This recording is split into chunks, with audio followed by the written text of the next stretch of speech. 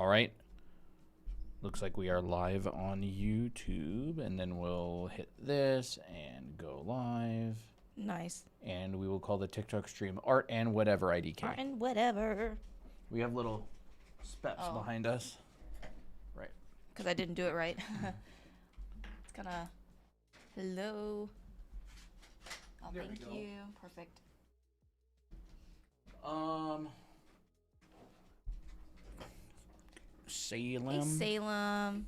As always, you're always here early. Yes. Salem. W. Salem. And Lexi. Yeah. Always like the first people to join. Mm-hmm. Appreciate it. How is everybody doing tonight on this fine rainy Season for us. rainy night? I am literally just going to be practicing whatever tonight. I think I might do some like painting effects or something fun. Ooh, that's fun. I was looking at this. That was kind of cool. I'm doing a bit of a pose study because I saw this cute pose right here. And I was like, oh my gosh, I have to draw Miki in that, which is Colton's character. So I'm going to try it. Poppy, what are you doing? How is everybody doing? Look, a lot of people joining. Lots of people. Hello. Hey Lexi, Salem, whoever else, Pawan. Hello on YouTube. Hey, Pawan. That sounds like a Star Wars name. Sounds sick.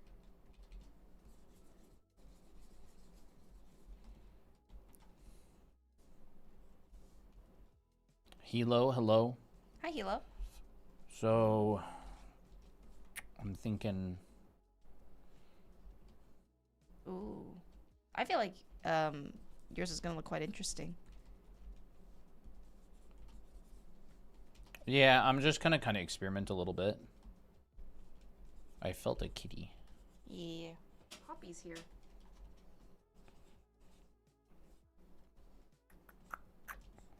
Maybe we'll do something like this.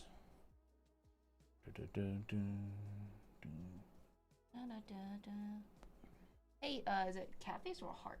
I can't really tell. My astigmatism's not really working very well. Not like ever works or anything like that. Hello again. Hello, welcome back.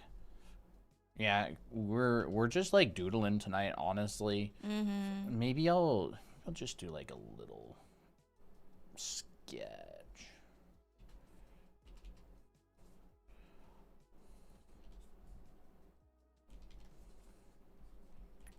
I mean, thinking.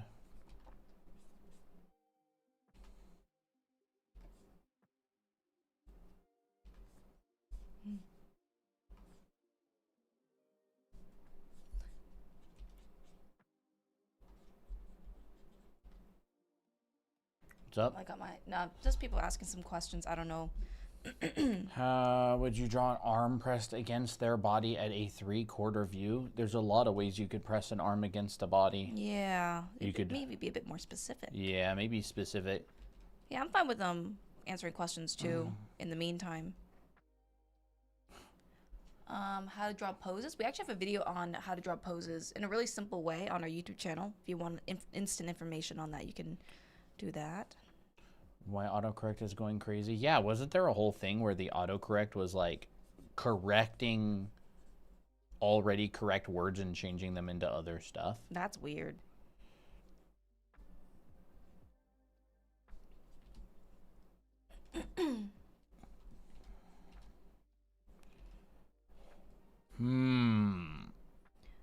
Like, I think if you want to draw poses that like arms pressed against your body in like a 3/4 view, I would say try to get the torso down first.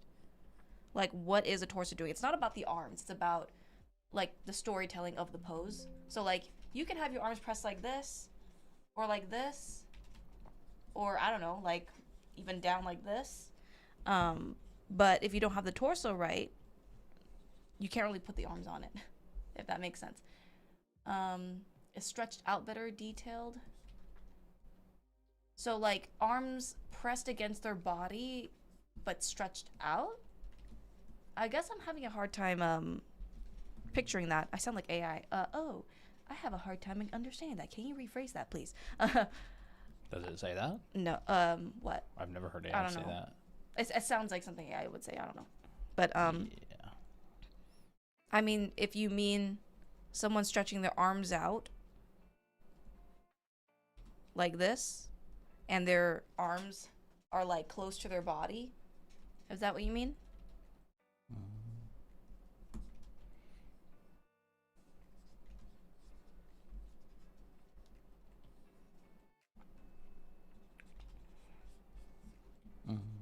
Like their hands holding each other in front of. Okay, so my guess, I'm just gonna keep guessing until I hear a yes, is you want your hands folded on top of the other, like this.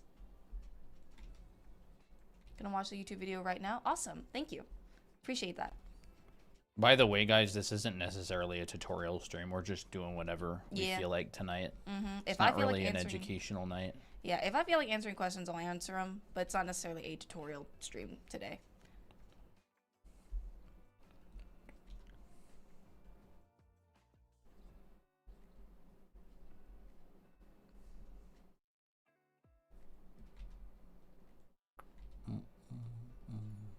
Stretching your shoulders.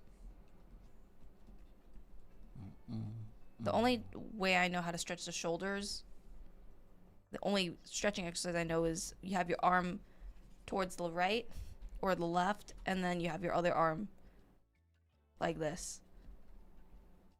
But essentially, you would have to know some dimensional drawing, like what way is the cylinder turning? Like, is it going towards us and then going away from us? Because, like, yeah, I can tell you how to draw the exact pose, but I think ultimately that would also, another thing to consider is, like, can you do it? You know, like, can you, like, do you understand the fundamentals of how limbs work and what motion to draw them in, right? When are tutorial nights? Generally, wait, when are tutorial nights? Generally during our usual live streams, or whenever the title of the stream says Art tutorials and lessons. I don't remember what I called it. Art and whatever IDK, I think.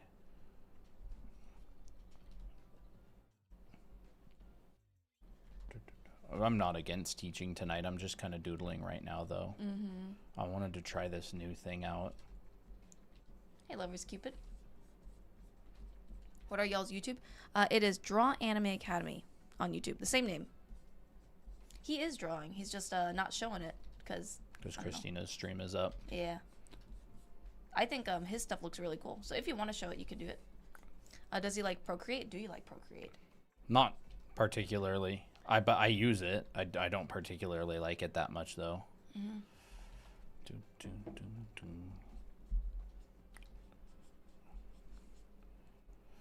I think the brush engine in Procreate is a lot better than the brush engine in Photoshop, for sure.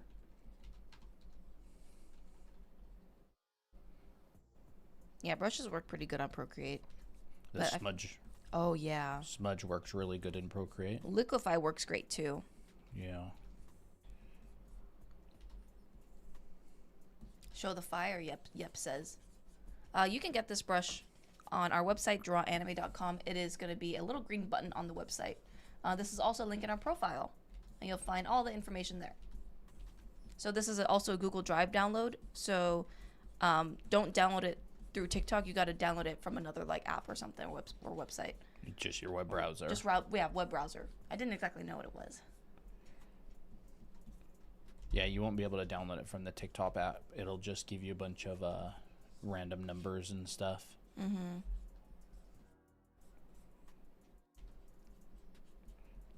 I wonder if you have any tips for beginner animators / artists. Not animation, but artists, yeah. I think the first tip is just draw, because there's no risk at all if you're a beginner. And also just have fun with it. Learn to enjoy it. Don't worry too much about perfection. You're basically not even at the point where you even need to worry about perfection, because perfection happens like over time. So that's the number one tip from a few tips from me personally.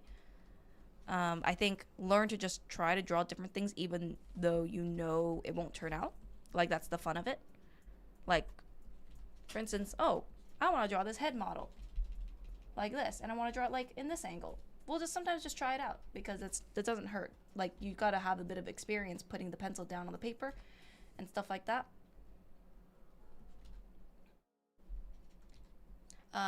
Can we see what he's drawing? If you want. Yeah. Yeah. Explosion. Yeah, I'm just experimenting with different like fire effects and stuff with shapes. Do you have a Discord? Yes, we do actually. It is also on the link in our profile. The website is drawanime.com. So you'll be able to see our Discord there. Yeah, I did some thing earlier today. This one here. And I was just going to explore a little bit with like different shapes. Like I thought, what if there's like these 3 things like combusting or something, right? Whoa. Like, I don't know, like little poppers, like boba poppers or something, you know? And I'm just kind of experimenting around with like, how would I even show that effect? It looks like ice cream. Hey, Clear Sky. Hey, Pearly. Would you mind showing you guys' favorite piece? I don't really know if I have a favorite piece. I don't know if I have a favorite piece either. I'll have like a favorite piece in the moment, but then like once I'm done with it, I'm like, okay, it's not my favorite piece anymore. I'm moving on to the next one. Just do this. My 11-year-old is very into anime. Could she learn from this site? Oh, absolutely. Oh, yeah. Absolutely. Bro. What was that? I'm so sick of Photoshop doing this. I'm not sure why it's doing that. But yeah, we teach anime. And we also teach drawing in general. So we're not doing necessarily tutorial streams. Like, this isn't necessarily a tutorial stream, but, you know, if we feel like answering some questions, we will. And we're also very family friendly, so yes, your 11-year-old would absolutely fit in quite well. We also have a YouTube channel, and we also have classes online, so you can check that out. The website is drawanime.com. That is where you'll find our classes and Discord server. I don't recommend there people under 13 can't really join Discord, so that's another thing. How did you guys meet? On an art website or art platform. We met on Artemino, and we were art friends for a very long time. Streams are so satisfying. I'm glad you think so. I think they're quite nice too. Wow, that's sick. Yeah, I'm kind of just experimenting. You can see Christina's thing again. There it is.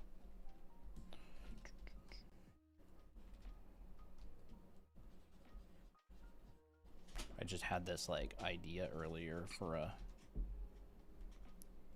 like piece, not a piece, but like a way to show like an explosion or fire. Oh. You know how like when they depict like a nuclear bomb going off or something, a lot of the time there'll be like this kind of like little white circle that it kind of forms from, like that. Yeah. I kind of like that effect. There could be like a magic effect. That's cool. Like Drawing effects like that is so fun. It's fun watching him paint those effects for sure. I'm just experimenting because I'm going to be teaching stuff like this. Ooh. For classes. It's very similar to like professional projects that I've been on. When I was working on Guild Wars weapons, like we would do stuff. You know, you'll get hired on a new project and you have to create an effect that you've never done before, so you'll have to like do some research and figure out how to, you know, show the sort of thing that you want to show.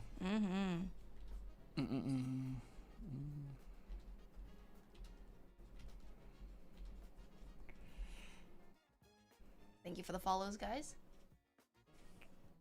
Hey, Till. And then we'll go in here with like a much darker, kind of grayish.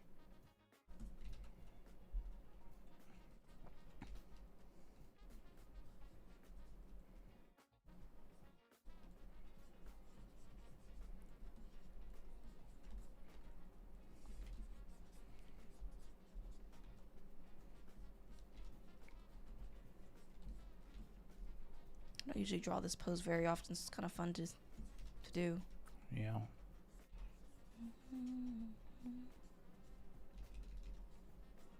It's crazy how many wrapping lines there are with like just anything.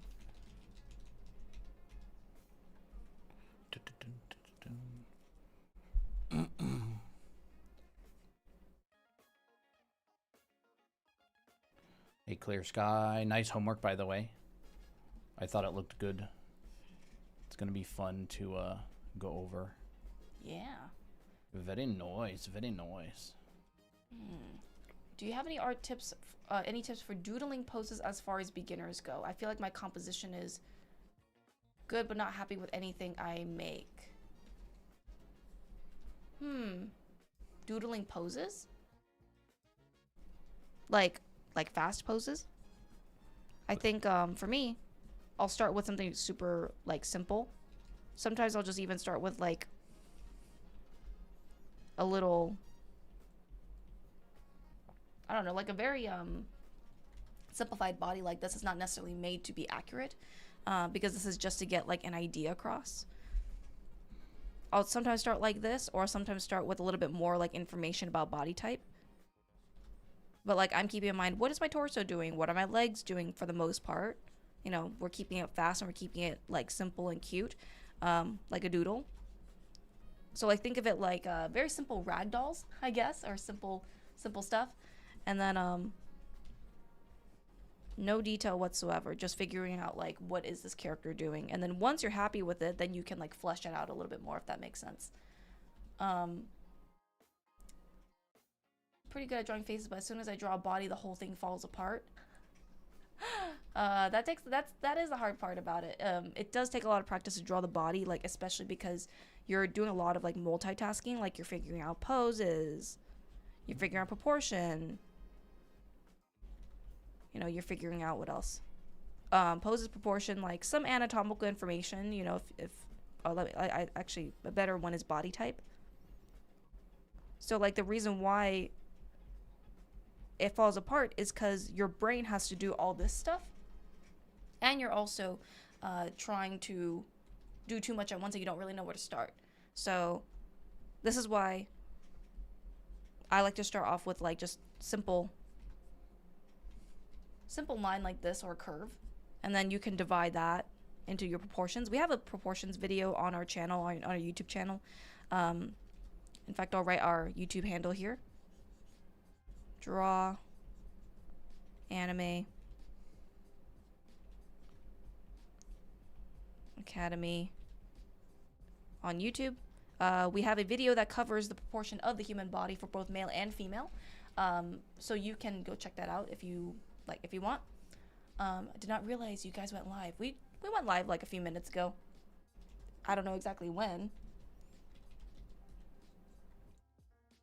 No, he's not spaced out. He's drawing. He's locked in on his own drawing. So yeah, like I'll start with this. And if you know the proportional method, you'll know like where the crotch is, where the legs are, where the arms are, and how that all plays together with the body. So like the proportions is what's going to help you with dealing with things like very holistically. Because, once you know how big your body is, okay, I know that my legs end here. So maybe I'll draw a leg that is going down in this direction. And then I'll draw another leg. And notice that I'm drawing my pose like really simply, like even to the point it's just like little sticks and lines with some curvature.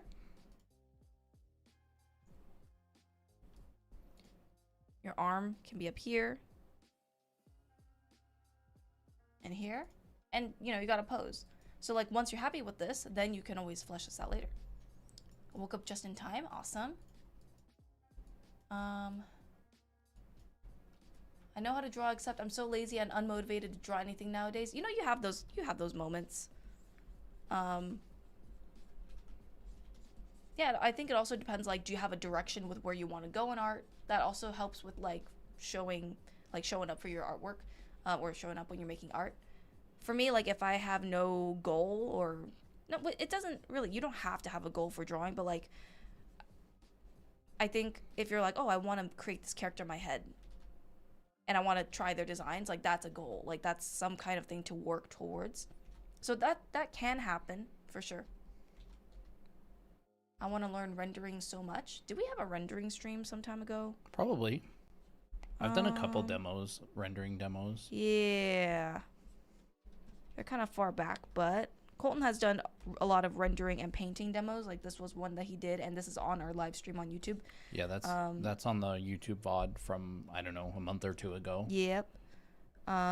That was all done live on stream, so you can watch everything from the very first brushstroke. Yep, and this one as well.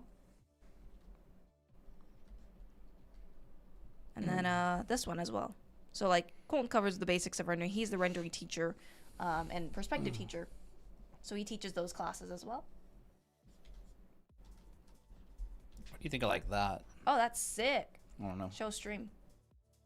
I think that's kind of cool. Like Yeah. I had that idea for like these ball things, and it's like maybe you got like trails of stuff coming off. That's cool.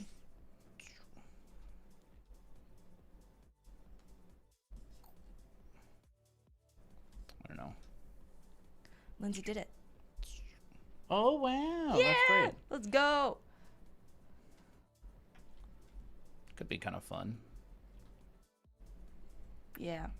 Got our ground plane.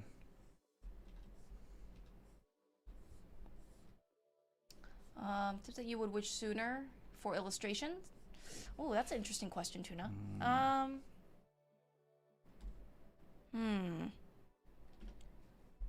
That's a cute pose. Yeah, isn't it? Especially because it's Miki too.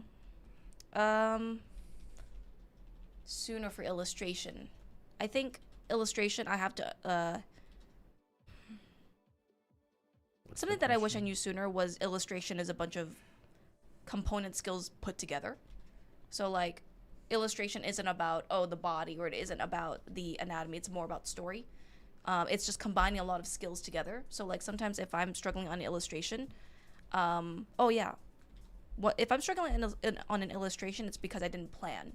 So like I need to tell myself, okay, I need to do more planning. Like that means doing more sketches of composition. You know, research. Because people go into illustration like far too fast. Like they'll basically think of an image in their mind, and then they'll try to draw it, but then like what their mind does is that it tricks you into thinking that you know exactly what you want.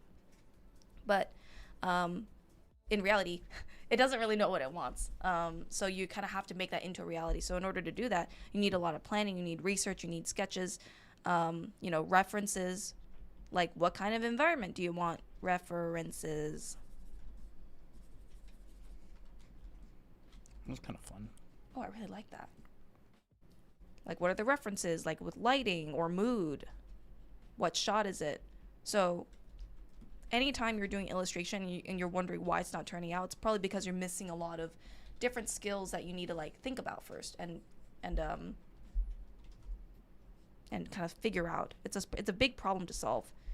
Lighting, mood, what else? World. There's just some of the things, like some perspective, composition. So this is the stuff I wish I knew about when tackling an illustration. Is like that an illustration takes up a lot of energy. So I want to work in a way that feels like a very smooth process that doesn't have as many hiccups. You guys made me realize I actually need to learn art and not fake it till I make it. That's really good, Pearly. Yeah. Learning the fundamentals, I think once you start realizing that, that's like your first step. It's like first step to wisdom. Best tips for learning side profiles. We actually have a TikTok on it, Hanji. Is that how you pronounce it? Can't read it. Or Hani? I don't know. Looks like Hani. Manji? Manji. Oh, see, there I go. All the letters kind of like mixed together. My eyesight. But yeah, we have a TikTok on it on side profiles, drawing different side profiles and drawing like a male and female, like male and female side profiles. So you can check those out. Amani, but without the A. Oh. Mani. Okay, Mani. Manny? Trying to figure out hair correctly. Any tips? Flow. Flow is going to be your best friend. We have a few hair TikToks as well. I would say a lot of the questions that you guys ask, we cover a lot in our other streams and also on our TikToks. And they're also like way shorter than how I would explain it. But yeah. Like if I'm drawing her hair, for example, I'm also thinking like, how is this flowing into the pose? Like what direction is it going? So like sometimes I'll just draw like arrows in my brain. The arrows in my brain look like this. I don't draw it on paper, but I'm thinking about this. And then I just make sure that all my hair strands follow this for the most part. How'd you do necks properly? Necks are cylinders. Once you start drawing, they're tilted cylinders. They're not like cylinders going, I mean, from the front view, it kind of looks like a cylinder going straight down, but in the side view, it's more like this. So anytime you're drawing a neck, like think about the cylinder. Those are like quick tips. Do you guys have any tips for rendering animals? That I don't know. I don't draw animals very much, so like I would say if you want to render them, you got to know how to draw them. That's going to help you a lot with like understanding form. I think like if I were to render animals or whatever, I would think, okay, what's the basic block out of the body? Like maybe a cat's body kind of looks like this. And then their legs, for the most part, are like cylinders. You know, minus the fur. Now this is definitely not a cat. But like, I'll think about the forms like this and then I'll be like, okay, where's the lighting? My lighting's here. We did those some in my class. Oh, you did? Yeah, oh, yeah, you FZD. did. We did like those really blocky, not in anime art school, in FZD. Oh, in FZD. Oh, okay. I don't even think I have that work anymore. Oh. No, I didn't render any animals in there. Okay. I just remember the lizard. But like even then, I'll show it. But I didn't render any lizard. It was just drawing. Yeah, you didn't render a lizard, but I still think it's like important to show the forms, like because that's how you would render. So like for instance, here. This is how Colton blocked out a lizard. He blocked him out in really blocky shapes and kind of just like found the basic forms because this is going to help you render later on. Like you could render this like a rounded box. You could render this like a cylinder. Yeah, well, and the then, next one. And the next one, you know, he rounded it out and made it more organic. And this would give you all the information that you need to render it. So, what else was there? Yeah. Like understand this first. Understand your forms. And then you'll be able to render it way better. Looks like a Lego? Yeah, basically. It is kind of like Lego blocks. Well, what he did was he separated it into chunks. So like here's the head, here's the body, here's the tail, and then he basically broke it all up into these separate pieces in perspective, and then all he had to do was just pull it together, and then he just finished it. So yeah, this is in our anime art school, which you can check out over here. So if you want to screenshot it, you can do that. Any tips to improve art in general? Learn the fundamentals. Yeah, definitely. Learn the fundamentals. If you want your art to look better, focus a lot on design because design is like the aesthetic part of art. Yeah. If you want your art, and it's kind of like these two sides, right? There's like foundational drawing principles like dimensional drawing, rendering, you know, choosing accurate colors, that kind of stuff. And then there's the design part, and the design part makes things look and feel good, and they're interconnected. So like design has a lot to do with like when we see that something feels correct, it tends to look better. But there's also just like purely the aesthetic part. And so foundation, dimensional drawing, perspective, form drawing in 3D, Mm-hmm. like those will help a lot. Rendering's kind of like anatomy. Like it's a little bit important, but not nearly as important as other things. It kind of has like this flashiness to it. Mm-hmm. This seems like such a cool vibe. Well, you can feel free to join us and draw along with us. Yeah, if you want. You want to show Alright. your screen? This Heck is kind of yeah. what I'm doing now. I had that idea for a like an orb explosion thing. Orb explosion. And the person Yeah. caused the explosion in there? Probably. That's sick. Or else they're having a very bad day. Maybe they're having a bad day and they caused it as well. Oh no. You know, maybe something like that. Like that's kind of cool to me. I sort of like the vibe of that. Maybe I could like crop it down. What do I have on here? This new layer. I guess I could just merge it. Maybe we'll like crop it. It's already a tilted. What? Oh.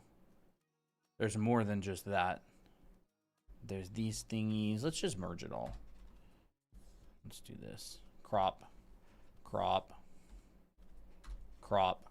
That's kind of fun. Ooh. It's like a movie scene. I need to figure out what I'm doing in this area over here. It doesn't really look very good.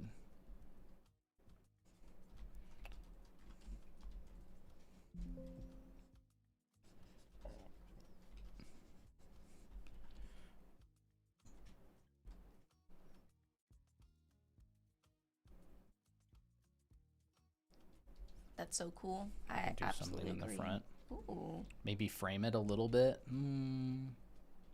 What about like rocks flying towards? Yeah, those will probably come later. I don't want to block too that's much. Right. I should probably just put this stuff on a new layer. How about that?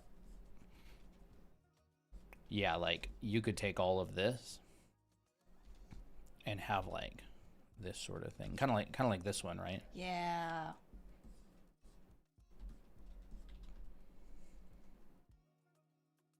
We take all of these and you kind of choose a central point, right? So we just go, this is the point, and then everything can radiate out from this point, like a vanishing point. And maybe that's where all the rocks are coming from. You can just make a new layer for guidelines, and you can go, you know, or the rocks can kind of be curved, like going in arcs a little bit, almost like a 5-point perspective. Okay, 5-point perspective. Huh? You know, we talked about that on stream yesterday. And then we can, you know, make a new layer and just kind of carve some in. Maybe like this. Maybe give some little ones. You know, maybe like this.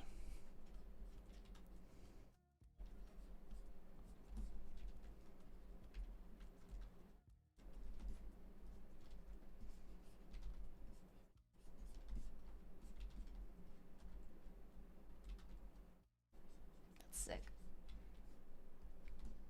And then we can, that one's huge. And I kind of want it to be like that. Oh, intersecting the... Maybe so. Maybe we'll do something a little bit more like that. Nice. How often do you stream? We stream like 4 times a week generally. Yeah, So, depending. Yeah, depending. And then you can just go up to filter, blur, Gosh, motion blur. Motion blur. And then you can just do something like, I don't know, that if you want. That's cool.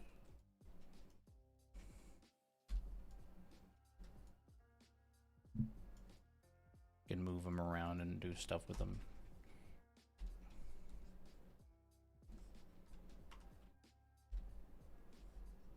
They almost kind of act like speed lines in a way. Yeah, they'll definitely pull attention. That's why you want to radiate them, right? Because they're gonna be pulling attention to a particular place. So it almost works like the same way that a vanishing point works. So I would probably come in here and we could even just say it's the guy, right? The guy. It's the guy. He's the one that they're radiating from. So we could just go like this one down here is pretty ugly. So let's just get rid of that one. What software is this? This is Photoshop. Yeah, this is just Photoshop. Right, we can duplicate this one, transform it, stretch it, shrink it, and this is, say, coming out from the guy.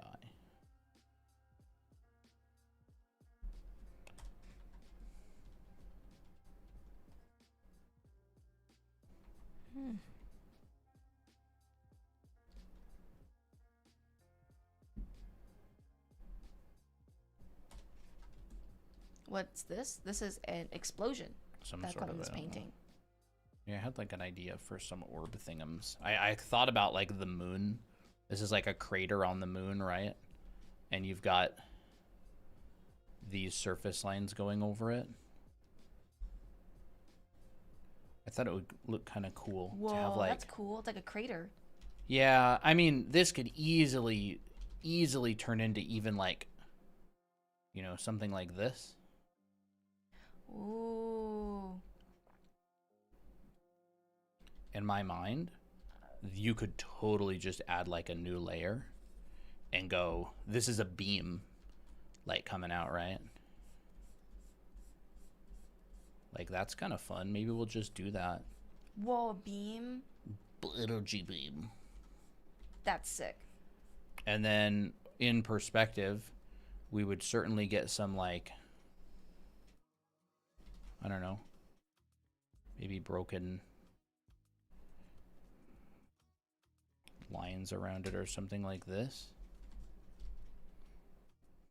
Wow, that's and we got it on a cool. new layer. There's no risk. Never any risk. Do you guys have any tips for starting digital art? Yeah, just try stuff. Yeah. Just like opening a digital art program is like jumping into, like an airplane, like a 747, which is like there's so many dials and knobs everywhere. I would just say literally the only tools that I'm using for this piece, besides like a coupling motion blur and stuff, is just like the brush tool, the eraser tool, a new layer, and that's pretty much it. It's pretty much the whole thing. I used a little bit of motion blur earlier, and then this thing, which you go lighter and darker and more and less saturated, and you change the color around. Like 99% of the time, those are pretty much just the tools that are used. And so I would just get really comfortable using those before like experimenting too much with other stuff.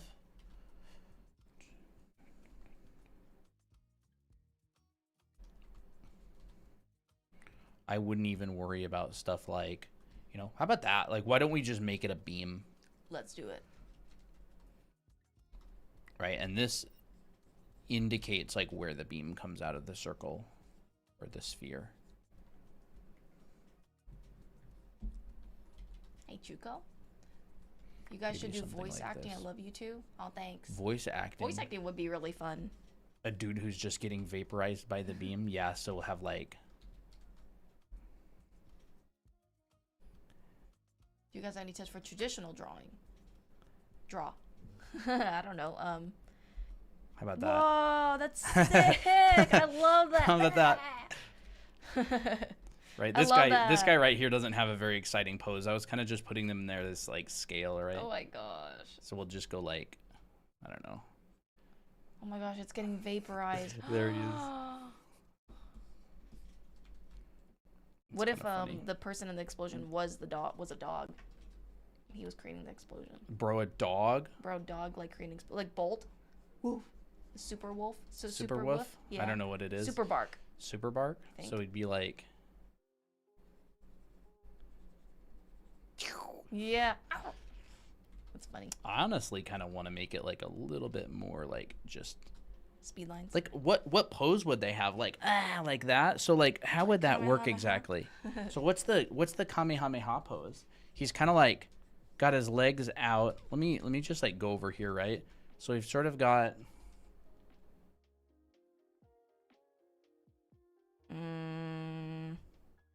Bro, what is this? how about that one? That one's a pretty cool pose. This one? Yeah, do it. So he's kind of like this.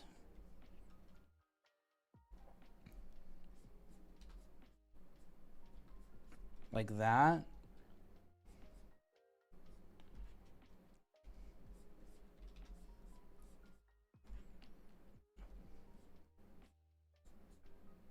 We could do something maybe like Oh, I like that. like that. This leg, let's put it out a little bit more.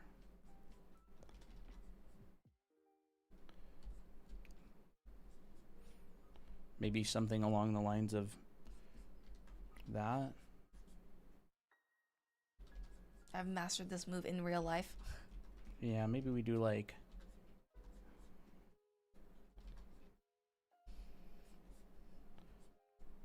maybe something like that. Let's do it. All right. And so what we'll do is I'm just literally going to take like this yellow and I'll just fill in this silhouette here. Something really simple. Oh, it really comes out like this, right? And we'll just see if this kind of, if this is what we're looking for. We'll see if this is what we're looking for down here. Oh, that's sick. You know, we could do like, I don't know. Oh, that's cool. Could be something along the lines of that.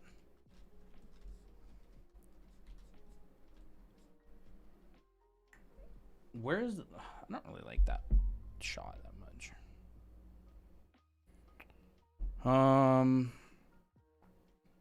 Yeah, it's like this.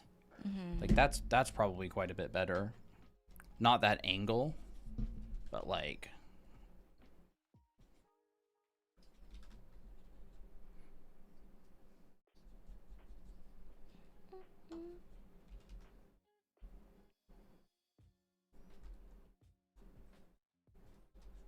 maybe more like that. Let's do it.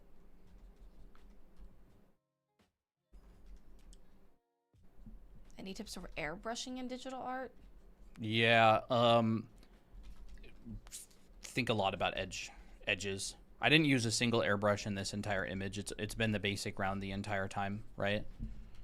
So just when it comes to airbrushing, be really careful of edges. So like you've got a hard edge, you've got like a soft edge, which you can do with the airbrush, right? Like you have like a soft edge, and then you've got like a lost edge, which is like this really, really long edge where you can't really see where it starts and ends in terms of like the definitive edge. And so the airbrush has a really, really difficult time getting these unless you're very conscious of it or you use a really small brush, right? Like I'm using the airbrush right now. You can see it. You'd have to get this brush really small in order to get a hard edge. So the airbrush kind of does these two, mostly this one. And this one right here, so it's like hard, soft, and lost. And it does soft really well, it does hard very poorly, and it does lost like okay. But hard edges make you look at things. So the reason a lot of the time people have airbrushy work that isn't like doesn't look very good is because you don't know where to look because like every edge is soft. Really like good artists can absolutely use airbrushes and paint with them because they know what they're doing and they like can control this really well. So just be aware of that. Experiment with it. You know, we've run into a little bit of a problem. This beam is going directly in front of my pretty circle in the background. Oh, the pretty circle. Oh no. Moving it. I might just have to move it because I like this circle. I like my circle. And I want that beam to have a nice strong silhouette. So what if we just like moved it up a little bit? And then we just kind of nuked all this back here. So we have like a nice strong silhouette of this beam. Come on, where's my layer? There it is.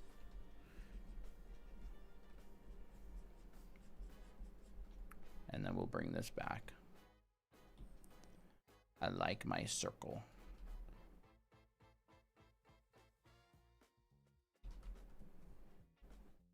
Maybe we do something like that. That's sick. That's better. And then I don't really care what we do back here. We can just kind of scribble something in there. What's this? An explosion. I don't know, just some thought I had. Maybe just like that. Let's get that selection back. Gotta keep refinding my circle. You know, they do this in traditional art too. There's all kinds of masking. There's like masking paste, like masking putty. Oh, masking putty. I heard of those. Like there's all kinds of stuff, like masks, you know, there's French curves, there's masking tape. Traditional art has so many tools.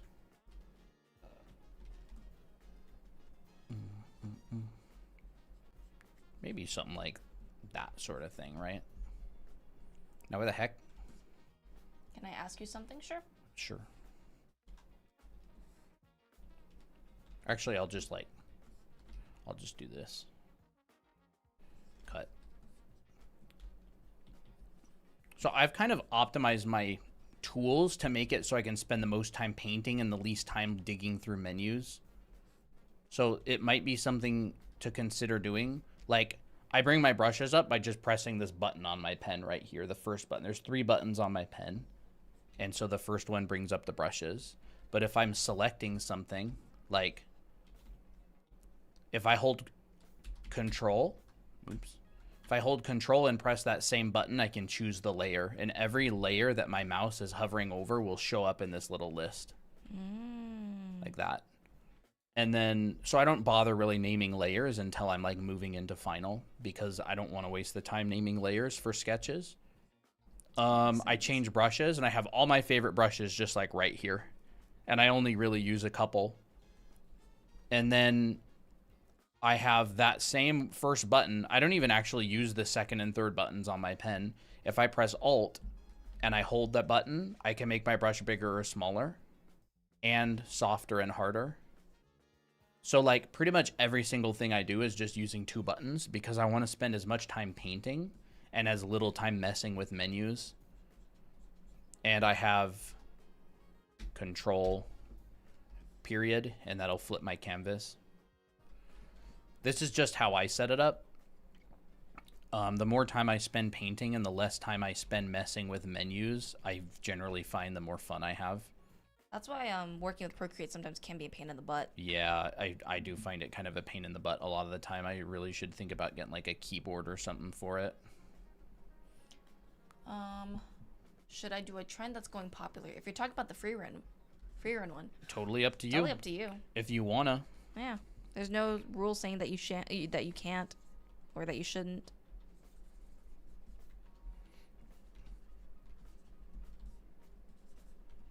Yeah. There's someone being like vaporized by a, I don't know, something. By a thing. Like I made this earlier today, and it was kind of fun, but it was a little bit, I don't know, generic. And so I wanted to take those same principles and apply them to something that was, I don't know, a little bit different. Just to experiment with it.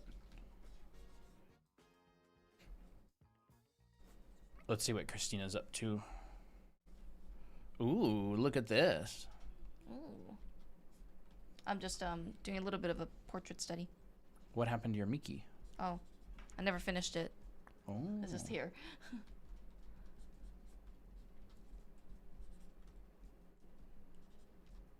My only talent is being good at drawing. Should I go to art school? If you want to go to art school, you don't have to go to art school, generally. If you think art school would be fun and beneficial.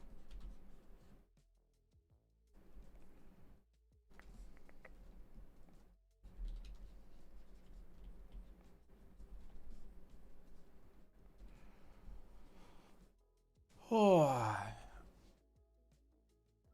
What program did you use when you were making concept art? Pretty much Photoshop. Photoshop, Blender. But you don't have to. Whoa, that's crazy.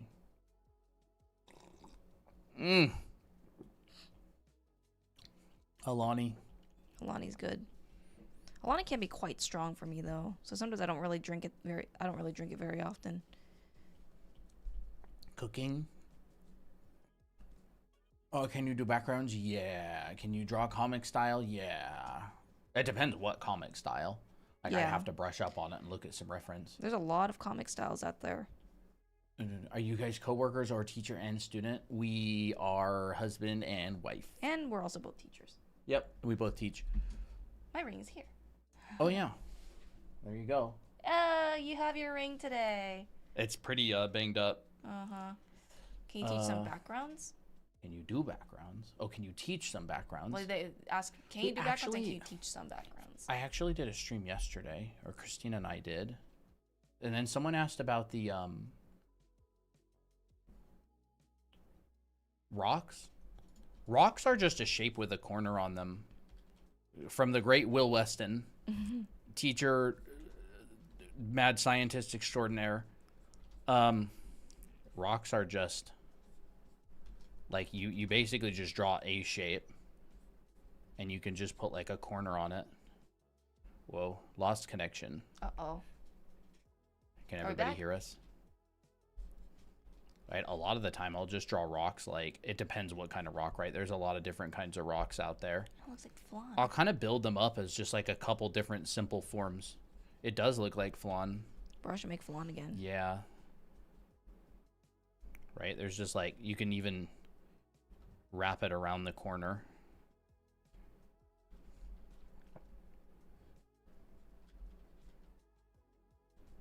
You know, you can just draw rocks like this.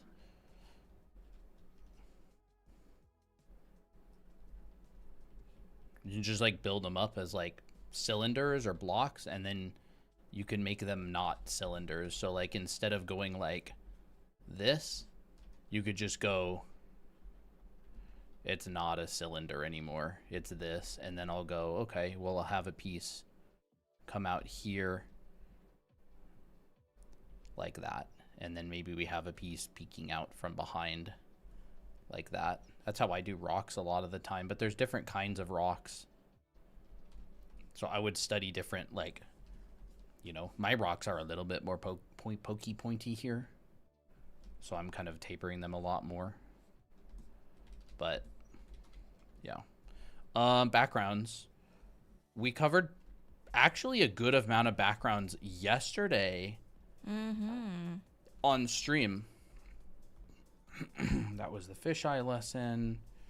Here's some background stuff. There we go. So yeah, I did this demo yesterday on stream from scratch. Did I do it from scratch? No, Yeah, I think I might have sketched a little something out first. Yeah. But like, I talked about a lot of this kind of stuff, like armatures, depth, overlaps, squishing shapes, vanishing points, color and value stuff, a little bit of perspective, checkerboarding. This is actually what inspired me to do this today. I did like a little sketch yesterday, and I was like, how would I draw like an explosion? We talked about like graphical, to value, like noton, and then adding extra values, and then adding some colors to it, like this sort of thing. So if you want to check out our stream that we did yesterday on YouTube, we talked a lot about backgrounds, and we actually covered fisheye perspective as well, and broke down a little bit of like, this is kind of complicated stuff, but we did cover it yesterday. Fisheye lenses. We showed our fisheye camera on stream and took a Rubik's Cube and started rotating it around, and that. We used to do a lot more fisheye stuff, but today, like, we're kind of just doing whatever, honestly. You know what I thought, actually? What about like this? This could be another beam. What if there was like, oh crap, I'm on the wrong brush. Actually, I don't care. This is kind of a nice brush too. Ooh. Like, what if there was like, Oh. I don't know. Clouds. Could I get some help with clouds? My current project is almost all clouds. Clouds most of the time will have very minimal value change. They're a lot less contrasty than we tend to think they are. I'm not a super cloud painter. I paint kind of generic clouds a lot of the time. But yeah, and like there's different types of clouds too, and the different shapes that the clouds will have will be like really make it varied a lot. I draw really generic clouds. If you want to draw generic clouds, you can just make like a plus sign that's kind of like off center like this, and you can go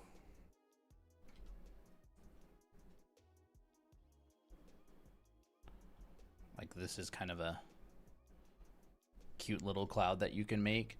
And clouds a lot of the time will have like a bottom and a top, so they'll kind of look like this.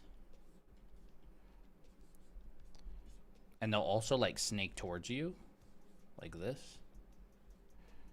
And just think about like foreshortening as well. So like maybe in the distance, you'll see it more in like a side view. So you'll get like this. And then as it comes towards you, you'll have maybe like more overlaps, like that kind of thing. And it'll get obviously like bigger, right? It'll get more above you. Shape squish. We talked about this yesterday, but like shape squish as they get further away. So if you're drawing like a landscape, shapes up close will be like larger. And as you're getting further away, they'll squish, but they'll squish kind of like exponentially. So landscapes a lot of the time will end up looking like this. And you'll have like streaks down in the distance. And then maybe some of these shapes will kind of like go to a vanishing point.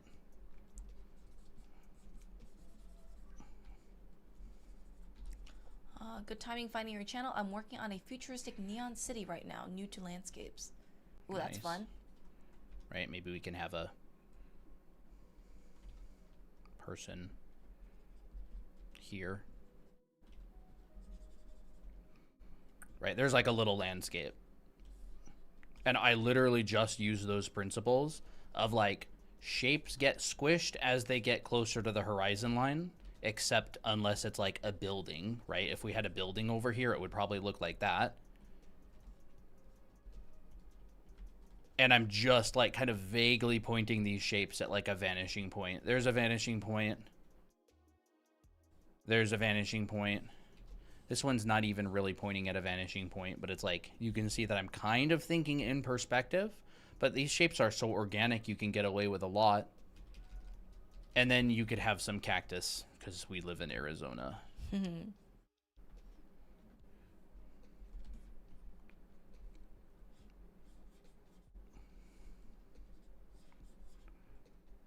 And there's your cactus. So maybe like, you know, you can do a little landscape like that. Clouds are the same way.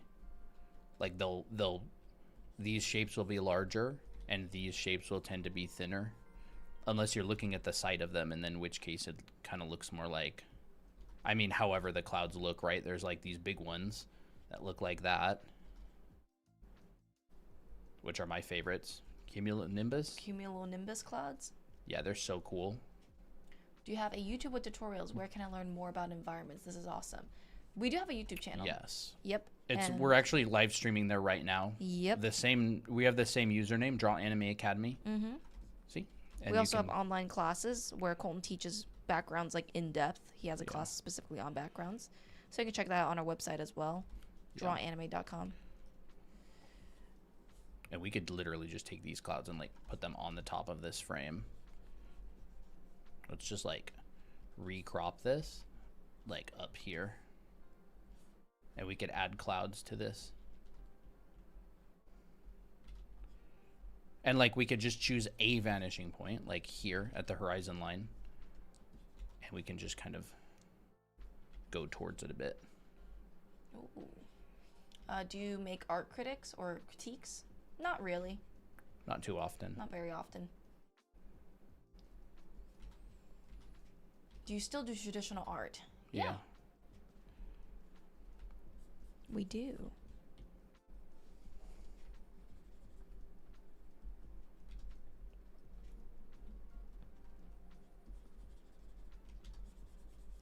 Can you teach about drawing wind/air magic? I haven't done it very much, so I'd have to look at some references.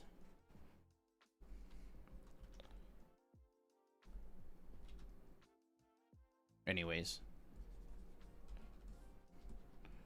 I got distracted. I kind of like the little like jubblies around this. I don't even know what it would be Jubblies? called. Like Little bubbles?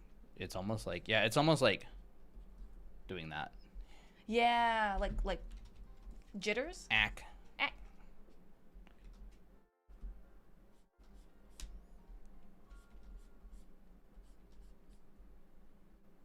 I think if you want to do like certain types of wind or air magic, you would have it would be more about like your interpretation. Like there's different ways how a lot of people interpret wind. Like some people will interpret them as like blades, like in Rune Yeah. Factory. Yeah, I mean, you can't see air, Yeah. so you'd have to imply it, and different people imply it in different ways. Mm-hmm. We'll see what Christina's up to. Ooh, that's nice. Doing a portrait. Pretty. Thank you. I think her. Applejack, you're so cute. There we go.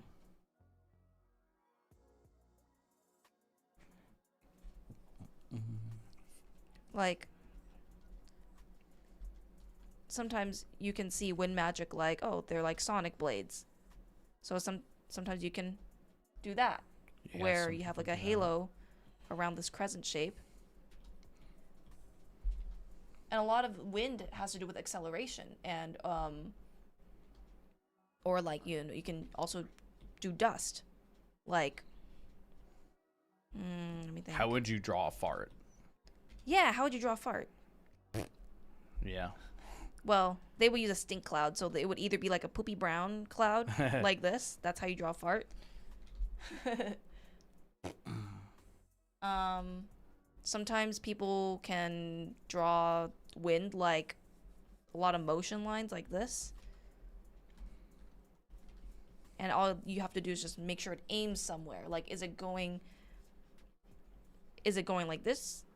Actually, Cardcaptor Sakura has a great way that they describe wind. The windy card, it's just a bunch of curls, like this.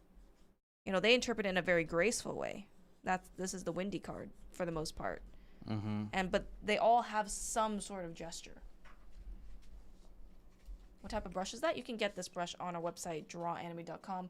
You can find our classes there. You can find our Discord server there. That Discord invite is right in there as well. Mm-hmm. So, yeah. You can check it out, drawanime.com. That is the website. Don't Google this. Put it in your browser. Or go to Yes. the link in profile. That's the URL. Mm-hmm. So, like, it just really depends, like, how do you want to interpret wind?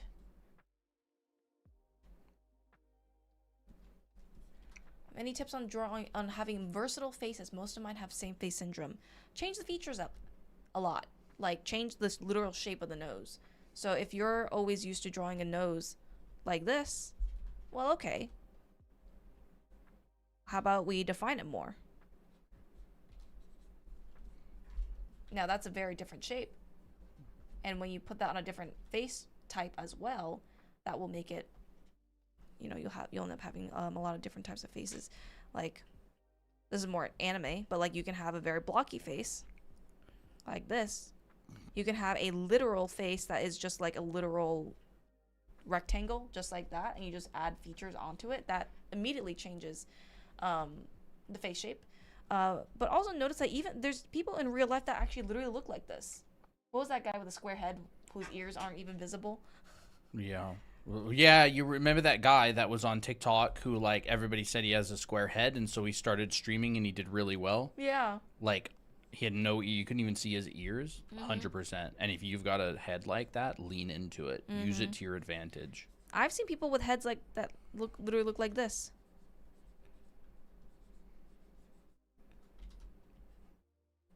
So like you're not limited to a specific shape. As long as you have certain features like eyes, a nose, a mouth, and they're generally in a sensible like placement. Like you don't have eyes down here and a mouth up here, right? Or a nose down here. Like that's not a face, right? So it just depends on how you want to express it. I think studies. Oh, what was that? What was that one website that showed a lot of people at the fair? Earth's World. Earth's World. Earth's World is great at finding really unique faces. That are just wacky. There's a guy, just interesting looking people. There's a guy who goes around to a bunch of county fairs in the States and takes pictures of a bunch of different people. He has a website called Earth's World, EARTHSWORLD. And it's a pretty popular website for character artists to go study different types of features and faces. Yeah. And that's, doing a lot of caricature art. So, like, a lot of things with caricatures is that they will highlight a specific feature. Actually, Ramon Hurtado, one of our instructors that we're learning from, is think about features like words, like small teeth. Oh yeah, I remember eyes. that. What's that called? I don't know what There's a word for that. Synesthesia? No, that's not it. What? Yeah, what is it when there's like you make the important word really big and you make the little like the not very important? Maybe typography or something. Typography. I don't really remember exactly. So like teeth, eyes, nose could be medium. So if you have like a face that has this kind of features, eyes are really big. I'm just doing this really, really simply. Nose is probably bigger and teeth is like really, really small. So like that is that's a character already. It's kind of neat. And then let's say ears. Maybe as big as the eyes. Hesitated because I didn't want it to look unrealistic. Yeah, definitely study faces. Study people's faces. There is more variety in the real world than most people will ever put into like fictional art, honestly. Oh my gosh, that's so true. There's so much variety. You almost can't even believe it.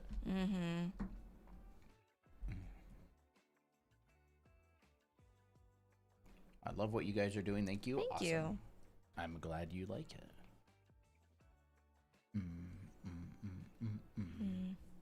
There. I guess I'll just call that one like done enough. Oh. I didn't put any like blur or anything. I guess I could go in and like do that.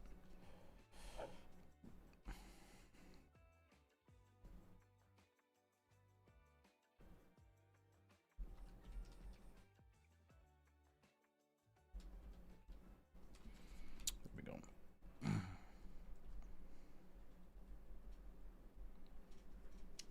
Yeah, no problem.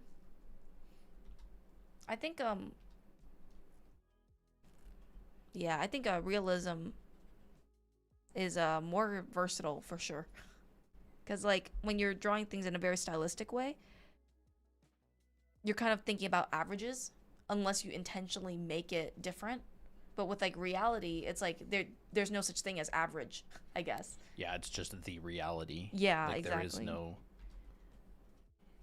Like that's why stylizing can be really difficult because you're working from like a more narrow point. Like you're basically working with a specific idea in mind, and sometimes that's even harder to aim than something that doesn't have like a specific goal or anything. Is Poppy still ripping her hair off? Not really. Not really. Not for a while. Yeah. She kind of stopped. Yeah, hopefully for good. Not sure if it was the fleas or not. There were no fleas. There were I found no fleas. a single flea, but we looked and looked and looked and looked, and we never found one again. Yeah. And we even had the flea collars and the flea comb, and we never found a single flea. I think it was just a little stowaway in our house, probably. Stowaway.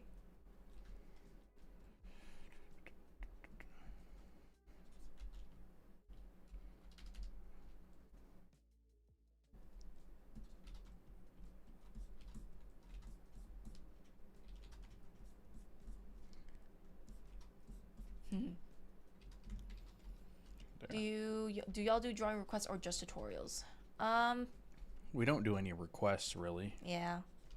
Last time we did requests, that was like over a year ago. That was pretty much the first time we ever streamed. Yeah. And everybody just told us to do existing characters. Yeah, I think one stream was enough Yeah. to experience requests. Mm-hmm. Gojo, Tanjiro, Mm-hmm. Rengoku. Rengoku, My Hero Academia characters. and then Luffy. Mm-hmm. Yeah, kids experienced it, been there, done that. I think one stream was enough. Yeah. Like, one stream was enough.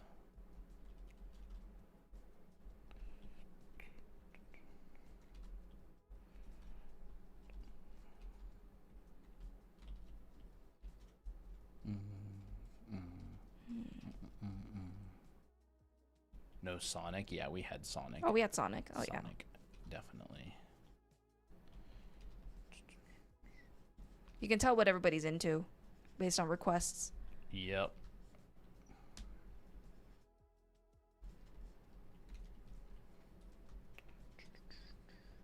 I don't dislike the characters. I just don't really enjoy drawing them that much. Mm-hmm.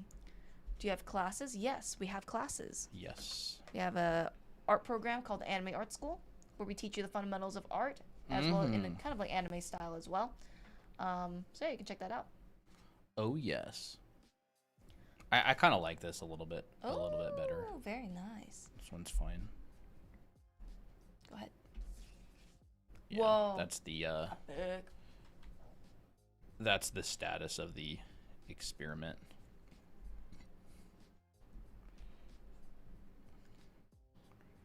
Have you drawn your cats? Yeah. Yeah, I've tried to draw. I've tried drawing them. Goofy art of our cats, but Yeah. that's about it. What do you try to draw a lot of? Mostly figure work? Yeah, good amount of figure work. I did some figure drawing today as well. Yeah. Well, I only have a picture of one of them. Where is it? Yeah, I did a figure drawing today. Well, I did a bunch of them, but I only have a picture of one of them. It's this one here. This was like, I don't know, 5-minute figure or something. I was just trying something that we had learned recently. I really like that pose. Yeah, a bunch of good poses out there. Mm-hmm. You're making me want to practice explosions now. That's It is fun. why Megumi loved explosions. Yeah. They're fun.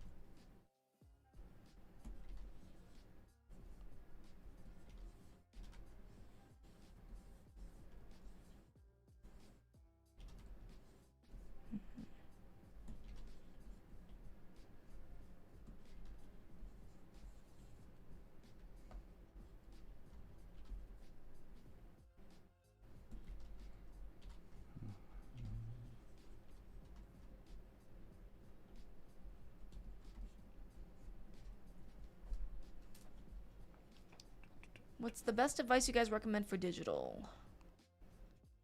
There's a lot of good programs. Everybody has different preferences. Yeah. I'm very used to, Photoshop and a Cintiq. Mm-hmm. But that's just because I've used it professionally for a really long time. You can use an iPad with Procreate.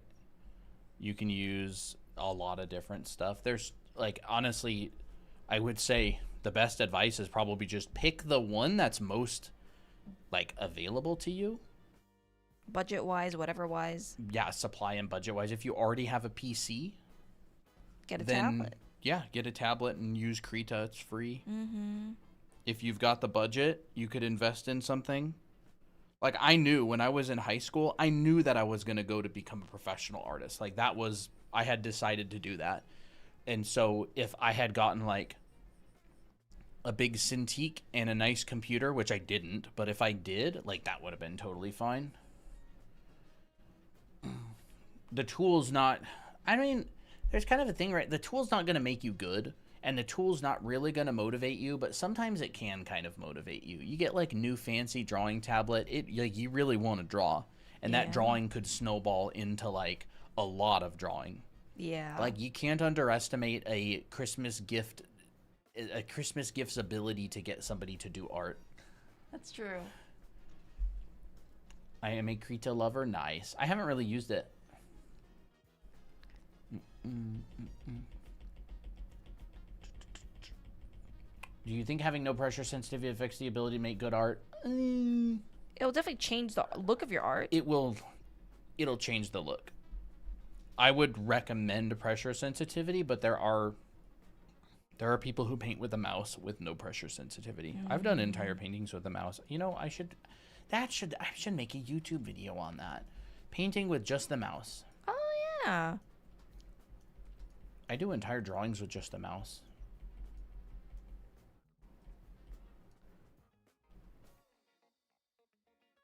The mouse is great. It helps you helps you get out of your head with like drawing. It like switches your brain into a different mode. Yeah. Bought your books. I'm excited to get them. Awesome. Oh, awesome. Thank you. Congrats. That's going to be fun. Yeah.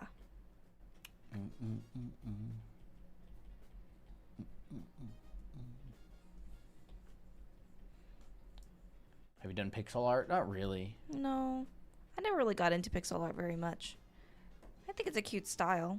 Yeah, it's fun. I don't really have any desire to do pixel art. I'm trying to use more interesting shapes with my brushstrokes these days. Oh, thank you for the heart me. Yeah, thank you. Cat hair. Cat hair everywhere.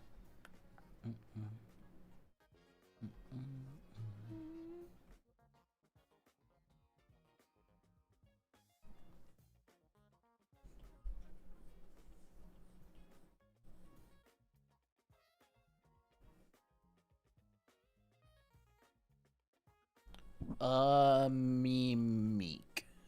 Thank you for the nice thing. He said, "Thank you guys for the content you make." Oh, thank you. You are welcome. Yeah, we're gonna be making more YouTube content. Christine and I were just talking today. We were just like, we need more content creator like people in our lives. Yeah. Like we need to meet more IRL content creators to like meet up with and brainstorm ideas. They don't even have to do art, just like other people who do like YouTube and streaming and stuff. We don't know anybody in real life who does like content creation, especially in our area. So it'd be fun.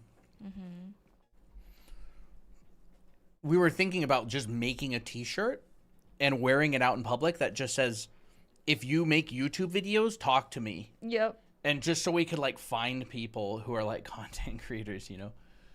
I think that would be pretty good. Just use yourself as a billboard. Like if you want to make friends, just go, become the billboard. "I want to make friends. Please come talk to me." Are you guys going to Lightbox next year? Maybe. I would love to. You know, we could definitely make some content creation friends. I don't really care if they do art. Like I'm not even care the slightest if they make art content. Yeah, they don't have to be art content. I just want something that's like outside of ourselves. I thought it would be a really good idea though, you know. What? That shirt. Oh yeah. I think it's pretty good. I think it's pretty good too. Yeah, I mean, Lightbox isn't for a while. They just ended in October. I wanted to go. I just never really planned effectively enough to go. I would. I went the first year. I went to Lightbox the very first year because I lived really, really close to it. And I went with you.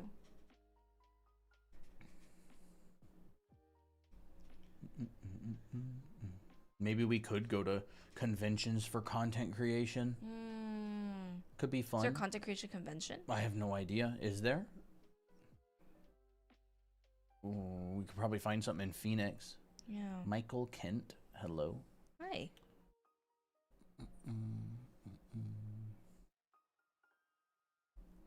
Hey, Boxy. You know, I was looking up quill cases for design and stuff, and I was like, quill case. That sounds like a name. That sounds like a cool name. Pasadena. Pasadena's not too far from us. Yeah, Quill Case. Quill case. It sounds Like like we had a case. teacher in art center named Cole Case. Yeah, so I was He like, was wait funny. a second. Quill sounds like a cool name, and then case, like a Quill. case for quills. But this sounds like a legit name. Mom, it's Quill. One for YouTube, one for Twitch. Pasadena. Ah, man, I lived in Pasadena for years. I loved Pasadena. I loved living in Old Town Pasadena. Applejack. Applejack? He loves that bed. It's like anytime we're in the room streaming, he's just up there. Face the camera. Here. Oh. Good boy. Aw, he's so sweet. Nuzzles, ooh, woo. So cute. Nuzzles.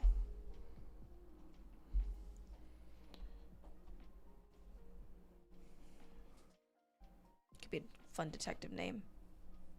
He's so cute. He is cute. He is He's cute. hairy little baby. Look at your little baby face. It's so cute. He just looks. Get over here. I just gotta scratch you. He just looks at you, and he's like, he just knows the effect that he has by looking at you like that. Yeah. California, so far from California. Phoenix is far from Phoenix. Yep. Oh, you're so sweet. Catten and chill. Catten and drawing chill. Bruh, getting this stream deck, literally the most useful thing ever. Yeah, we don't rate drawings. Yeah, we don't. We also don't let kitties drink Alani. Are you stretching?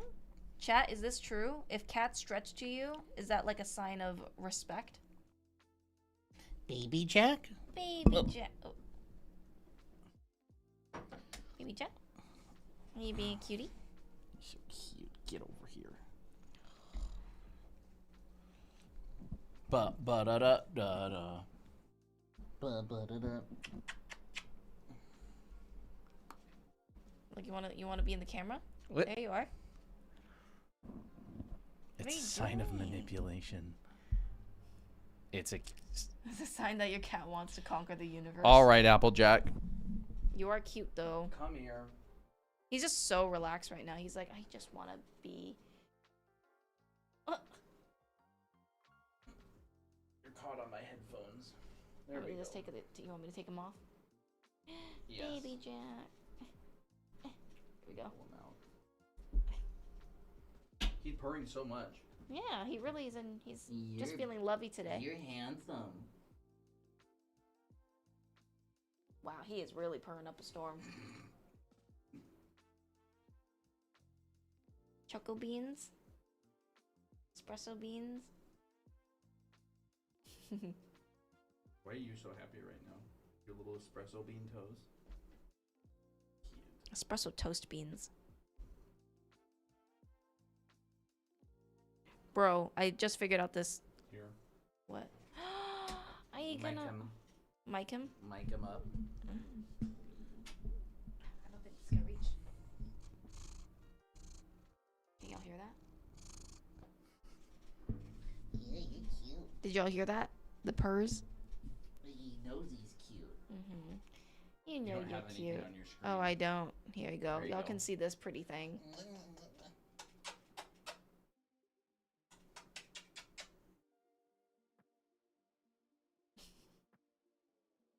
Ew, you got hair in your mouth. What did you think I was pulling on my mouth? My cat purrs with a stuffy nose. Real. Cats with stuffy noses are pretty cute, Alright, though. Not head gonna out. lie. It Head makes out. them sound like kids, I guess. Heading out. Applejack will definitely have the case of a stuffy nose. Like, it sounds like kind of stuffy.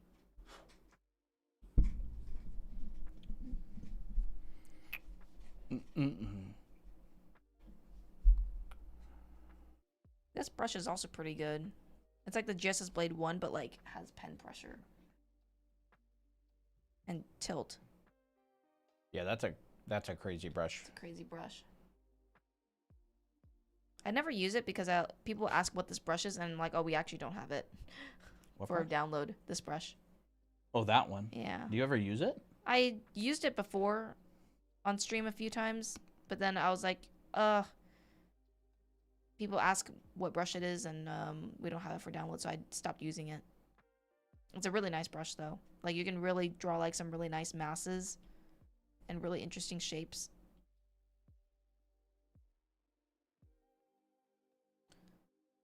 I find that, starting hair with a silhouette like this... Oop, that's not right.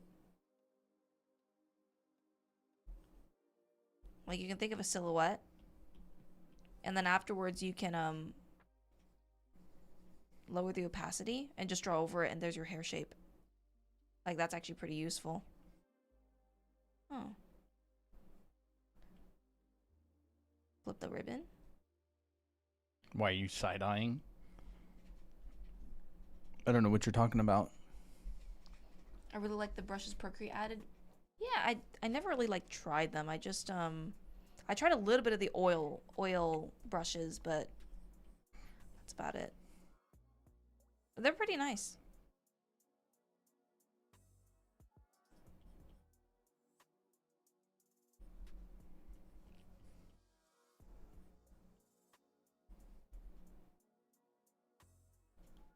Have a good one. Bye.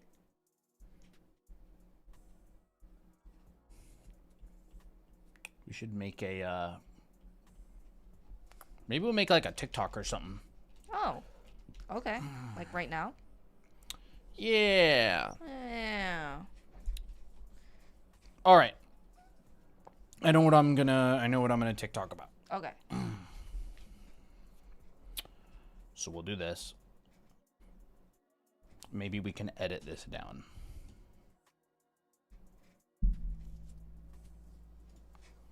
We'll record it. Come on. There we go. So if you want to draw fire and explosions, there's actually a really specific way that color tends to travel.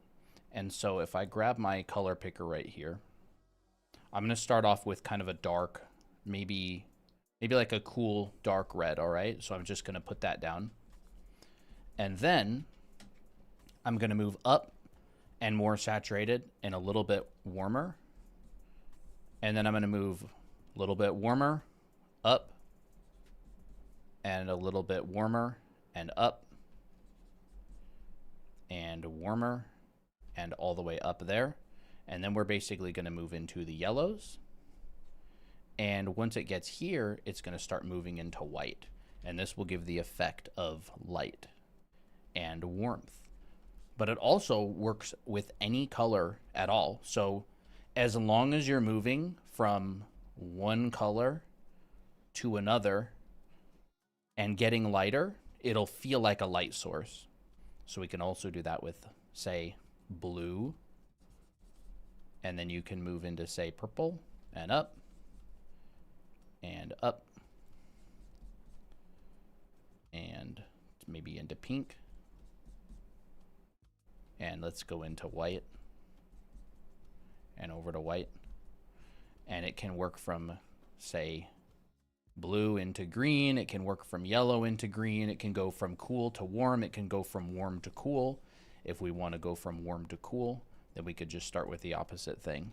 So we go this into pink, up, and up. Got to make this lighter because purple's darker than pink. Into blue. Into white. Just like that. So you can make light out of any color. And so you can make blue fire and green fire and any color of fire or just kind of red. And you can create this effect by essentially having this gradient of white to yellow to orange to red as you get further away from the heat source. Crap.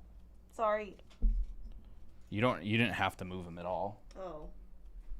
I don't really care if he's there. Okay. I didn't know.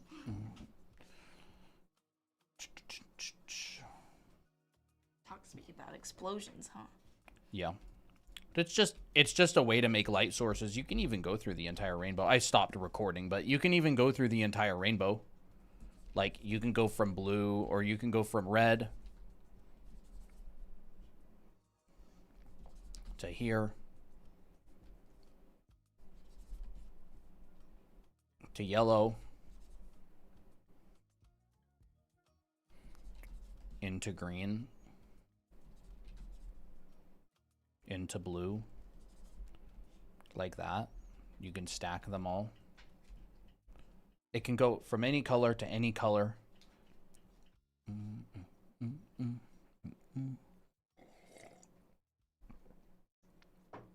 What about the patterns? You can design it to be anything you want. So I wasn't really teaching explosions. I was just teaching the principle of like the direction. But the patterns can be whatever you want, you know, if it's shooting through the air. Do you want to record that part too? Maybe I can if you want. I think that'd be good. I don't have enough room. So we can just go over here.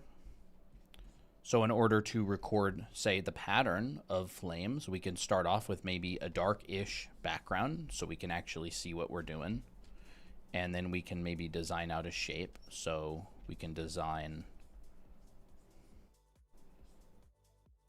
let's just say, a flame like this.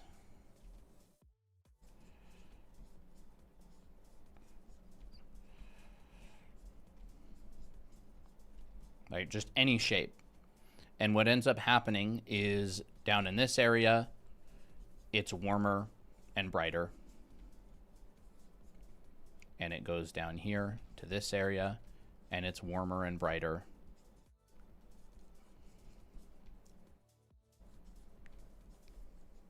Right, we can bring a little bit of that orange back in here. You can be as creative with it as you want. You can experiment around with it. You can come up to this right here. Do something really bright there. We could come into white like that. And there we got a little bit of a flame going on. That's sick. Occasionally you also see a little bit of blue at the very hottest bits. Yeah, you can. We could put some, like, you know, blue in there if we want. But that teal would be great.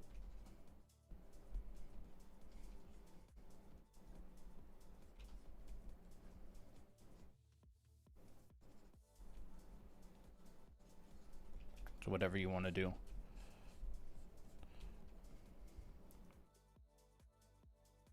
But I like to think volumetrically about these things. Let me just like turn this off. I like to think in three-dimensional space with this stuff, all right? So let's just like make a new kind of grayish, brownish background, right? If I'm drawing, I'm thinking of this in a three-dimensional space, right? So here's my three-dimensional space. When people draw fire, a lot of the time they forget that this is a three-dimensional object. And so we could just drop like a really quick ground plane in there. And if I wanted to make a ring of fire, I would draw my ring like this. And then I would use that principle and I would go, here's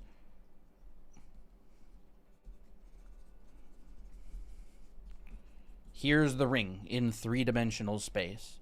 And then I'm just applying it to that three-dimensional volume. Right? Come up here, can make it hotter. In these areas, we can make it hotter. Like that. And then once we have this volume established, you know, we can go back to red and pull a little bit more of. Get that nice saturation in there. And now you could have this like shooting out like this. So you can make it any shape you want, right? You can make it a ring like this. You could make it a cone like this, where all of the flames are kind of like coming out. You could make it like just kind of casually coming up here like I did. Right? And then there's going to be like smoke and whatever and fire above that. So like this is a 3-dimensional object. And it's really important that you know like where the source of the fire is, even if it's like magic fire, right? Where is the hottest part? Where is it starting from? And then once you have this, you can start to design it out and think, like all the pieces are in place. Do I want the fire to stick up like this? Or do I want it to be a little bit more relaxed? So we could have like kind of more. Okay. Like that.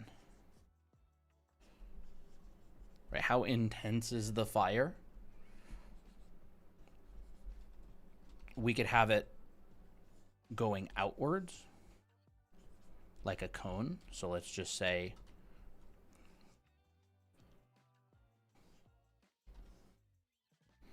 here's the cone, here's the middle, and these are all coming out like that. And you can have multiple layers of them if you want. So like here's one layer, here's another layer, all in 3-dimensional space. It's like one of those cone of shame that the dogs have to wear, like that kind of shape. And so you can come in here and go, well, let's start off with like the red. We'll start off with like the darker part, right? So we come in here and we could go, okay, so this comes out. So all these brush strokes are kind of coming out like that. Me staring into my gas stovetop burner for reference. Absolutely. That's exactly what you can do. You can do a still life of your stove. Just expect a high gas bill. Yep. We go up into that orange. We can come down here. And again, we can make this any like shape. Just think, like, keep the logic consistent. You can basically do whatever you want. People will believe it if the logic is consistent. So if I've got consistent logic that tells me these are coming out, it's like people think, what should I do or what should I not do? It actually doesn't matter what you do. Just make sure that once you decide on it, you keep your logic consistent, or people are going to notice. People will notice if you break your own rules. So you set up rules when you're making an image, like my fire does this. And if you break that rule, people will notice. You may not even be aware that you're breaking your own rules. That's scary. But, you know, that's art. How do you do the smoke part?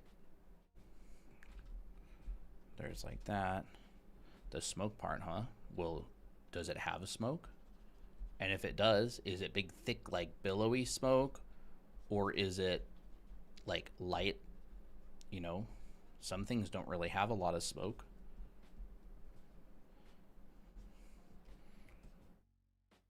That's cool. You know, and you can have like... You can probably add like a dome. Oh, sick. You know, you could add a person to it. You could add a person inside of this one. And it's like, keep your logic consistent. Like, I decide on a shape 3-dimensionally, and then I stick with that. And then the light and the color, honestly, is not that big of a deal, right?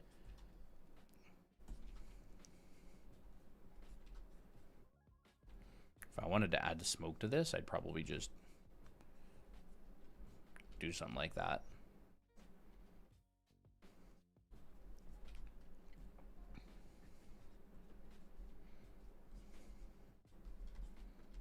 Right, maybe this one wouldn't even really have smoke that much.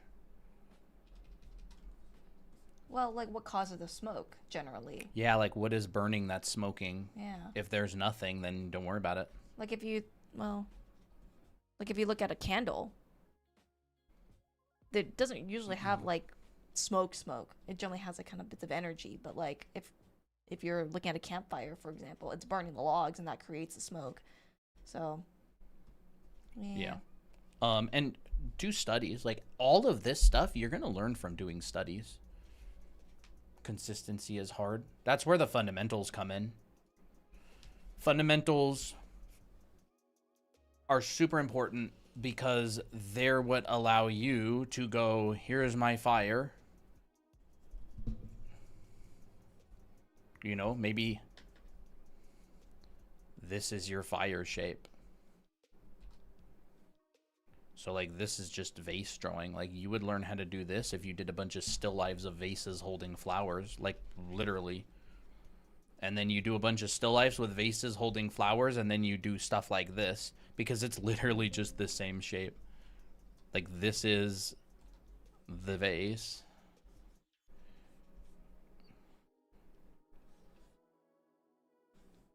And then your flowers come out up here. Okay. It's just ellipse drawing, like ellipses and cylinders. You can apply it to anything. Like learning how to draw those primitive forms is so important. You got just your basic primitive forms. Boxes. Cylinders. Cones. Spheres. Some people like to add donuts.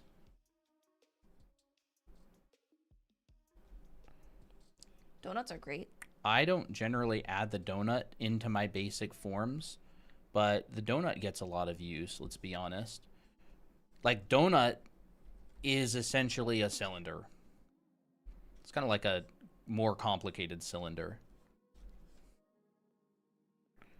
Rectangular prism. Pyramids. Prism, I think. Triangular prism? Sorry. Wait, is that a rectangular or triangular prism, chat? Well, it has a triangle in it. Rectangular prism. It is a triangular prism. I always get that mixed up. I don't know why. Like, I always think that this is the triangular prism and this is the rectangular prism, but this is the pyramid. So whatever. I don't need to know how to say it. I just need to know how to draw it. Yep. Triangle shape. A 3D triangle.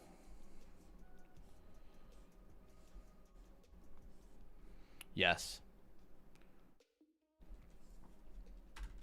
An extruded triangle. I'll just start saying that.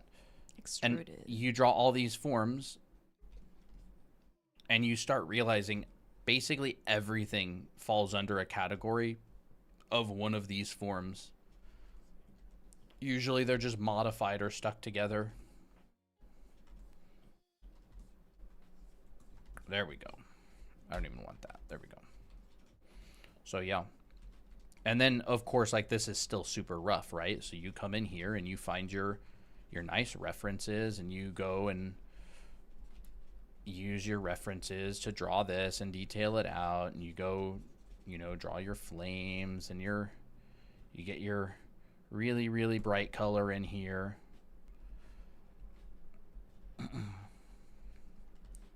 And you could even zoom in more and go like, well, how are these flames attached to the ground? Like maybe there are a bunch of little flames that are like this. So each one of these has kind of like its own thing. So there's maybe like a separation between all of them, and they're kind of like this. And they would all go in perspective.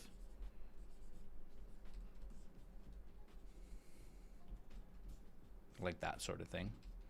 And if you want to add another one, you can do this along a curve. So ribbons are also really good. You could do it along a curve. Actually, let's just like draw that really lightly. So here's a ribbon.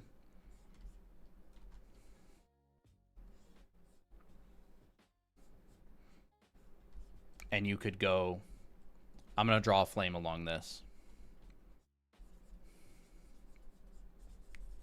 In 3D space. There's my flame. It's like a wall of flames, right?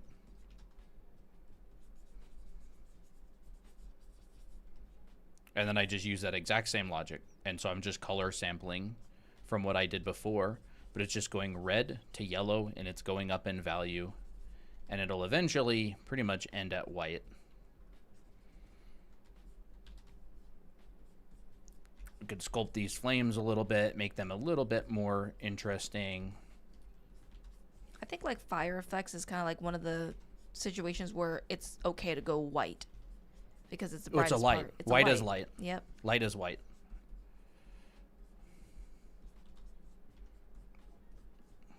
You know, generally speaking, you could get some overlaps going on in here to show that it turns the corner, but usually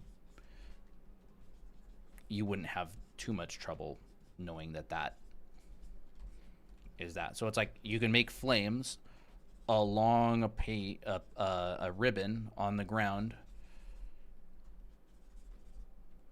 and as you go further, you know, detail it out more.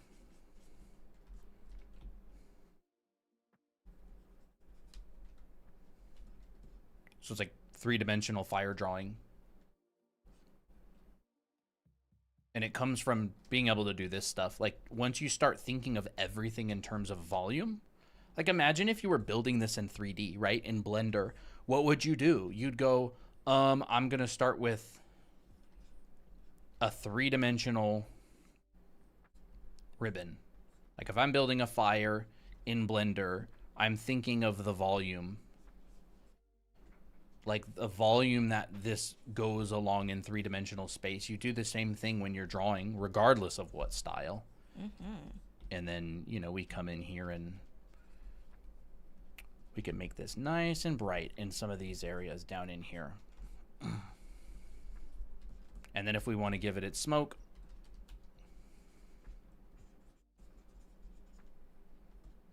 there we go.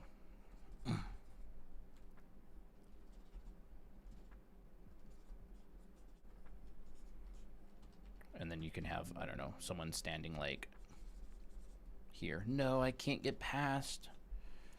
But if you do that, he'll... But if you walk through it, you'll... Dun, dun, dun. What, you'll die? See, we draw fire all over the place. The whole place is on fire. The whole place is on fire. You can make this any shape. You could make it squares. You could make it a cylinder. You could make it a whatever, right? Anything. It's just thinking in 3-dimensional space. So when I was working on this stuff here, it's just the same thing, right? This is just a couple of spheres.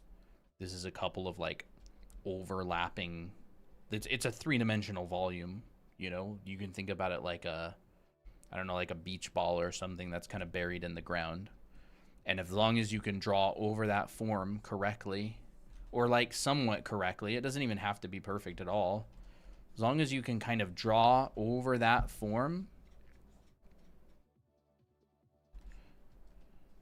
in perspective, then you can make everything else follow that form as well.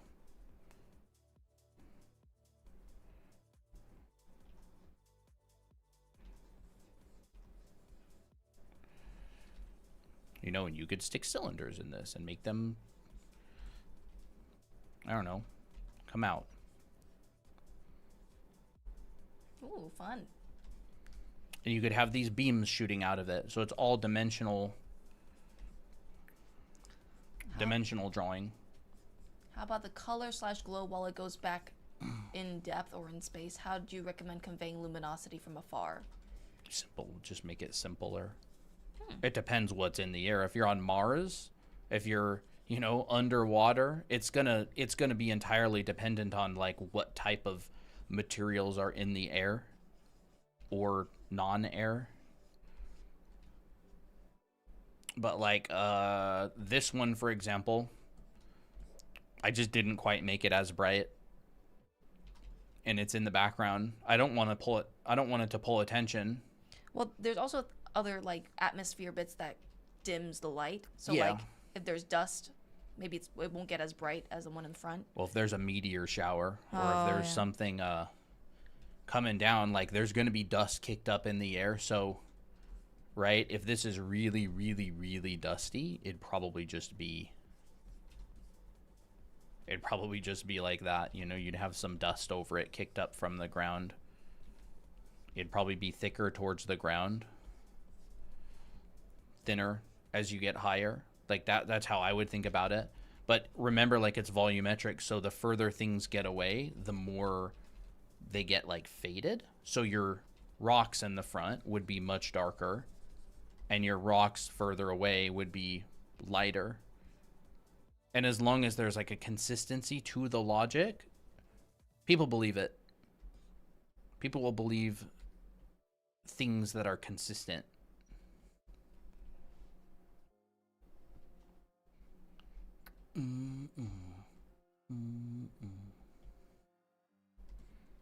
But yeah, there's some of that. You know, we could make like a little bit of a red glow on the ground if we want.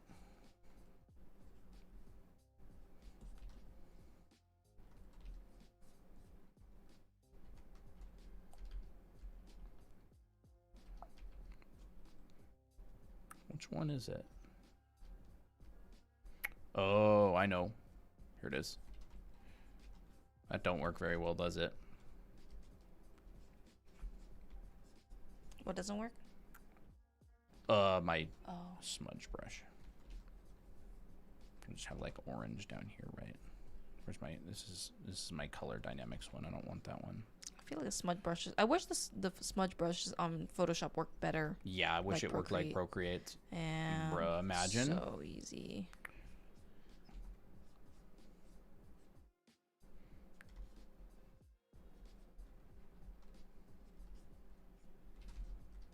I never actually brightened it all that much in this one over here.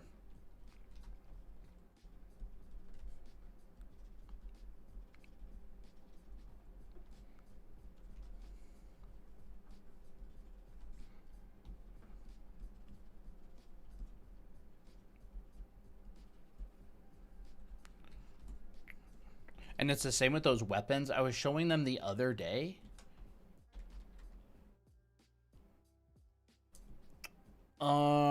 The weapon designs from a really long time ago. Where the heck are they? Actually, I probably have them up somewhere. Here they are. Like the fire on here, it follows like a snake. Like I had drawn it out the other day, right? This is the logic to it. It just goes and curves around like a corkscrew. And so the fire on this one is just like a corkscrew. Same with the lightning on here. And it was the same exact with this demo, right? I just used like a different type of light. And here's the logic, except I made it go from warm. I made it go from cool to warm instead of warm to cool. So the brighter it gets, the cooler it gets in here. Instead of this way, which is like cool green to yellow, this one is blue into green. And so it's like it really doesn't actually matter which direction you go with it. And this isn't fire. This is just some sort of whateverness. I don't even know. Whateverness. I like that. Yeah. This one's fire. But just understand that if you're going into blue, blue is dark. Like blue is a dark color.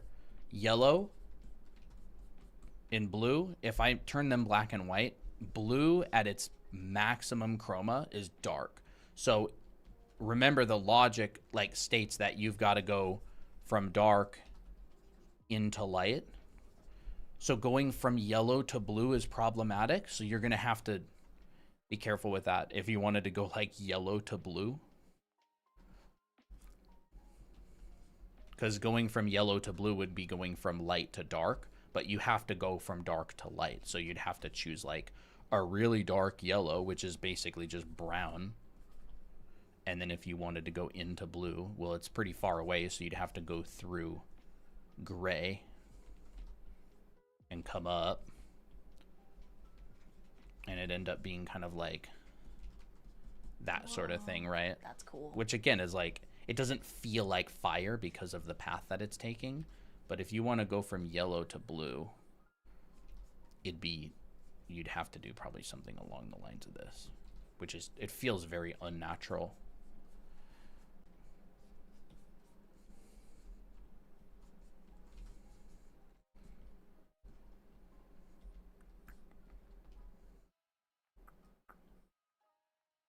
I was thinking make it TikTok as well.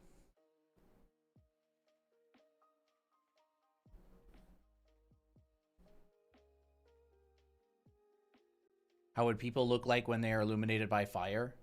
I definitely do some studies of that. Yeah. You're thinking about doing what? A TikTok as well. Nice.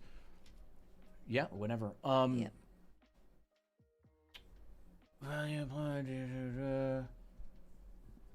Fire is not that bright, and it casts a really warm light. You would basically look like fire illumination. Fire's just not very bright. If you look at people, and it also, when you're in like really low light settings, you have to really pay more attention to like the exposure of a photo. This gets into like photography and stuff. If you look at something like this, the fire, like there's no like secondary light source really. Like all of the shadows are black. So they've exposed the camera photo to the lights, and all of this over here is way underexposed. That's why it's like almost black. So be aware that like when you're painting, you're probably going to have to do something like this. You'll probably have to learn about like camera exposure. But look at this fire, right? The fire shows up as almost white. Why? Because the fire is overexposed, the shadows are underexposed, but the light side of the people are exposed correctly. So that's how this photographer took this photo. Painters have to kind of think about the same thing. You don't have to expose it like that. Like there's different ways to expose it.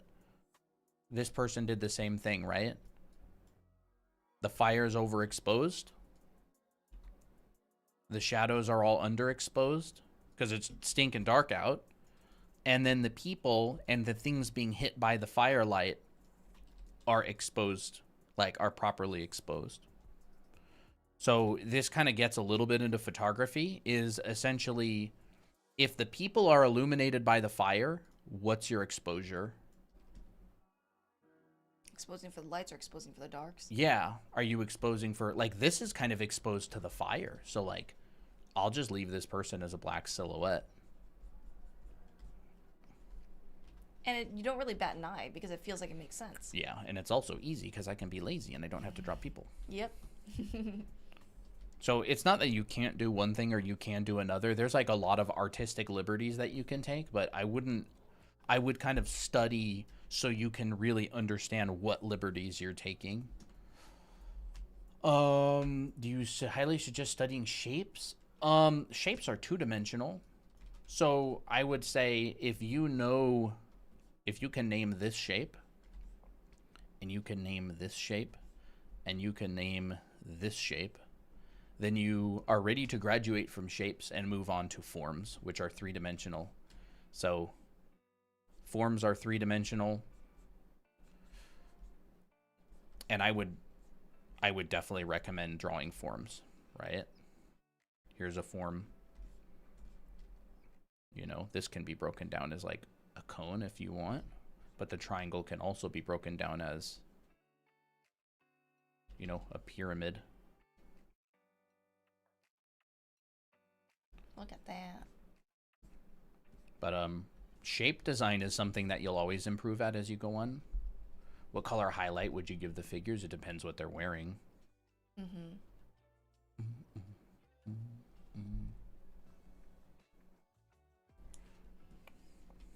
What's a good way to check your work in forms to make sure they are correct? Draw through? Yeah, draw through was kind of invented to help double check your work. So if you draw like a box, like you could draw the box like this. I don't want to draw it from that angle because I'm going to get tangents. Let me draw it from this angle instead. So if you draw a box and you, let's just say, check it by drawing through, So you draw the back sides as if they're transparent, and if these corners line up, that's one way to check your work. Like that. It's kind of like a natural way to check it, but I mean, that's why mentorships are so valuable. Like, because the mentor can check your work and tell you if you're not doing something correctly, or if something's like, they can save you so much time. They can save you so much time. But draw through.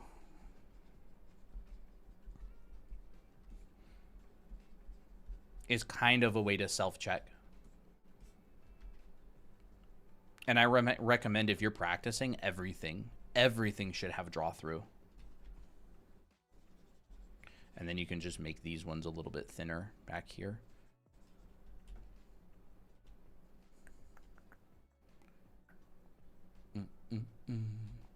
A blood tutorial? I don't really draw blood very much. Blood is thick. Very viscous too.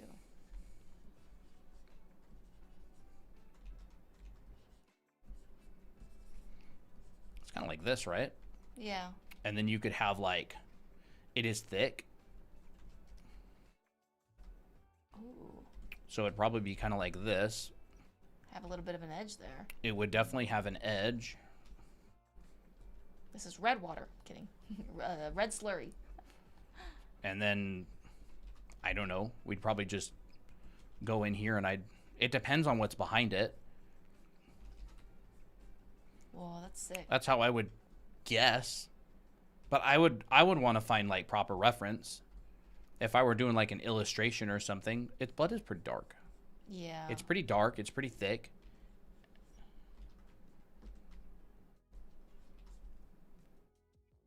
You know, there's my guest blood. And like you got some pretty dark bits to it as well. And then maybe, you know, I don't really know what blood splatters look like that much. I don't know. You have to be a blood I don't draw analysis. blood very often. Yeah. There you go. No, I'll leave Dexter. it without it. Yeah, I'm not Dexter. Wait a second. Why did you ask about drawing blood? Thank you for the clothing folds video. I'm starting to get the hang of it. That's great, Shadow. The blood looks so fresh and healthy. It is. Unhealthy blood, what does that look like? It probably turns like more black.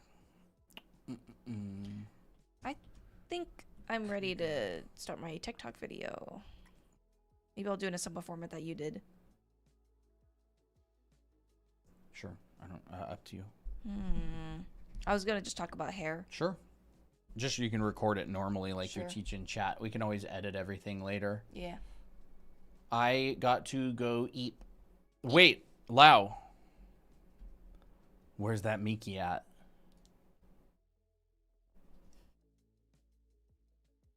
I guess no ack.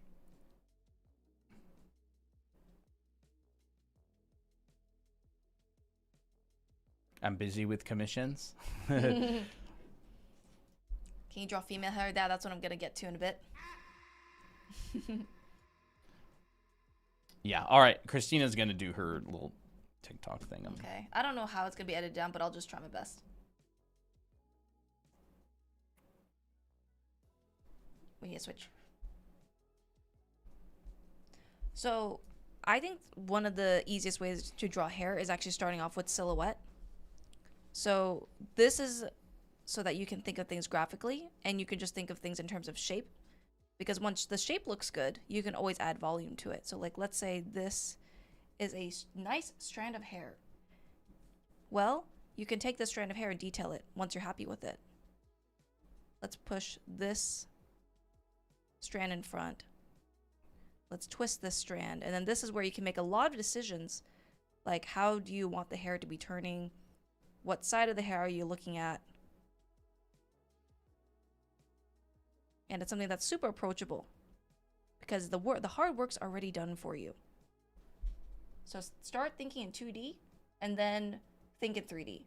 So if you want to draw female hair, for example, we can start with silhouette. I'm going to add another layer. So let's say you want to draw someone with like wavy, long hair. Or maybe let's go with something that's a bit more like straighter, not something super wavy. Well, you can start off with silhouette purely. You can decide, okay, do I want the hair to be parted on the side? How long do I want it to be? And there's no stress at all. And because hair flows downward, you're going to see most strands going in a downward direction. And you can decide, okay, do I want this girl to have bangs? Do I not want her to have bangs? But ultimately, you're trying to find silhouette and volume. And I think that makes your brain,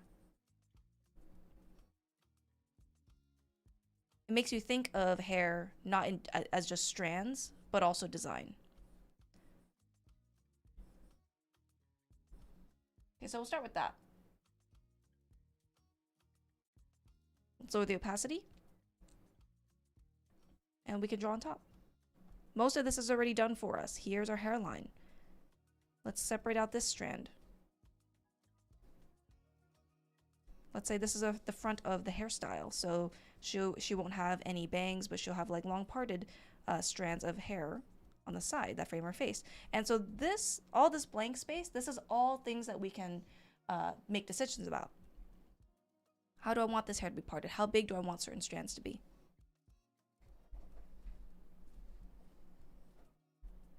And it's all about design. This strand goes in the front, and then this strand goes in the back.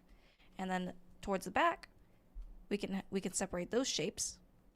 Large strand, small strands next to it.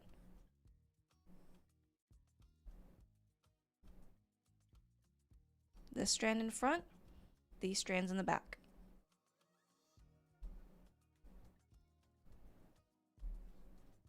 We can take this drawing out. Well, actually, I actually prefer it looking like this. We got really nice looking hair that feels very nice and voluminous, and it doesn't feel stiff. So this can also work with curly hair.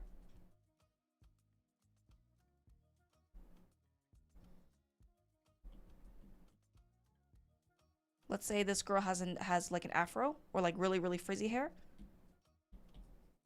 We can change the silhouette to make it really frizzy on the outside and very voluminous and really poofy. And this is the benefit of starting with this silhouette, is that it makes everything really easy. Think of it like painting a bush. You can decide, oh, okay, maybe I'll have bangs here.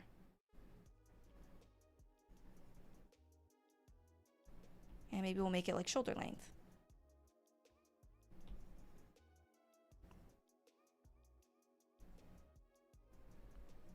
There we go. And that's something that we can work with. So when we start detailing this, we can go ahead and separate things out.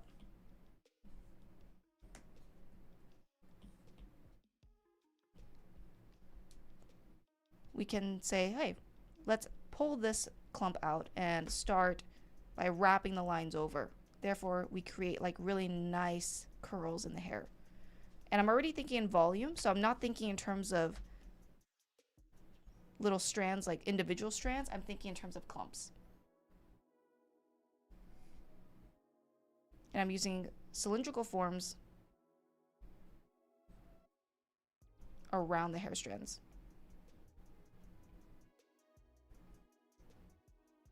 And you can even add like extra smaller strands on the outside to give like nice extra texture. And everything else you can just imply, because we're not trying to prove that we can draw the best curly hair in the world. We're just trying to prove that this girl has curly hair. Like it's just trying to get the image across, the idea across.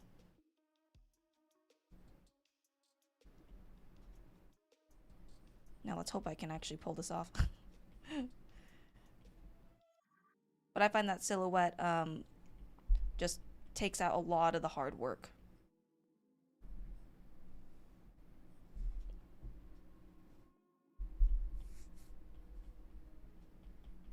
Add more hatching, kind of in various areas. You know, if this girl has dark hair, do I want some areas in here to be darker so it looks more interesting? If so, that's totally up to you.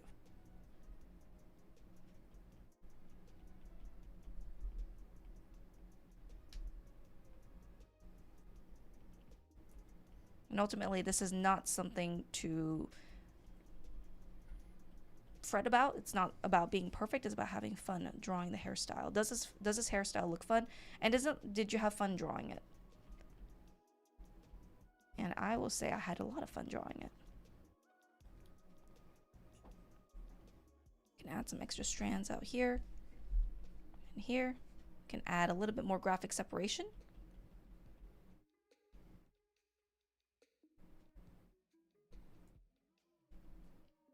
And there we go. Curly hair for girls as well.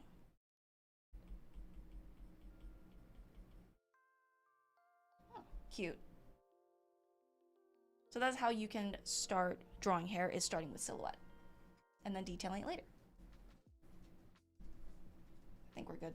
You can try that. I'll try it. We'll see if it works out. If I don't like it, then I'll just do something else. Hair, yeah, I mean, hair fundamentally works the same. It's like exactly what we were talking about the other day, which is you can play with design in the 2D, in the two-dimensional world. You can play with design in the two-dimensional world, whatever you want to do. And then in the 3D world, you can start thinking, well, where am I looking at this object from? Maybe I'm looking at it from below, and maybe it goes like this, and maybe it's kind of squarish right here. And so we can do maybe something like that, right? Or we're literally looking at it from above,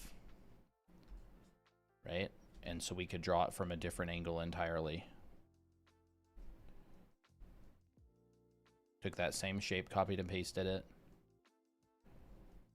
It's crazy that it all started with the same shape. Yeah, and that's what hair is as well. Like, you could make one shape of hair, and you can do, I don't know, this. Let's see. Just something like this.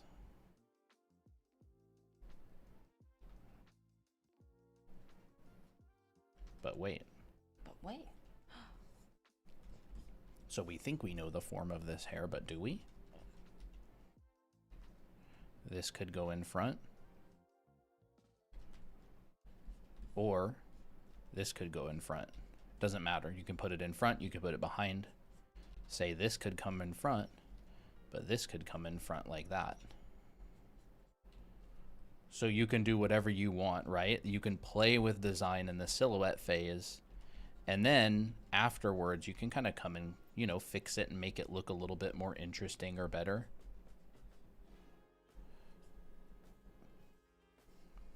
And you could go, well, it flips over like that. Well, this flips over like that. Ooh, okay. Same silhouette. You can play with the silhouette, but you don't actually have to figure out anything until you're further in, right? Like, we could do that.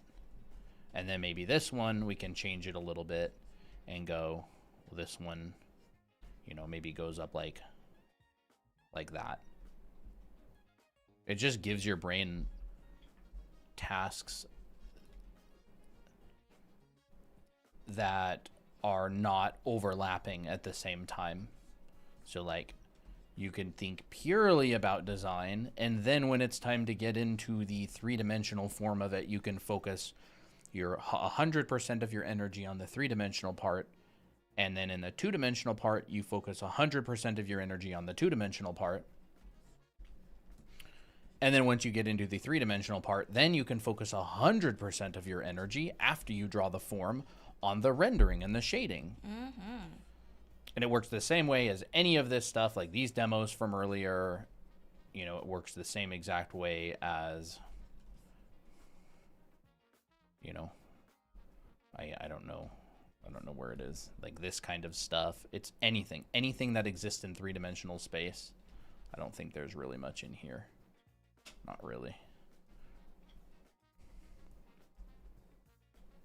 Right, this kind of thing as well. I think it's so useful to start with silhouette. Just so incredibly useful. And like, I like using the basic round. Basic round brush. Yep, you just can go basic round brush. You can use the eraser and carve out and add. Wait, that's good too. Can't believe this is free. Oh, you better believe it. Yeah, if you think this is good, wait till you see our paid content. Our anime art school, which you can check out in a link on our profile. You know, like you can just play with shapes like non-stop. It's exactly how I made all those environments. Where the heck are they? Are they in this one? No. They gotta be. Actually, I think they're in my same one, aren't they? What are your thoughts on artists who are self-taught? Self-taught kind of as in stuff. those who didn't study art. Those who didn't study art?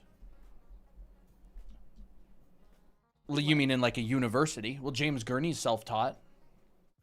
He never went to school. James Gurney. Who is James Gurney? You may He's actually a living legend, and he's an artist that many look up to. He wrote Dinotopia. Let me just make like a new document really quick. He wrote Dinotopia.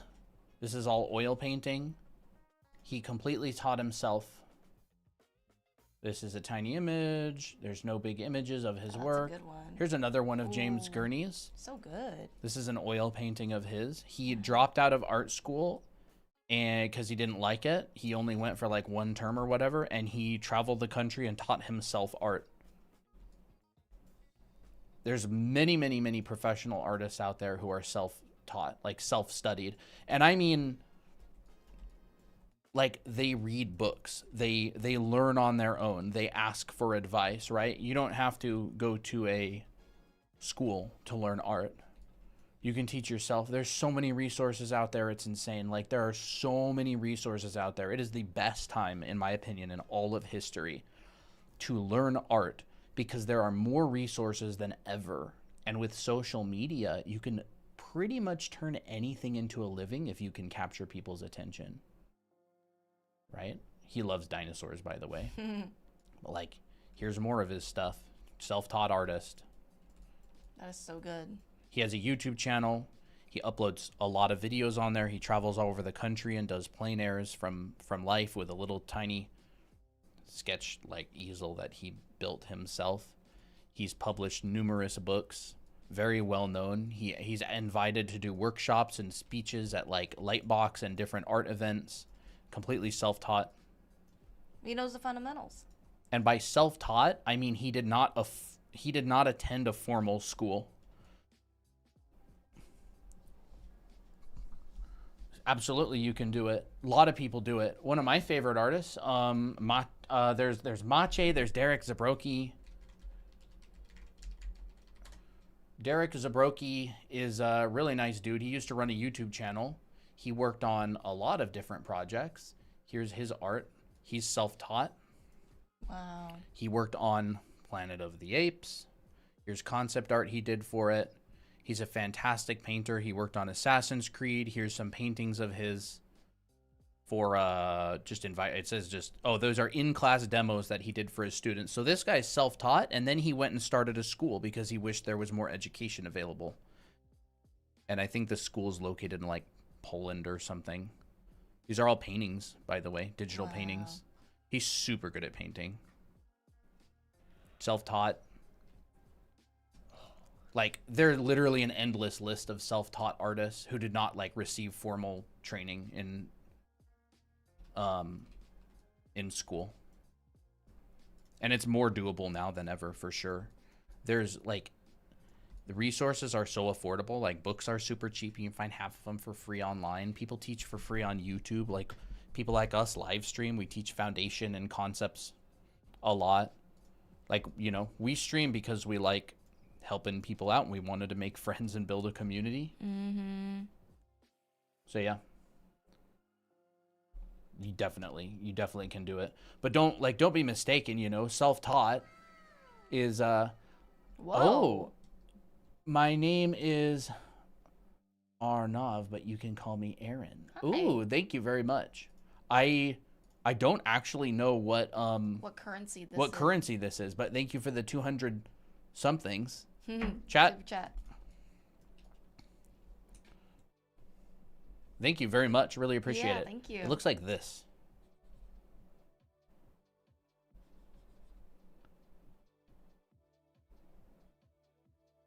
Whoa. What is that symbol? What is that currency? Huh. Is that what it looks like? But yeah, awesome. Appreciate it. Thank you for the super chat.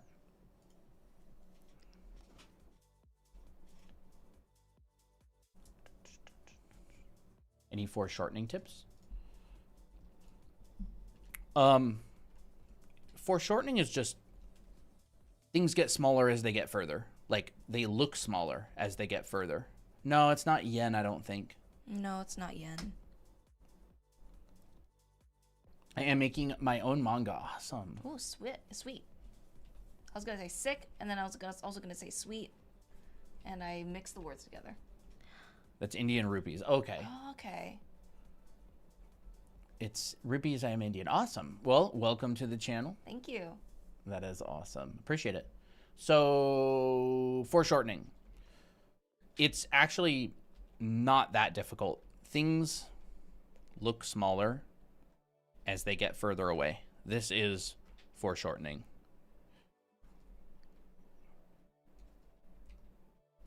It doesn't have to be exact because the real world a lot of the time is not exact. Whoa. What's this? Rogel. My class under Hernandez is drawing close to its end. It's awesome. I remember when you asked for recommendations, you recommended Brainstorm School and the other one that I can't remember. You mean Mike Hernandez? Awesome. That's so cool.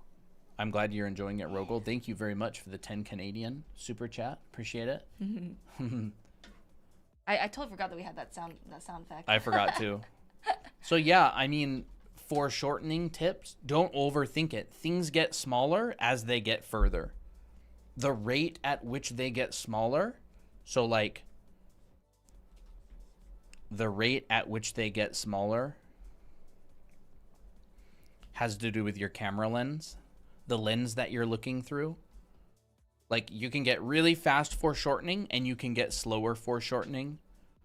But essentially things look smaller as they get further, and that's foreshortening. And what's commonly known as a vanishing point is just determines how fast it gets smaller, right? You just draw lines out from your vanishing point. That's foreshortening. This could be the side of a building or a box or whatever. So you can just drag things back to a vanishing point, and it will look like it's getting further away. And then I really wouldn't overthink it too much. Try to draw a lot from life if possible. You know, the best teacher is just drawing from real life and studying how the world looks, like in front of your eyes.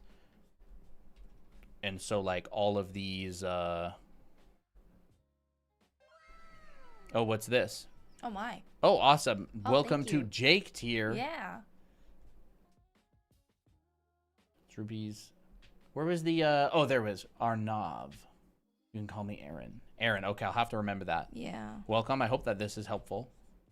Where was the environments?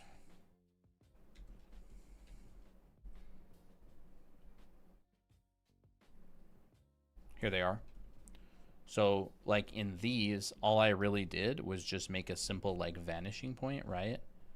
Down here somewhere. And all of this stuff just kind of loosely follows back to this vanishing point.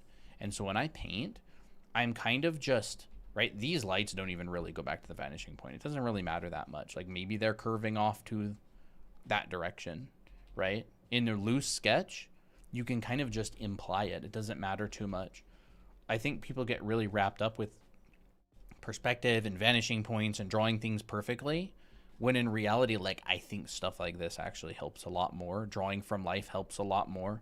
You'd absolutely be astounded at how many of the old masters have bad perspective in their drawings, but you don't notice. Like, 'Cause the you don't story mattered notice. more. Yeah. Because, like, the graphic composition or their value grouping or the story or whatever, it's just, like, overall pretty good. So certain things can be off. And so, like, when I draw these pieces here, I'm just like, okay, like a vanishing point over here, right? So I have some sense of space. Here's my, like, horizon line. Right? This is at a different vanishing point. So this face of this could probably look something like that. And this face of this could probably look something like that. And this probably looks something like that. Here's the ground, right? Here's, like, my grid.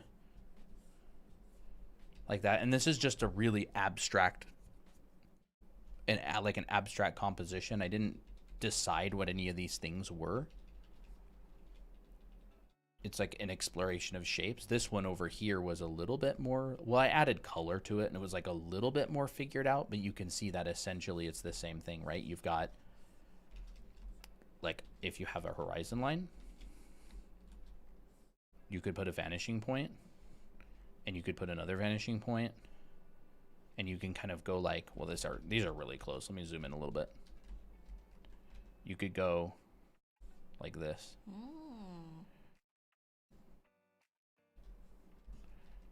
And you could, like, zigzag these. You could even create, like, some sort of, like, a wall or something going off into the distance. It could be a cliff. And these don't even have to line up. Like, one could be a lot further out than another one. Because when you're drawing backgrounds and stuff, not everything is always perfectly even. It just doesn't really matter that much.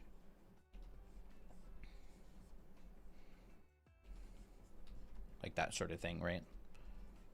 Things get more squished as they get closer to the horizon line. If you draw, like, a little composition and you say, here's my horizon line, my shapes down here tend to be a little bit fatter. And then as you get closer to the horizon line, things tend to thin out a lot.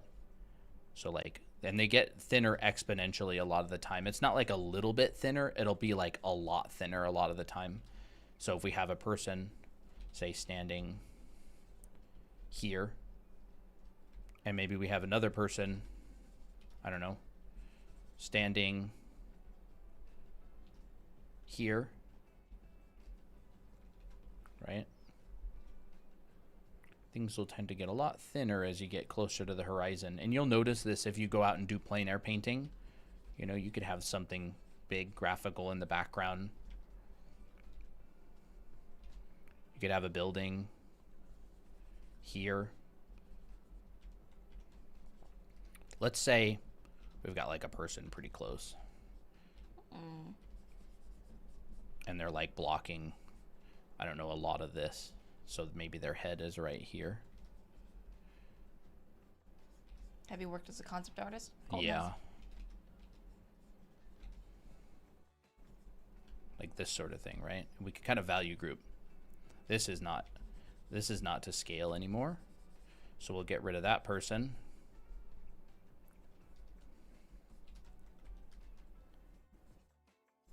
Could value group. Create another.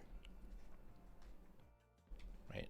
You can make environments pretty quickly by just thinking in terms of these things. Armatures, depth, using overlaps, squishing shapes, using vanishing points, which is foreshortening, right? Things getting further away from you. You can use value and color change to show depth. And then the last two are design.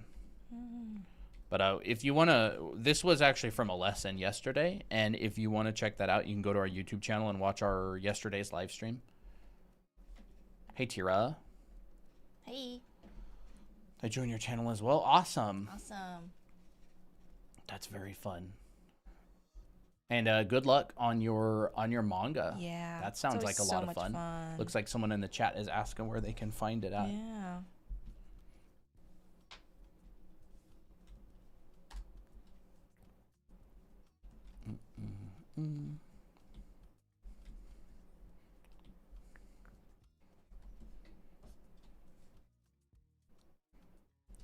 bro, working with silhouette is so awesome. Like, it's so fun.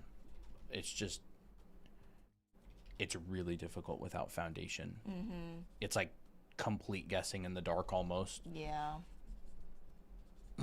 I used to be confused on like how to work with silhouette because I always used to think like, oh, my silhouette has to be like a perfect square or a perfect circle, and I had to like somehow blend the two together. But like it doesn't really, it's not really like that. Yeah, I know what you mean. I hope I explained the drawing hair okay.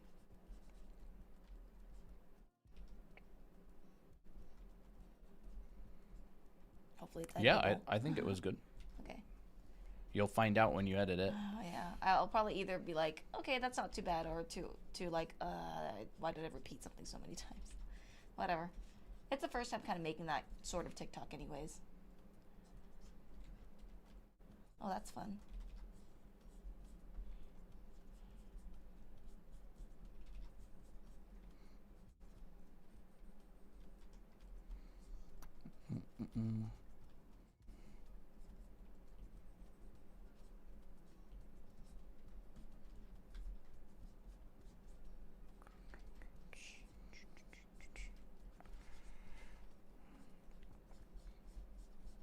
Yeah, I think it was fine. Thank you. Good. Or maybe we go.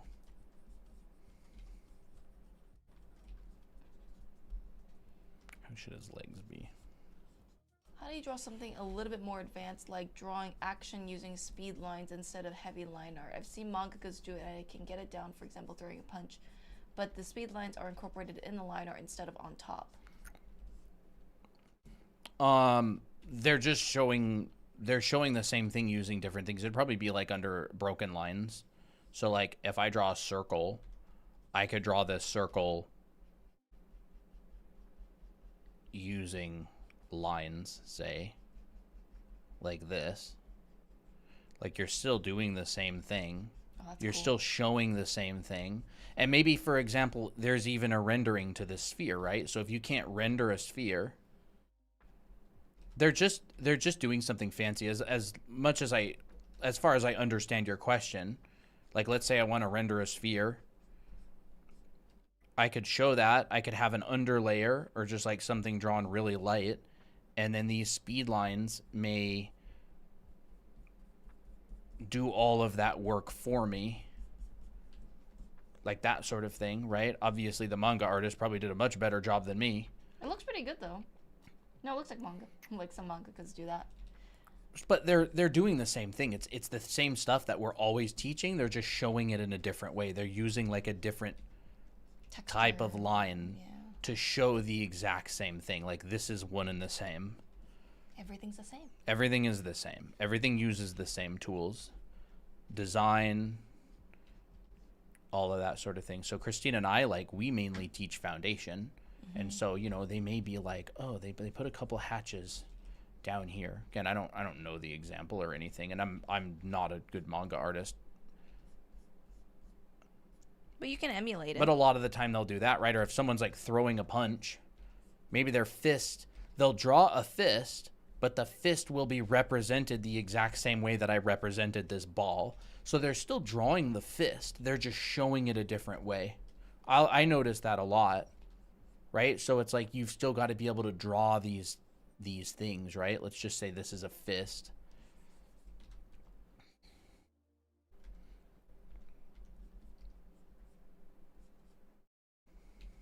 You know? Like, punching. And they'll probably maybe have some indications of it here and there.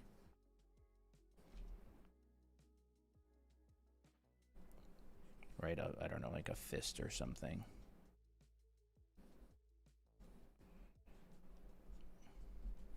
And then they'll just show it this way. It could be a foot, it could be a leg, it could be a ball. Didn't you have an example in our book that was like that had like somebody hitting a baseball or kicking a soccer ball? Where are those books at? Oh, here they are. There's an example in our book that kind of uses something like that. I think it's towards the beginning. It's more up here. There it is. Yeah. And I'll turn this off. there's that one. So you can see his back foot. It's still a foot. It's just drawn using a different type of line.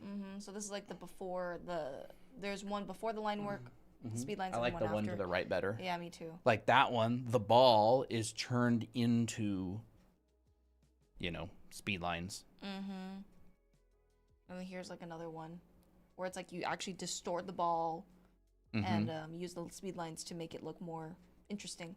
Yeah.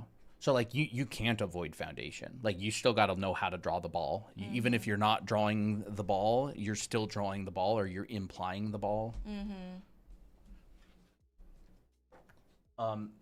Because like otherwise, how would you know what the thing looks like, right? If I try to draw a ball and it doesn't have any of the principles that make something a ball, like how would somebody be able to tell, right? If I just drew like this, maybe they'd be able to understand through context if it's really clear. But like you've got to draw the ball in some way. Yeah. You got to draw what the brain recognizes as a ball, right? And I would even say, if I want this to feel like it's actually going, Ooh. Oh, that's sick. It'd probably much more be like that. And I don't really do this type of art. Oh my. Oh wow. We got a lot of super Dragon chats today. Master 525. Love that username. How do you draw it? Oh, that was the question. Yep, that was the question. Well, I'm glad you found it helpful. Yeah. Thanks for the advice. Helps a lot. Awesome. The speed lines are incorporated in the line art instead of on top. They are the line work. It is What book was that? That was our book. Our book. Yeah, so we have 2 books. this is volume 2. This is Anime Academy, How to Draw Characters.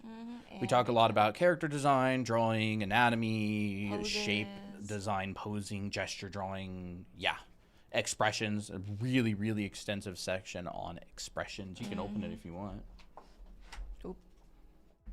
Here's some character designs. Yep.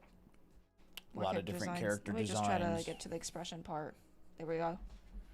But yeah, a lot of stuff in the book. Expressions for different types of characters because they all look very different depending on their personalities. That part that I showed you was, I think, from part of like the posing section. Yeah. I love this book. I loved making it. It was super fun. Especially when you can like just make a book about all your own characters and stuff.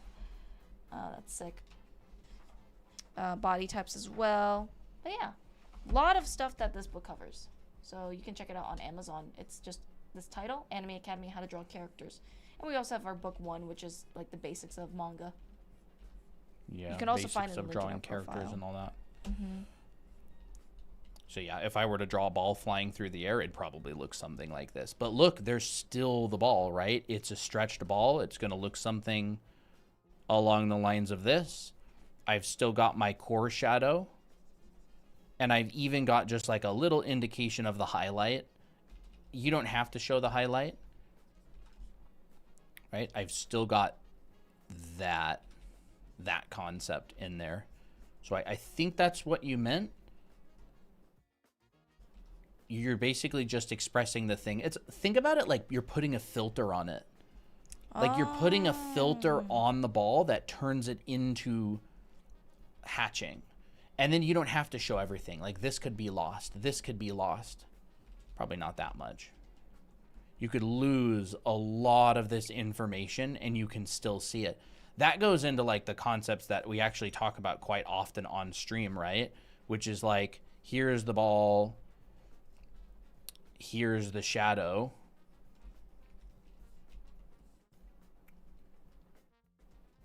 Here's the cast shadow, but I've grouped the shadow, the cast shadow, and the shadowed side of the ball.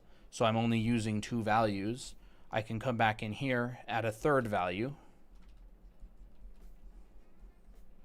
like this. And then we can come back in here.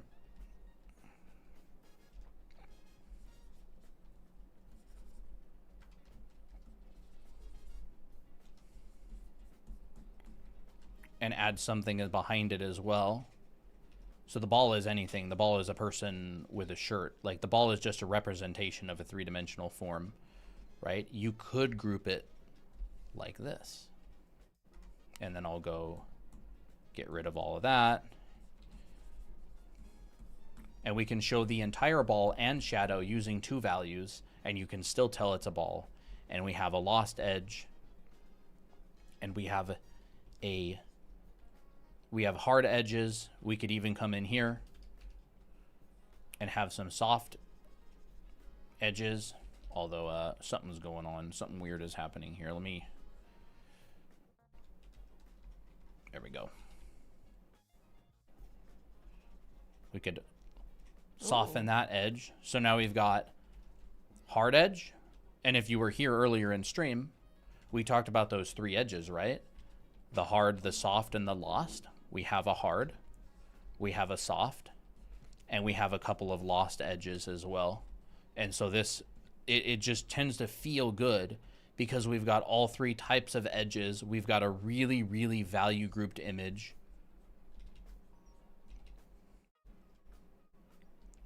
And you still got all the components that make a ball, the lit side, the shadowed side, the highlight, the cast shadow. And so it's like a similar concept to this. As long as you have the components that make a ball, a lit side and a shadowed side, you can use it. You can put any filter on it that you want, essentially. But I assume that's what the manga artists are probably doing. Like that. And you can obviously make this any color you want as well. You know, or you could do that.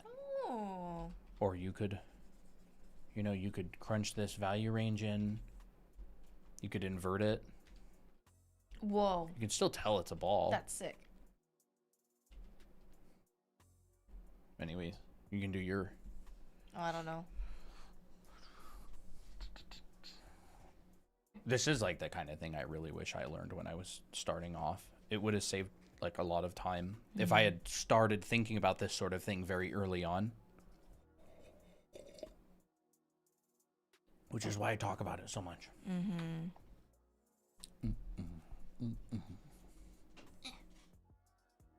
Thank you for the follows, everybody. Appreciate it. A lot of people. What are y'all doing right now? Yeah, what's up? What is everybody up to at 9:14 p.m. In the year of our Miki, November 19th, 2025? What are y'all up to? Cuddling my cat? Oh, kitty. Bro, I wish our cats could stay still when we cuddle them. Oh, he's so cute. Apple. You reminded me we had a cat here. Kitty-ya, cuddling, sleepy, kitty-ya. So cute. Yeah, Applejack's very... Oh, look at you. Where is he? Oh, he's so cute. The cutest. If only chat could see him from our point of view. Oh my gosh, yeah. Actually, we might be able to.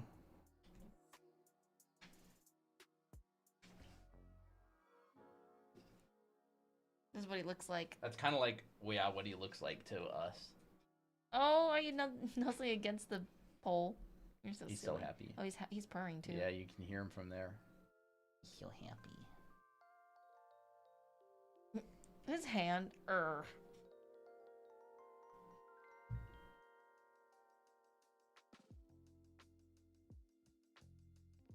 I remember one of the things I so wanted before we got this place was a kitty that just slept while we worked. Yeah. But now they distract us so much that I always keep my door closed. Well, we have 3. Yeah. That's the thing. Very handsome. Oh yes. Oh, you're so handsome. Hold on, I just gotta rub on you. I better protect my drink from cat hair. You're finally using the scratching? Figuring out what art course I will take next. Ours? We are going to have a class coming up in, I think it's probably going to start in like the beginning of February. We haven't really announced it too much yet, but we've been talking about it. But there's a bunch of classes out there. Brainstorm is good.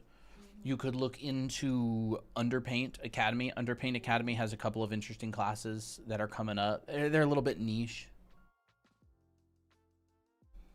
Underpaint Academy.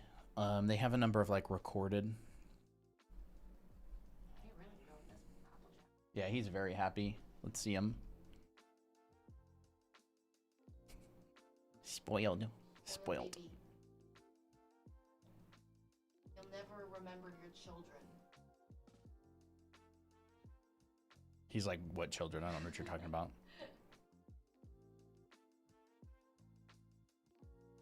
Oh my gosh, he's like in a trance. I think Will Weston is maybe he's already started his term actually. I don't know if Will Weston's So we were taking a class recently with Ramon Hurtado, which is a really, really good painter. He teaches like anatomy classes and costume drawing and stuff. And we were going through his class and he was like telling a tip about drawing hands using our fingers, breaking them down using French fries. And he's like, I got to give this breakdown. I got to give my teacher credit, Will Weston. And so Will Weston taught the teacher that we are taking, which is really funny. Yeah, and Will Weston taught us as well. Yeah, we've taken Will Weston's class like, yeah, I don't even know, 5 times. Boo, boo, boo, boo, boo.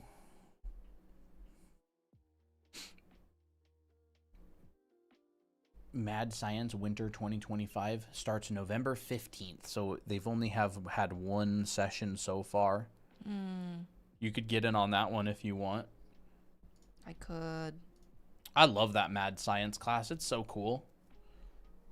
Of course, it's kind of like VizDev type stuff. If I was going to start drawing again, should I start drawing on a tablet I never tried? Whatever you want. Some people draw a lot digitally. Some people never draw digitally. I don't think Gene draws digitally at all. I don't think so. There's a lot of artists who never draw digitally. Our oil painting teacher, he's never even tried digital. Yeah. It's like, how old is he? Like 60 something? 60s, Maybe 70s? almost 70? 65? 68? I don't know. So, like, it's 100% up to you. Like, entirely personal preference. If you're thinking about digital, I would try it. Yeah. No risk. There's no risk at all. No need to think, just do. And, I mean, like, I feel like it used to be that when you wanted to transfer to digital, you would have to get a lot of expensive equipment. But these days, everything's so cheap. Like, the tablets are much cheaper. The drawing programs are literally free, and they're also really good. Like, even professionals use the free programs. So it's like, it's really good. It's awesome. Yeah. It's the best time ever to get into art because it's so, like, it's so inexpensive to try. Yeah, even the art classes are inexpensive than colleges and stuff.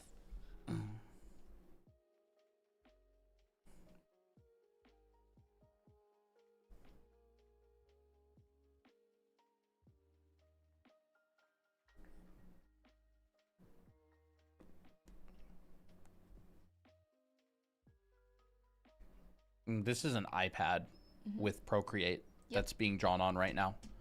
I've been drawing on Photoshop this stream. So any of the stuff that you see here is all in Photoshop. So any of this stuff, all the stuff, all this stuff. I forgot I actually did this on this stream. It's sick. But Christina draws on Procreate. So if you see a hand, If you see a hand, it's Procreate. it's the iPad. Yeah. If you don't see a hand, it's going to be the PC with Photoshop.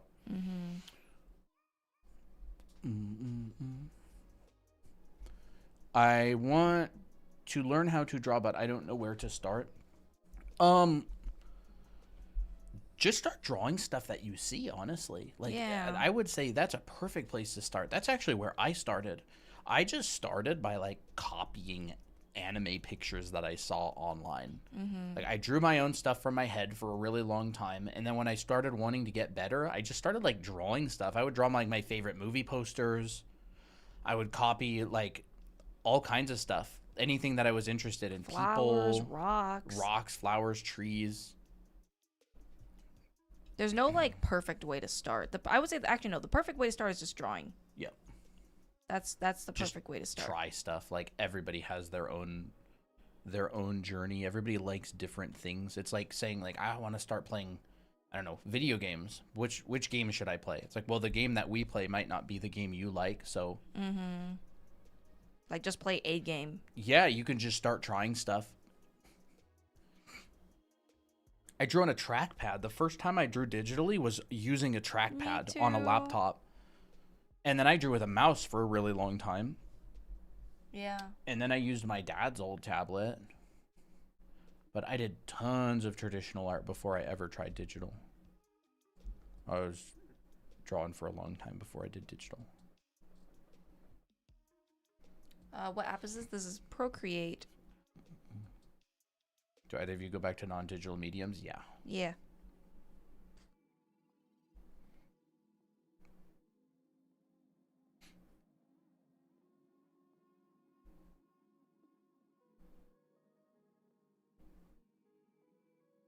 I think drawing stuff like this became a lot easier when you just draw like a plane.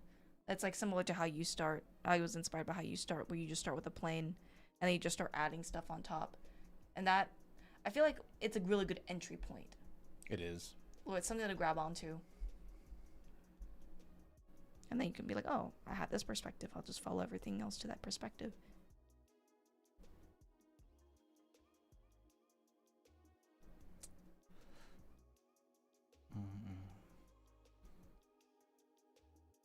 No, I haven't tried Illustrator on iPad.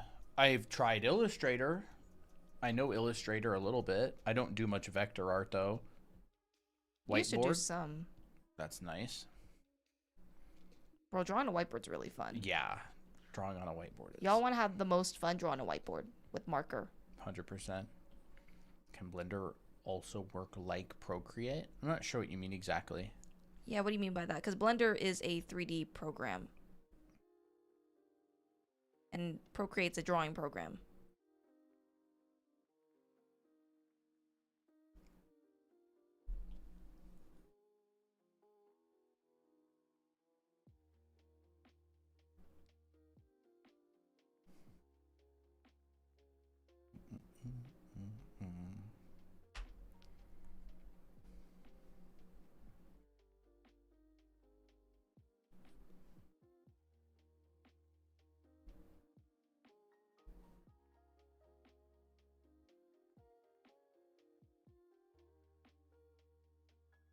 Markers make me high.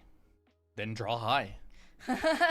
I want to have my own art style, but don't know how I could do that. You will naturally develop your own art style based on what you enjoy drawing and who you learn from.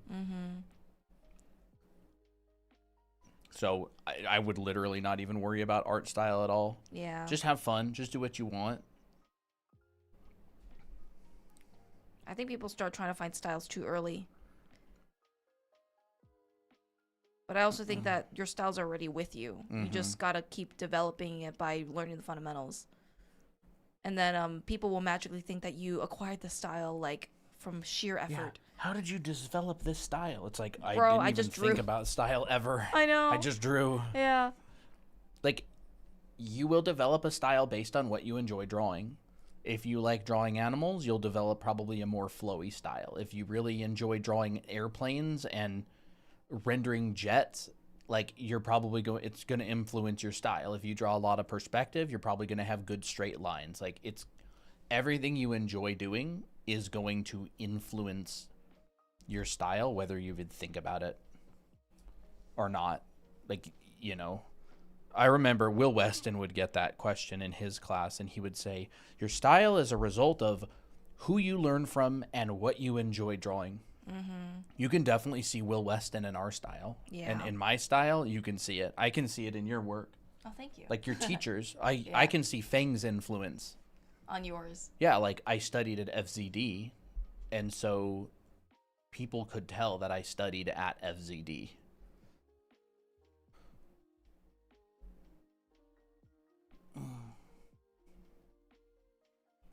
What do you do when you have a creative block? Mix things up. Like, my advice when you have a creative block, like the first thing I do is I want to like get rid of all my expectations.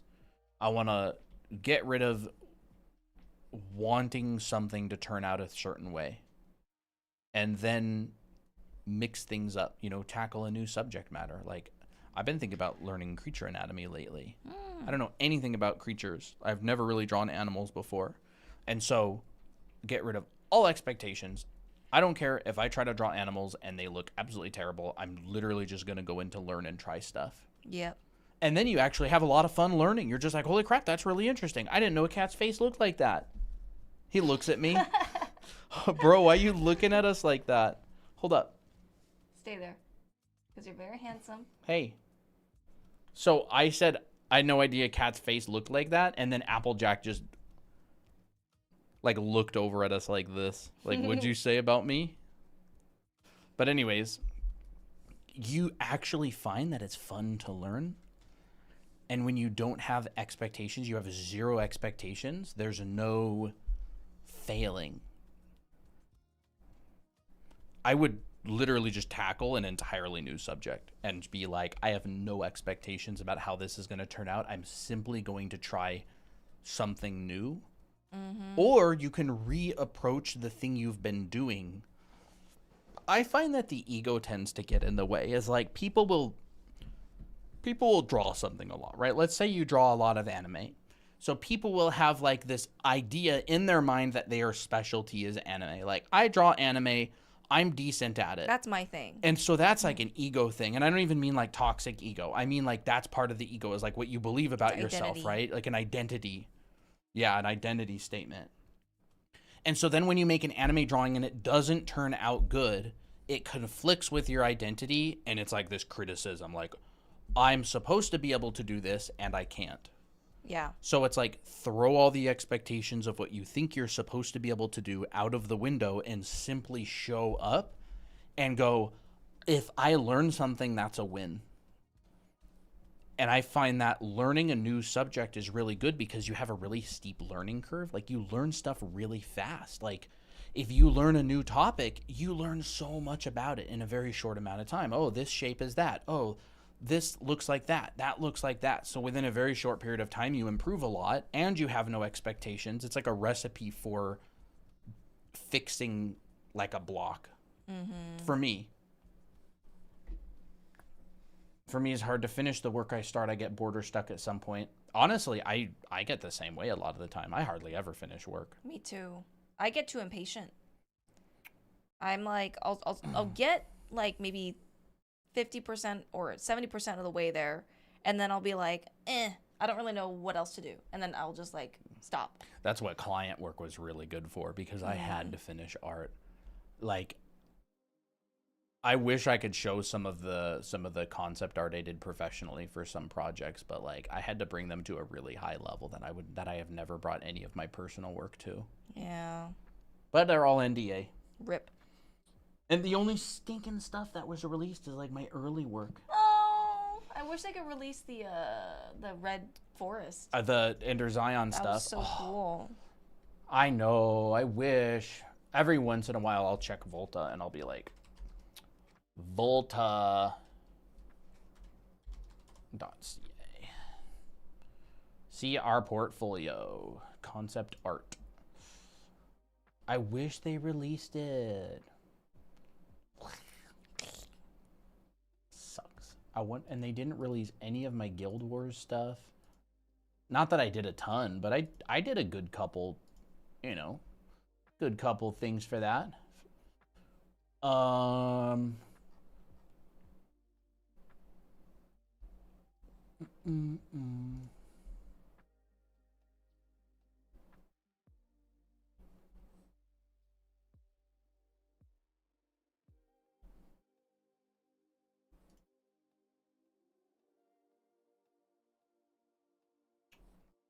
Nah, I don't see anything on their website, VizDev.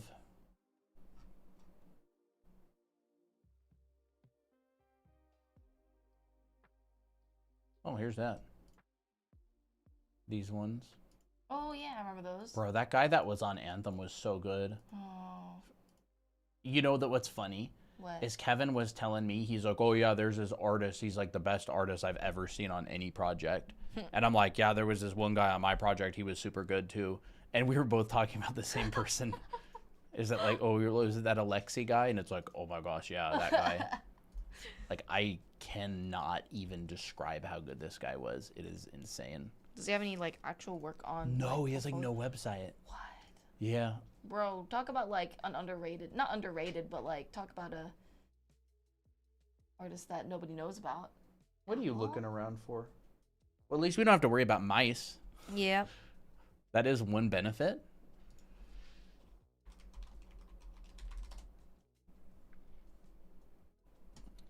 It's wild that companies will spend money for art and not even use it. Hey, that's our benefit. Because you guys make the, because you make the money. Yeah, they don't have any of this stuff up. That's dookie. Dookie bookie. Dookie bookie. I've considered going back into concept art and doing more stuff. Considered it, but have you made the decision yet? I want to keep like practicing and taking classes and learning and getting better. Maybe we should just start book 3 just to give us something like passion project to work on or something. Yeah. We still need to figure out a story for book 3. Or I mean like, I don't know. Oh, look who it is. It's Toby. Little fart sniffer. Decided to come visit us. 9,000. Oh, Toby. More like I'm the fart sniffer, dude. I smell so many of Toby's farts. It's ridiculous.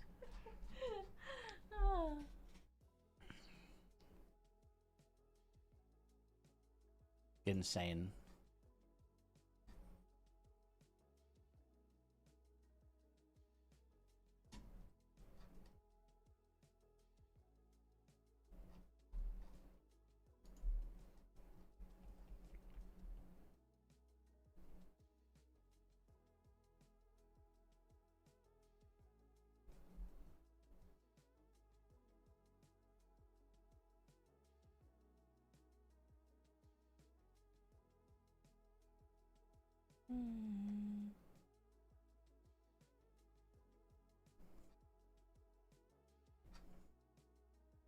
Should I use real place in my manga or make it up?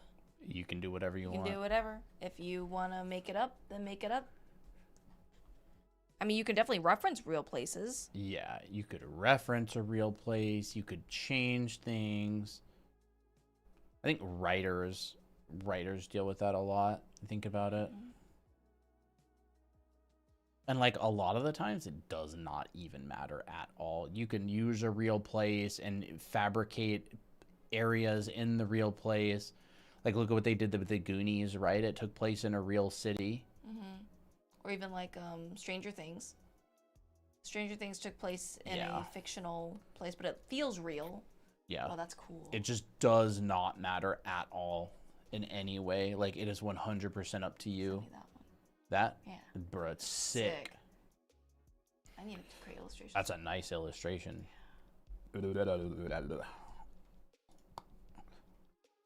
Apple.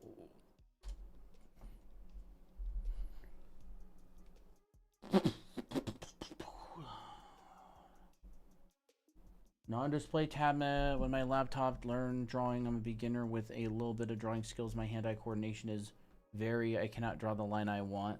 Yeah, do line exercises. Line exercises help a lot. How can I make my line art look better? Study line art. That's what I do. I'm not very good at line art, so I have to study.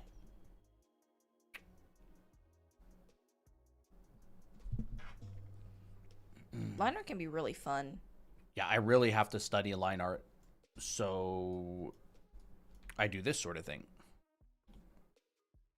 Like I have a 1,000 anime heads challenge that I'm doing, and a lot of them are from observation. This is Arena from Food Wars. And I just go through and like really look at the drawing.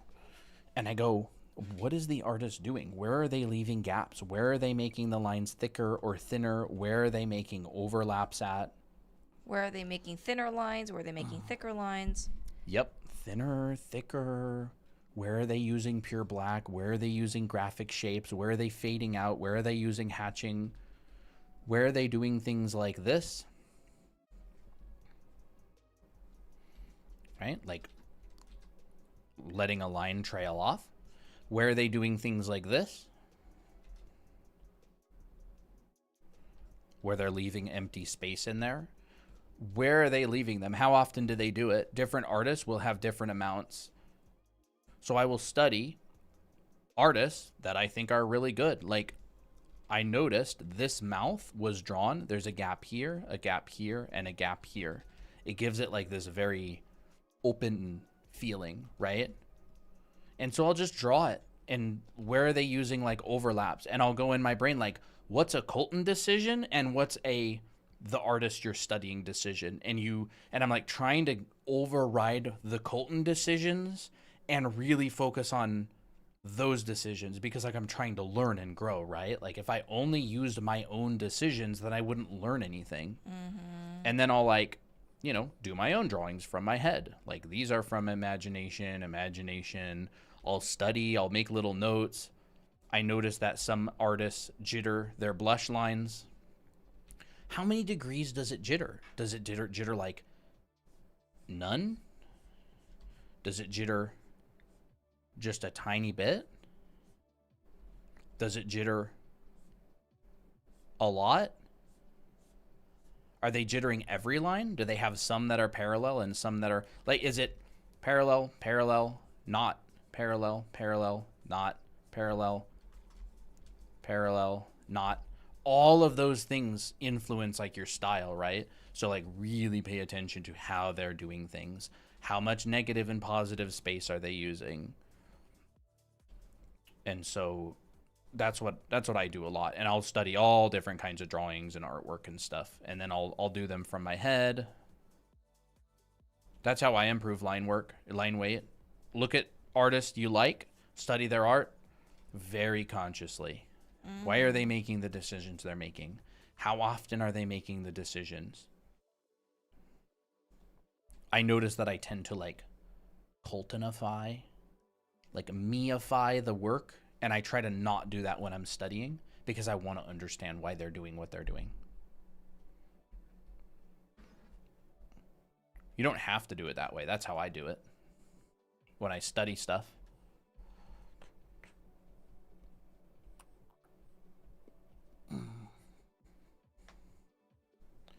And it's the same thing with painting. And of course, I have like the background of all that foundation. So I know perspective, I know foreshortening, I know the head proportion. I know like you have all this data to compare it to when you learn foundation. You have all this data to compare it to. So you go, I know the 7 basic folds. Oh, they're using a diaper fold right here. Oh, they're using a pipe fold right here. Oh, they're showing overlaps using this. I never thought about showing overlaps using that before. So the more foundation you'll learn, the more you study design and art foundation, the better you'll be able to study artists. Absolutely. I should make an illustration. Yes, absolutely. I love it when you make illustrations.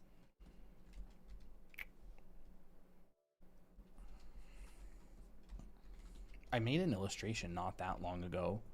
That Miko and Abby on the swing. Oh, yeah. I thought that was kind of cute. I like that idea. Cute. We should make a creepy illustration with Miki. That would be fun.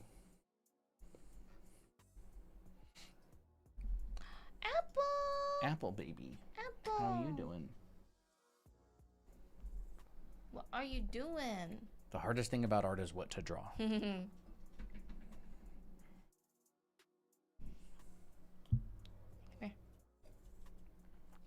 Maybe a good boy.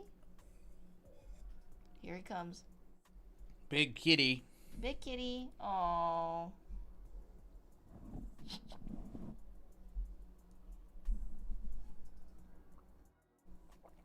I finished my juice. Puh. Get smacked in the face with a tail. Apple is definitely the one who comes around the most on stream. Mm-hmm. I can feel his purring through his butt, bro. There's butt. That's wild. For real, for real. You guys should have a split screen type thing so we can see both of your guys' screens, you know? We could make a scene could. like that. A lot of the time we don't draw at the same time because usually one of us is talking and one of us is sharing. Mm-hmm. Yeah. Well, that's cool. Whose is that? Evan's? Ketsu. Ah. He's improved so much. Yeah, that's It's actually wild. wild. Wild improvement.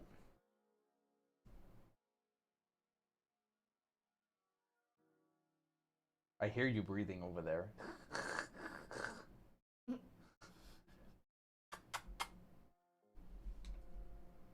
He's a goofy goober. He is.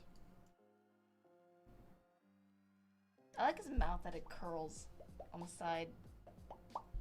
His side profile is very interesting. You have a cute side profile, Apple? No. He loves rubbing stuff. Christine and I were considering ordering the One Punch Man mangas. We heard season 3 was kind of mid, and so I was holding out for that for a long time, and then I was just like, you know what, I'm just gonna read the manga at some point. I like the art so much, and it would be nice to have him to study from. Season 1 was amazing. Season 2 was, worth watching. Definitely worth watching. Season 3, unfortunately, Why do they do that? Why is it? It's so frustrating. So I'm just gonna read it. It's always the really good animes that you want so badly to be like well animated, and then it's just. We watched season 1 of The Promised Neverland. That was that good. was very good. That was good. Mm-hmm. It was very good.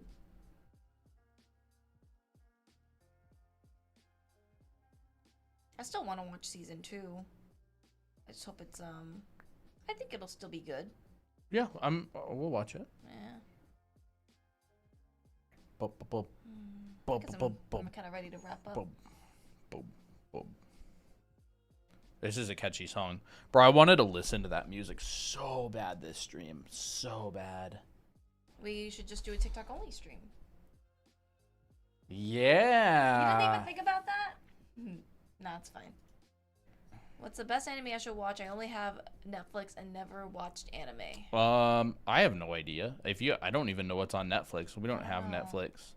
I would recommend, what genre do you like? Do you like action? Do you like romance? Do you like... Just try stuff, honestly. Full Metal Alchemist Brotherhood is a pretty popular one for people to start with. A lot of people start with Naruto, Death Note, Bleach. I want to watch Death Note. Bleach, yeah, all the main ones. A lot of people do. A lot of people love Demon Slayer as their first anime. You can't go wrong with Attack on Titan. No, you can't go wrong you there. have to watch Attack on Titan. That's so good. I don't know, just try stuff. Just Attack on Titan's a very good the one. first anime I ever watched was Chobits, and it is so good. Cardcaptor is great too. So That's a good anime. Well, it's not action, but it's cute. Chobits is very cute. What did you like about Chobits? Was it just a good story? I didn't know the first thing about anime. I didn't even know what anime was. I didn't know just anything about it. I wasn't exposed to it in any way. I didn't have any friends who were into it, so I started watching Chobits just with literally no expectations. I watched American cartoons. And it was just crazy. A cohesive storyline, characters that had chemistry. No expectations whatsoever. It was 15. Yep. I would say you can't really go wrong with the older animes either. Hunter x Hunter. Hunter x Hunter. I watched the the original Hunter x Hunter, not the 2011 one. Oh, so good, bro. So good.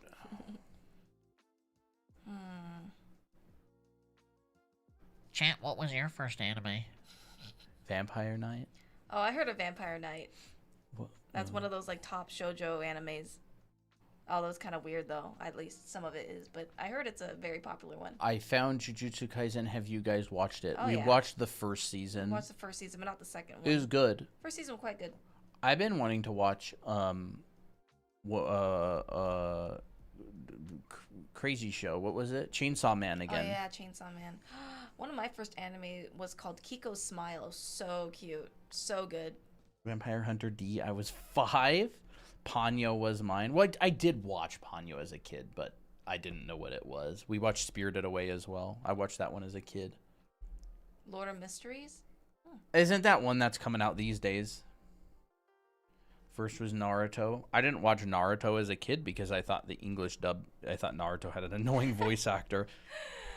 Oh, Black Butler was one of my first animes too. It was I actually don't quite think good. he does anymore. Like I don't think Yeah, he was well, annoying like at all. you aged up and you're like you wised up. I was very judgmental as a little kid. I didn't watch Dragon Ball too. Z because I thought all the yelling and shouting was silly. I was very biased. Biggest towards, regret? When I was a kid, I was very biased towards female characters with long hair, and any character that had like short hair was like really bratty. I didn't necessarily like. But now, like, I actually quite like even the brattier characters and short hairstyles and stuff. It's so funny how you just have that. Yeah. Biased. Kids are so biased. Kids are very biased. Biased and judgmental. Yes. Kids are super They're judgmental. And it's like ruthless. really superficial too. Oh yeah. It's like, oh, that guy has the spiky hair. I think that's dumb. I'm not going to watch that. Believe it. I was Believe like, it. I ain't watching that. Oh, that's wild. I am not able to draw them without watch. Huh? You mean you're not able to draw something without looking at a reference? Oh, Elfin Light or Inuyasha. Oh boy, Elfin lied. I don't know how to say the Is it title. lead? 100%. I've seen it. It was great. That was one of my first couple shows I watched. I watched a clip of Elfin Lied, and I was like, nope, I ain't watching that. Oh wow, ships are wonderful. That's great. Getting so many Ooh. hours soon. Anime art school. I'm coming. Oh my gosh, thank you. Great. Elfin Lied. I want to watch that, but I can't never- necessarily say the gore is that. It was cute. It wasn't cute. Oh, Part of it was part cute. of it's cute. Like the female character that goes like meow meow. That girl's cute. The crazy stuff. Maybe I'll watch it someday. Maybe I'll grow a pair. Can you guys give me tips about action body designs? You mean action posing? Like poses? Action poses, huh? Have a mannequin. My name is Mr. Sir. Bro, why are you looking at me like that? Yes, Mr. Sir. Do you think my name is funny? No, Mr. Sir. Here you go. Bro, I love that. Where is that clip? Where is that clip? I gotta find it. I have to make a fun pose. My name is Mr. Sir. Oh, here it is. Please don't be loud. There you go.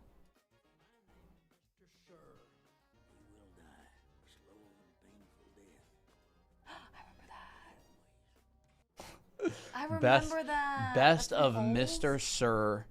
I didn't know that was from Holes. Oh, that's so good. Yeah.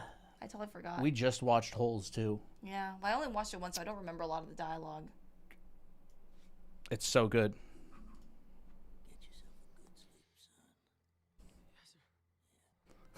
I kind of liked him. Oh, he's so good. Like there were moments where I was like, oh, he's actually kind of a nice guy. Mr. Sir is a legend. Pose. Pose. Huh? Pose? This pose. Ooh, look at that. I don't know. I like this kind of pose. It's so fun. My music. Holy moly, I have got some tabs open. Exit, exit, exit, exit, exit, exit. Ooh, exit. Ooh, those look pretty cool as well.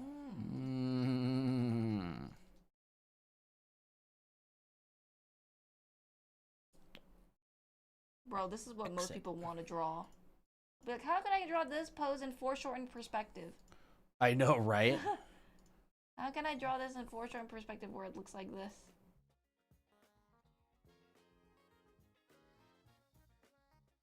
What kind of brush do you recommend for the hair form / silhouette practice I want to try? Something really simple. I would recommend something really simple, something without a bunch of texture, and use additive and subtractive, all right? Use... That's fun. Use positive Fun. and negative. So, like... And think in terms of, like, use some big shapes, use some medium shapes, and use some small shapes.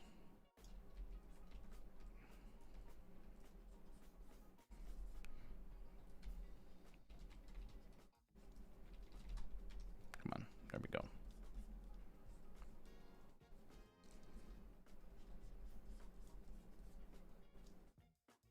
Oh.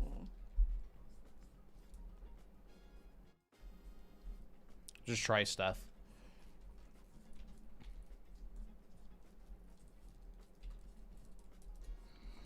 I would even recommend like trying drawings. Like if you want to practice doing this, you can actually just draw boxes and stuff with just silhouette using like additive and subtractive. So like there's a box.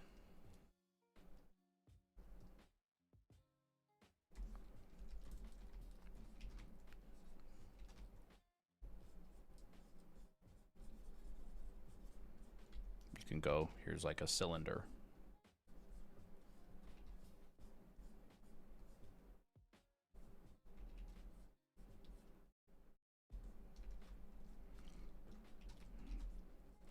Another cylinder.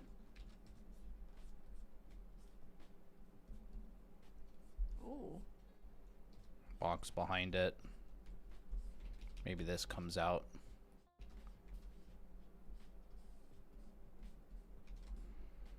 The other side. And then you can come in and actually draw out what you made. So like let's say that's a cylinder. That's a cylinder.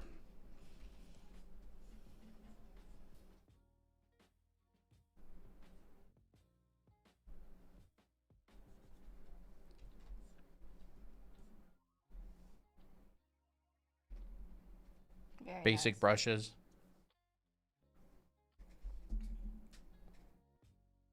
Make the craziest head design you can possibly think of. You can probably even just start with that.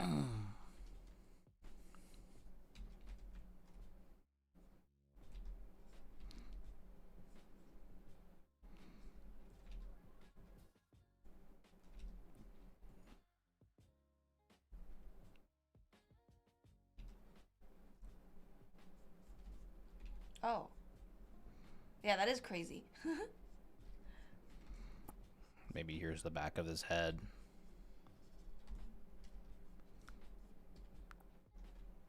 I mean, that works.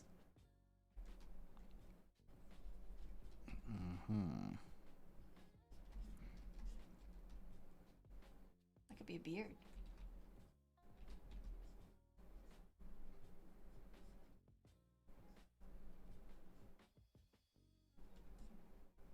I feel like there needs to be more cartoons that have this kind of crazy shape, crazy shape stuff. Gee, he's gonna have the Oh. Jesse The Jessie hair. the Jesse hair. I always thought like that was such a funny design choice for her hair. It looks like a tail.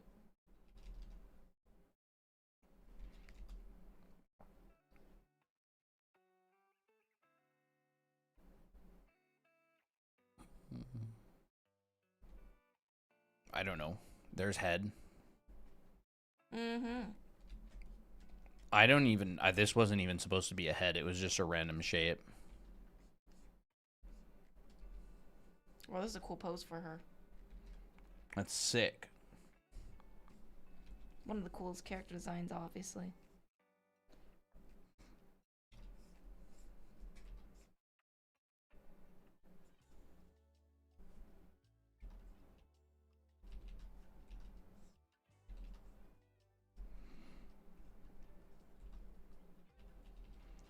I wonder sometimes about doing like poses. Where's the half? There, half.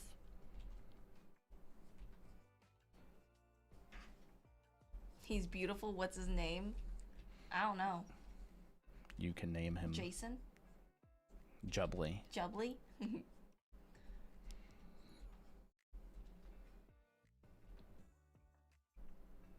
gonna get us a gummy. Yummy gummy. Yummy gummy. Apple. I wish I could turn you into a gummy and eat you. You're so cute.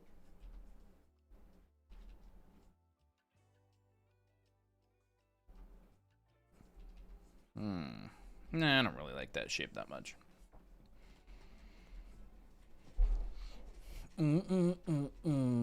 Never really started a figure this way. Let's see. What if we do that?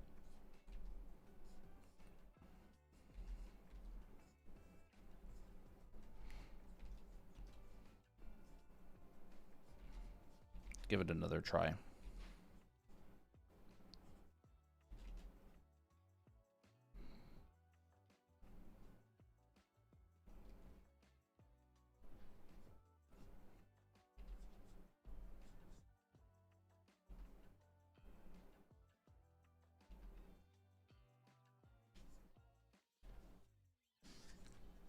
Ooh.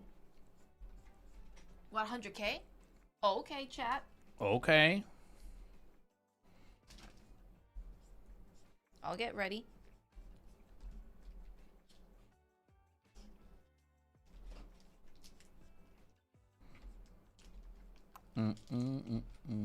Yeah.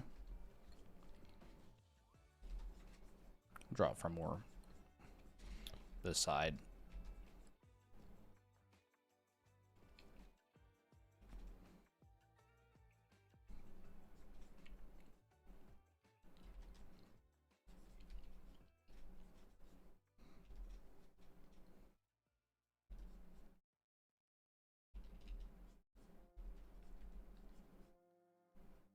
That's a fun pose. Maybe he's like, you ready to fight? Oh, that's good.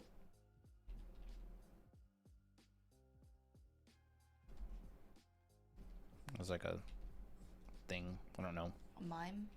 Oh. Oh, like he's like holding something. I don't know. Maybe. I'm just kind of trying random stuff.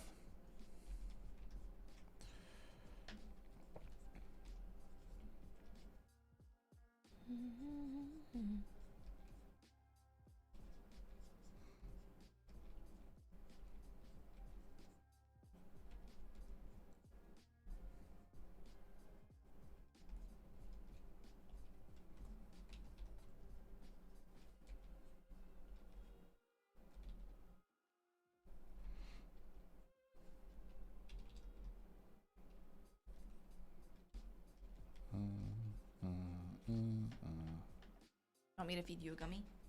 Sure. That's hitting together a lot. Well, you can do your 100K. Yeah. A bunch of mangoes. What is this? What?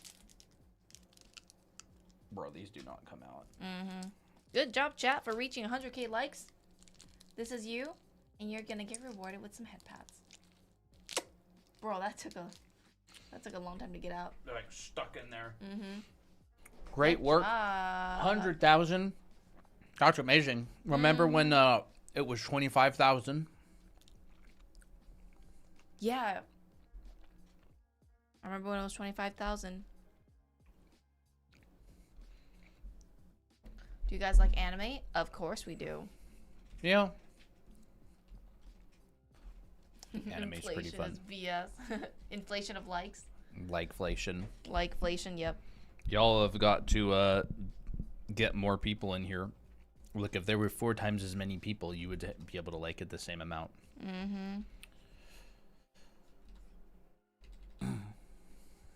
What poses did you make? These ones.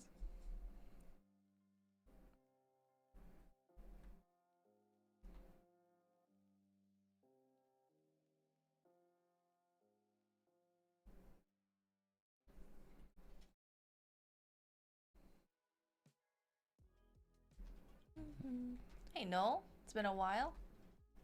Very long while. How have you been?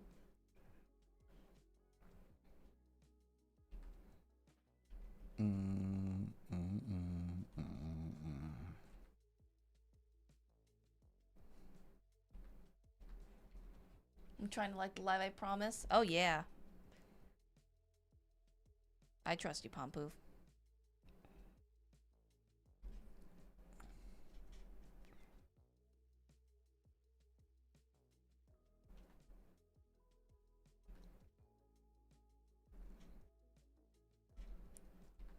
Working on being an adult, unfortunately. Okay. Being an adult, huh? That's unfortunate. Being an adult is great. You can pretty much do you Whatever can pretty you much want. do whatever you want. Like you have responsibilities and stuff.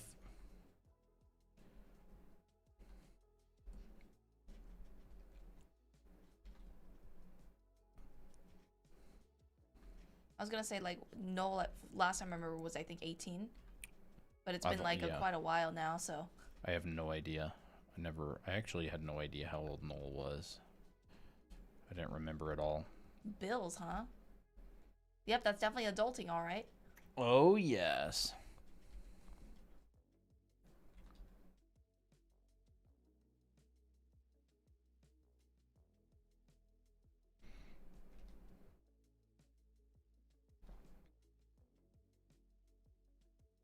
Oh, this pose. Yeah. Here you go. I'm kind of using it as a reference. Almost 19 in 2 weeks. You gotta pay bills at 18. That's wild.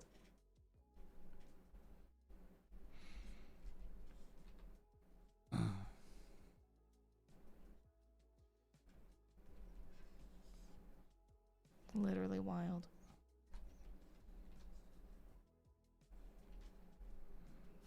Same, I feel that. Not fun. Oh.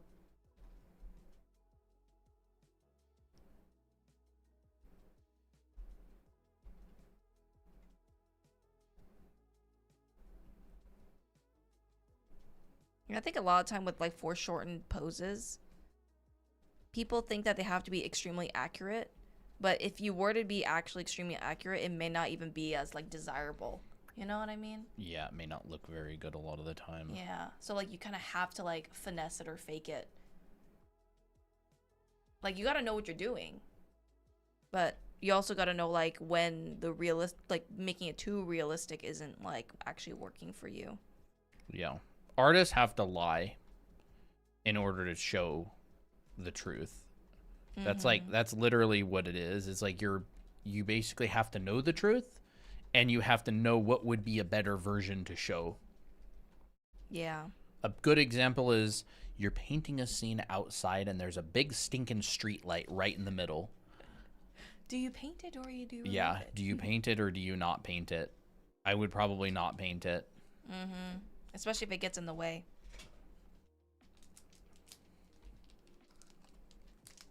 Did it come out easy? That one came out easy. You teach anatomy? Yep, we do. We have a thing called Anatomy Mondays where we teach a lot of, drawing bodies and stuff. There's on a those little. days.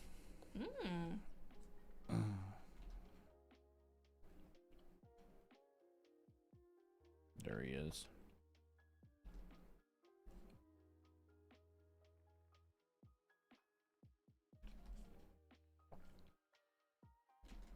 Very nice.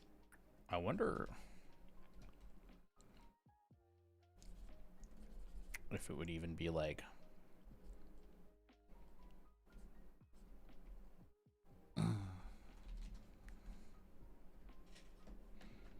wonder how easy it would be to draw it just as like a silhouette or something, you know? Silhouette, huh?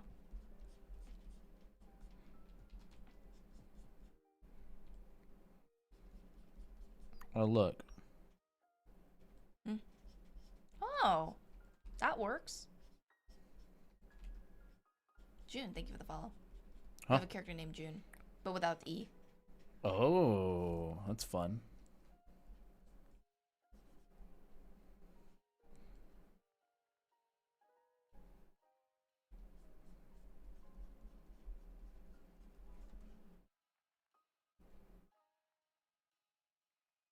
Interesting.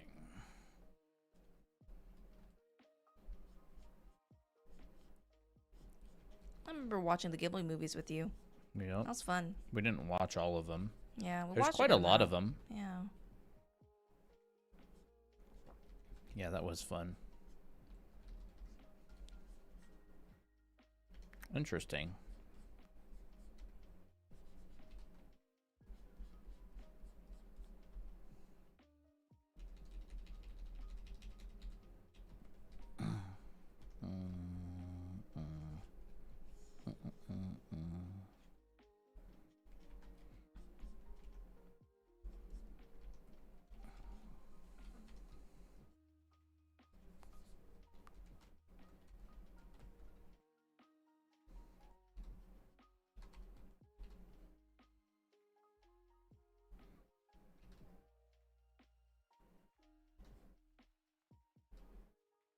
This is Miki on her unlucky day.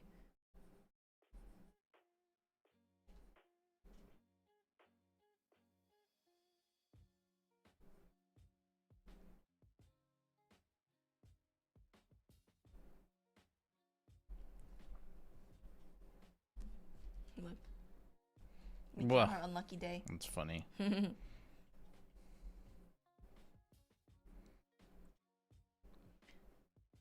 Found this online drawing place called Magma, and I fell in love with the brushes it has. Ooh, I heard of Magma. My favorite Ghibli movie is the first one I ever watched, Spirited Away. Oh yeah, Spirited Away was good. I saw that as a kid. Spirited Away was good. It's so good.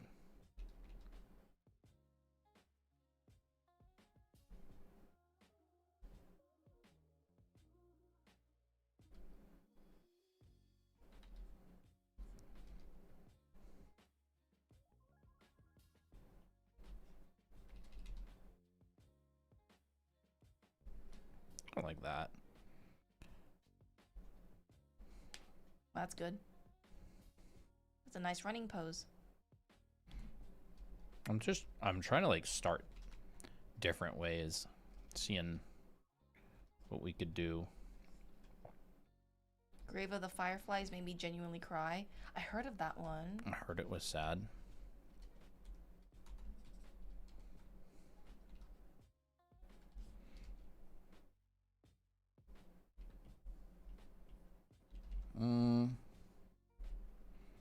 Outside. Inside. Outside.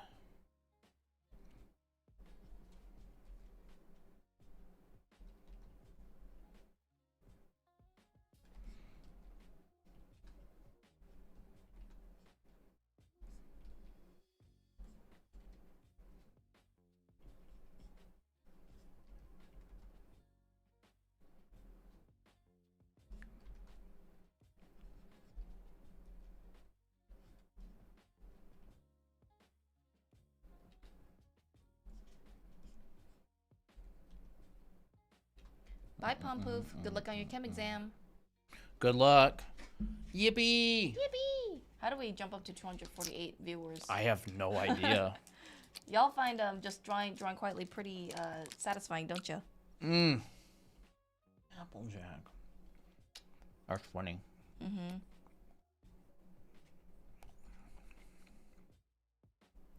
Good night, Pompoof.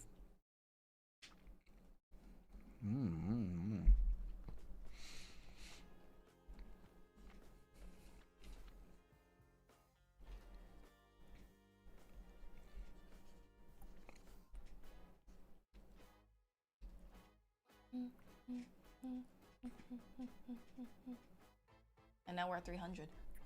What are y'all doing? Thank you. Thank you guys for being It's here. TikTok. TikTok is weird. TikTok is weird.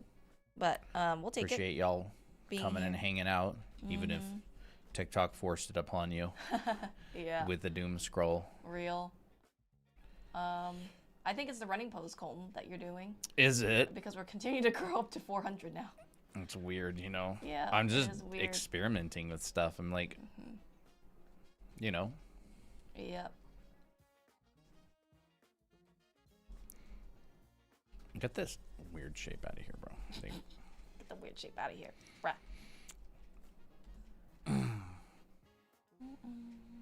Tried this method once. It actually helped. What, silhouette? Silhouette's great. Silhouette helps with so much stuff. What are we doing? Colton's just drawing poses, starting with silhouette. I don't even know what I'm doing. I'm just like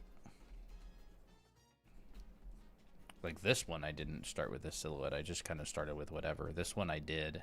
And I wanted to see what the difference looked like if I started with a silhouette and if I started without one.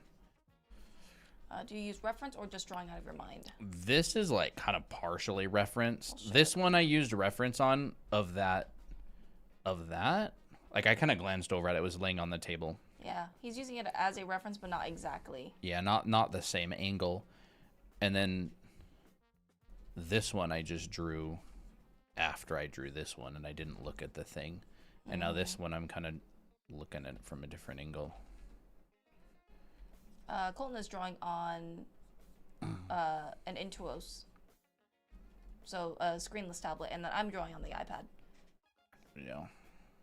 Oh, y'all should have been here earlier for the for the fire demos. Oh, that was so good. that was a lot of fun. Well, Oops. TikTok works in mysterious ways. Yeah, this was a pretty fun stream today. Mm-hmm. Now we're just kind of like brain rotting. Yeah, just mindlessly drawing. I feel like Applejack. It's the late. I think it's probably the nocturnal people and the late night stuff. Maybe so. Let's see what Christina's up to. I'm just drawing random poses. Miki in the garbage Yeah, can. Miki in the garbage can because it's her bad luck day. Christina's drawing on an iPad. Mm-hmm. And I drew a kicking pose. And I drew a Spider-Man pose. There's Spider-Man. And then I don't know what I'm doing for this one. But these are my doodles. You like drawing after seeing this? I use Procreate to draw. Heck yeah. Nice. Oh, I need to draw. 10 o'clock. It is 10 o'clock already. Ever since Ramon talked about like people are noodles, something clicked. Everything is noodle. Everything's noodle. Perspective is my worst enemy. You know, we were just talking about perspective, I think, the other day Yeah. on one of the streams. Honestly, it's hard because everything is basically perspective. It's not just like buildings and backgrounds. It's like everything. Yeah, everything is in 3D. Yeah.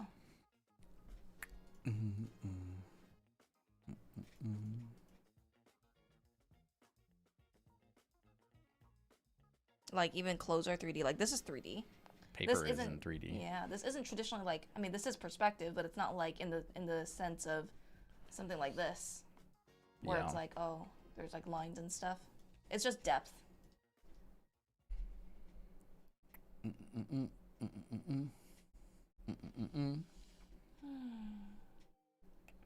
What's this about people being noodles? People are noodles. Yep. Surprise. We're just tubes and we're noodles. This is Yeah. a noodle. Noodle. And then you just split the noodle and turn the leg into another noodle. And then you grow another noodle for the arms. There we go. Noodle person. It's bold and brash. That's bold and brash. It's funny. Can you draw for your own head? I did draw it. Oh yeah. This one's mine. Yep, there was Christina's like and then this was the one that I did. When was this? Like yesterday? The day before? I think the day before. Day before yesterday? Monday, I think? I don't know. Monday, because it's Anatomy Mondays. Yeah, it was on Monday. Everything is noodle. Mm-hmm. But like perspective, It's already 10:50. I just when I draw in perspective, I just kind of draw out a little grid, you know, a little checkerboard or whatever. Did this all originate from that one Twitter post? No idea. I think was it a Reddit post? I don't know. remember. I don't know anything about it. But we're also like people are also saying that it could have been like a stolen artwork too from someone, Who knows, but we don't know anything.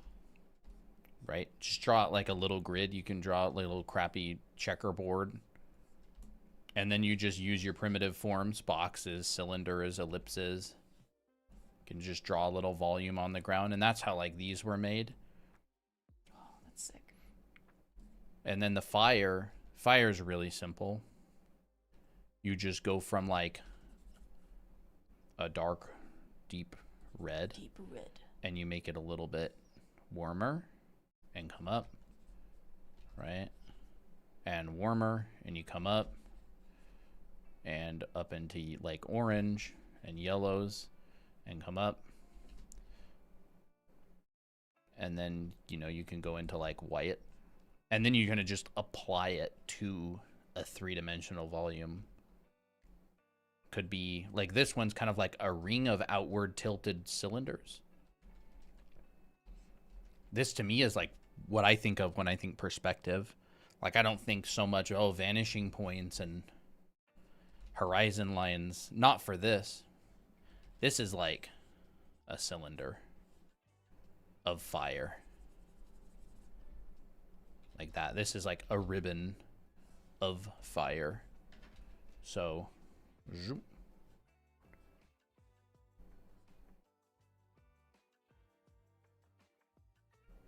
I feel like I've seen like effects, like Halloween effects of just fire being like cheap paper Yeah. fluttering around. I don't know where I saw it though. It's been a long time.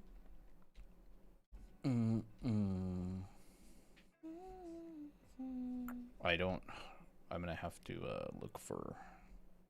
Yeah, and this was from earlier in the stream. Well, this I didn't paint. I painted this earlier today off stream, but this one I painted on stream today. Moonbeam. Ah, it's a moonbeam. It is. It looks like a moon. Looks Ball. like an eye beam. Ball Looks like an thing. eyeball. Ah, someone being vaporized. Wow, that looks so bright. That's Yeah. sick. That's a cool piece. I don't know. Some silly thing. What days do you guys come on live? I never come on time. Whenever we feel like Whenever it, honestly. we feel like it, yeah. That's why y'all miss us a lot because we just stream whenever. But we've been streaming like 4 or 5 times a week. We'll generally, for the most part, stream on Mondays and Fridays, and then whatever days in between we'll like stream. Bro, a lot of streaming lately. Yeah, we have. These demos. We streamed a lot in the last couple of weeks. Yeah. We stream a teach lot art. all the time, honestly. Yeah. Teach art. We do tutorials. We Hangout. hang out. Yeah. 6, 7. Where was that? Where was Did you that? see a 6, 7 somewhere? Ugh. Y'all want to see the secret to drawing clothes?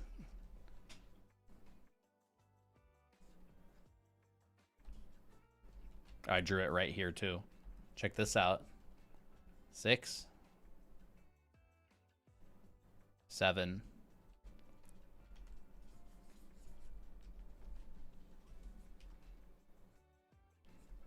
Let's go. Let's go. Do you stream on Twitch too? No, Nope. we're streaming on YouTube though. Yeah, we do stream. We do post the streams on YouTube. And then you get another, say, this 6 will come outside of this one. 7. Boom. Some nice overlaps for clothing drawing.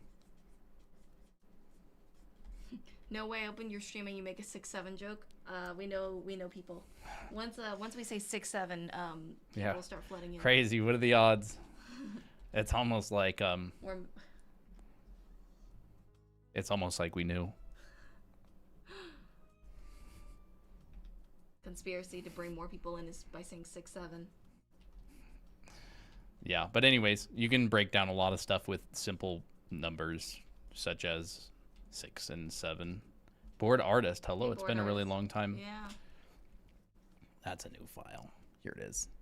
You could make a 6, 7 flame as well. How to Wait draw a second. flames. How to draw flames. Should Not. that be the should that be the TikTok as well? Oh, how to draw flames. Okay. I don't know. What about the 6, 7 chicken tendies? The chicken tendies, that was pretty funny. Yeah.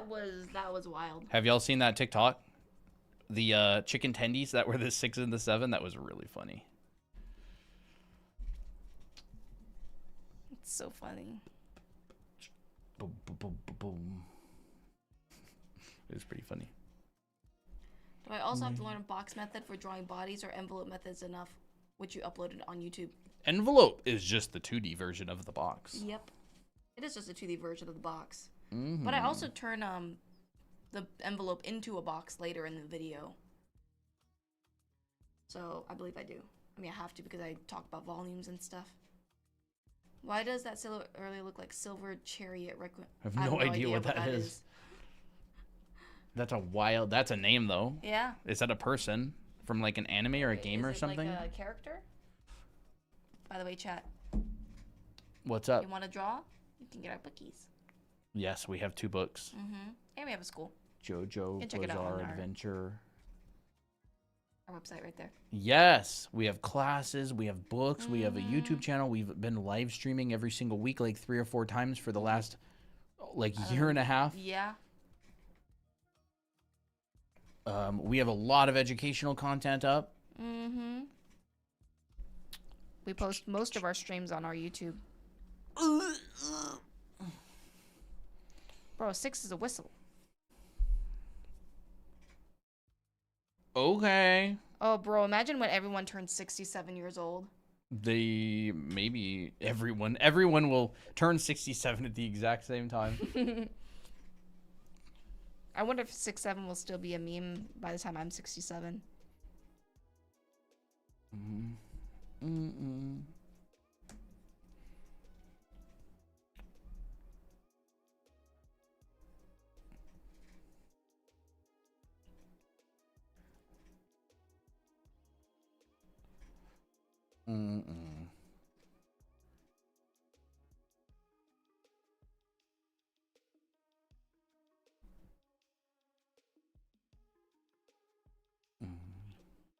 Oh, do you want to try that chicken melt tonight? Mm-hmm. Mm-hmm. Delish. You could technically turn clothes into hair too. Hold up. You mean like...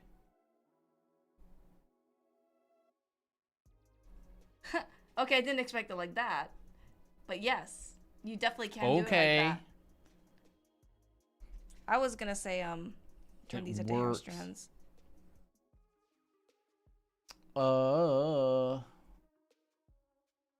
Cloth moving by the wind. Cloth moving by the wind. Don't forget to drink. I have got bad news for you. No more drinkies. I have a little bit of water left. Uh-oh. Mm-mm. Now your mic's gonna get sticky. Here, dab some water. We need that. Paper towel. ASMR. chat. ASMR. There we go. This is Procreate? Yes, this is Procreate. There's no, like, scientific way to draw clothes in the wind other than as long as you show what direction the cloth is going. Like, if there's an obstacle, right? Let's say you got a pose. And there's this girl standing here.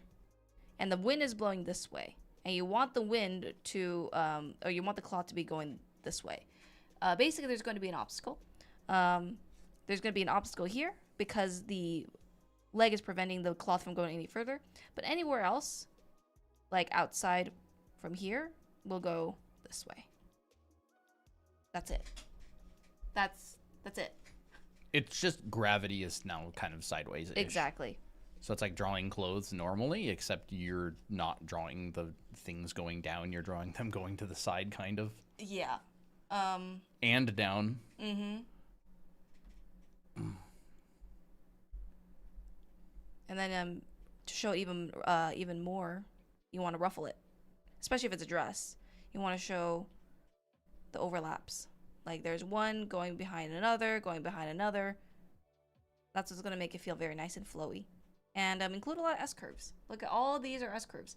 None of them is like straight, like this. This is not like, this is not it. This is it. Ooh. So anytime you're drawing something in movement, there's always going to be some form of curvature. You just gotta look for it.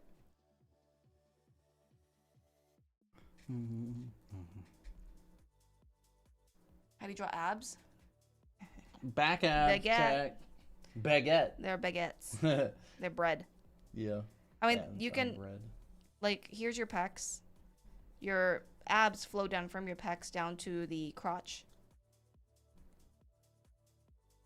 So it looks like that. Here's your obliques. And these are baguettes. And they crunch. They like kind of scrunch in.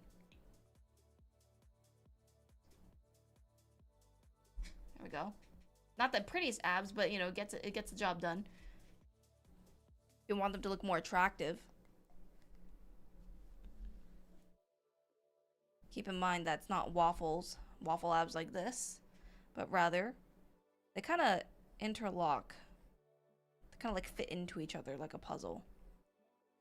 There's like form and stuff.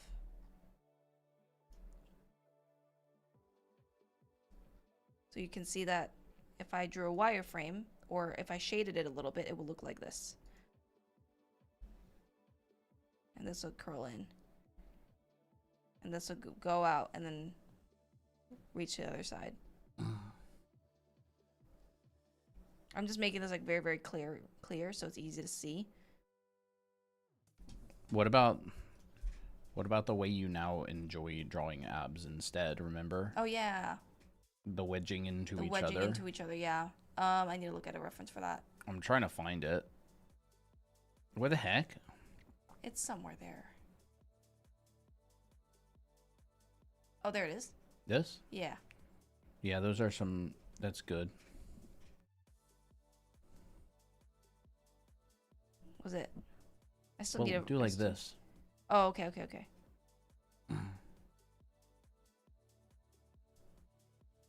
Simple, complex. Oh, okay, simple, complex. Wait, hold up 1 second. I need to do this. You said that was your new favorite way to draw abs. Yeah, and then I forgot how to draw it.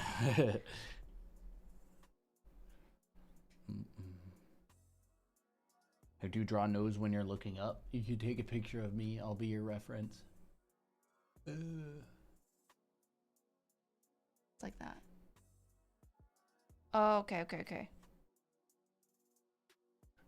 I need to study this. 1 second. Okay. So there's definitely a center line. It looks like that. Wait, I need to split this into two first.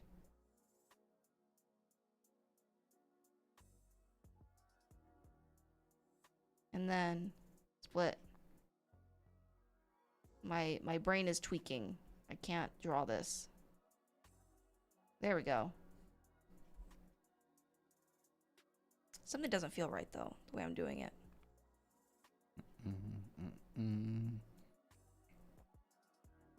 Is it like this? I think it's like that. I have to practice more. If they have 3 belly buttons. Yeah, it looks pretty good. Like, there's a belly button here. Just before the long ab muscle.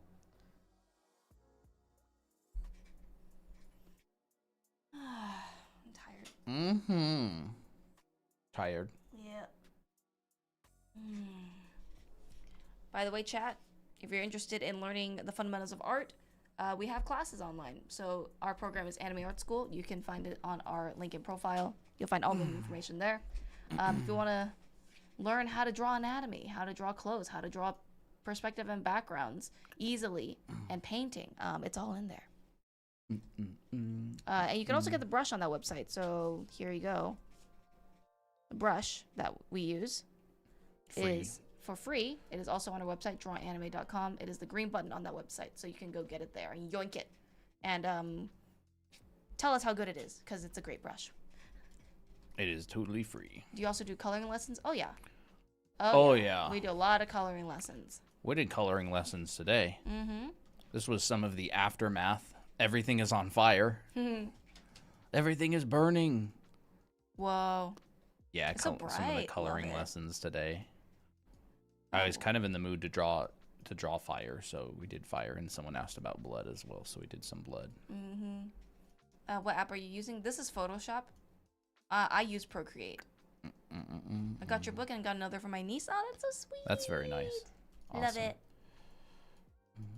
Instead of using box, can I just add volume to the envelope method for the body? That Yeah, that is basically that adding would the be a box Yep. basically. Yep. But yes, absolutely. Uh-huh. Or, I mean, you can even turn it into a cylinder if you want. Totally fine. Yep.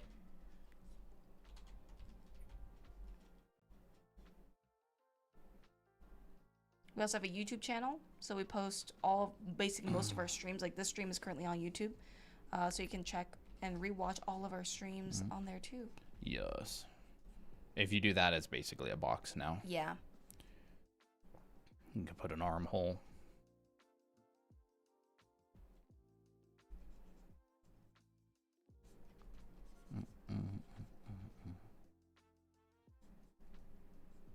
There we go. Simple. Mm-hmm. Simple to construct neck. Yeah, the envelope is pretty much just a simplification of the torso. You know, you can go that way. You could go this way.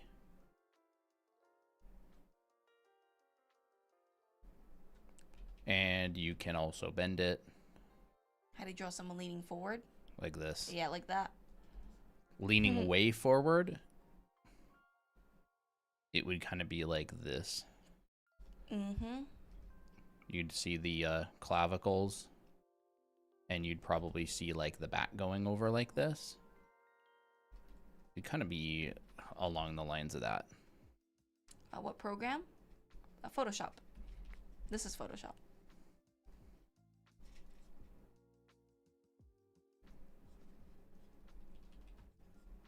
This is Photoshop, yeah. You'd see overlaps going on in there.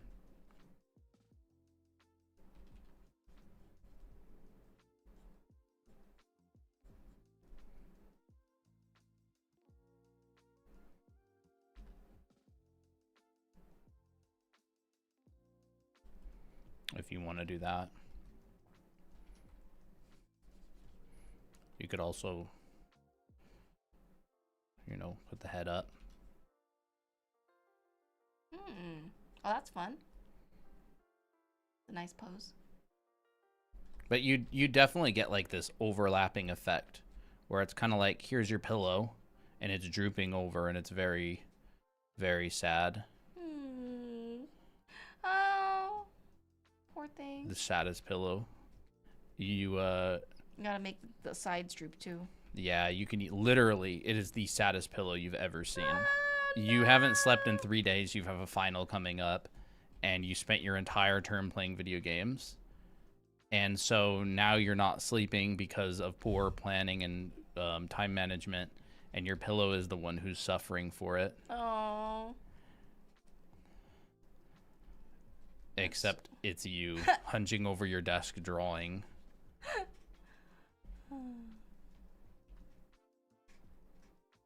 Sad face. Angry face.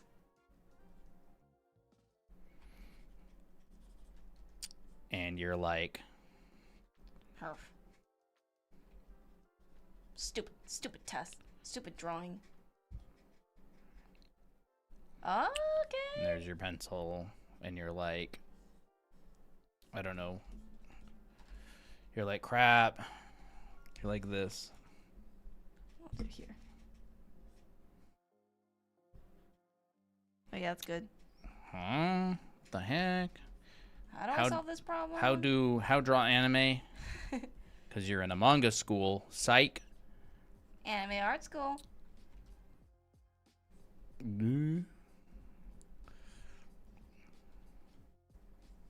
But anyways, yeah, it's a pillow leaning over. You can think of it like that. Shrimp. Colton is using a tablet. Oh, that's the cutest shrimp I've ever seen. I want to eat From it. the front.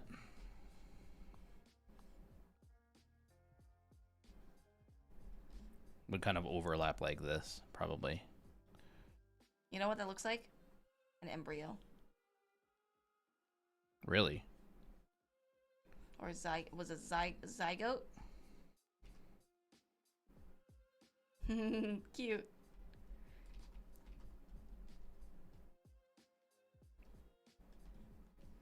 I also love these live streams. I learned so much. Thank you. Appreciate it. Little shrimp. Is it Shrimpy. winking? Yeah. Oh, that's so cute. Oh. Okay, shrimp.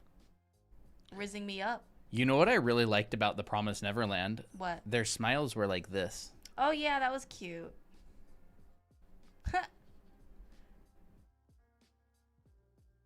Oh.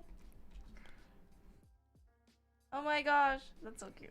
Yeah, it was very cute. Like, a lot of their smiles kind of looked like that, you know? This is Photoshop.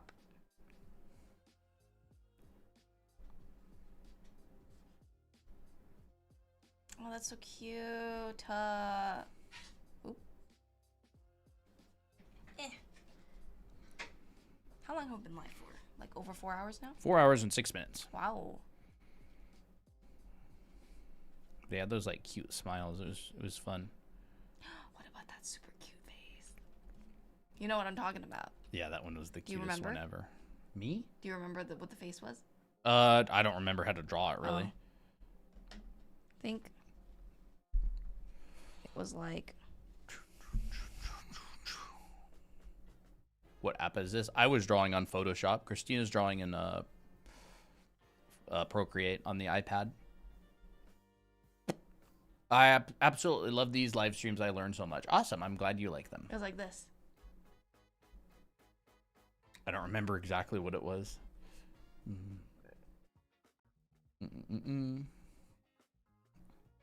Bro, the little kids, like all the different kids and their little faces So were cute. so cute.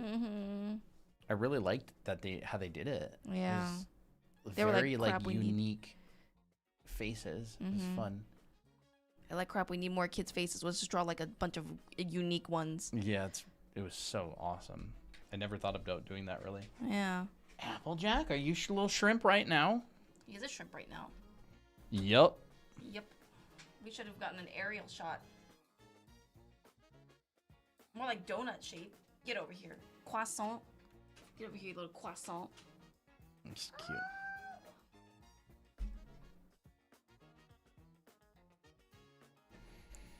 Ba-da-da. Ba-da-da.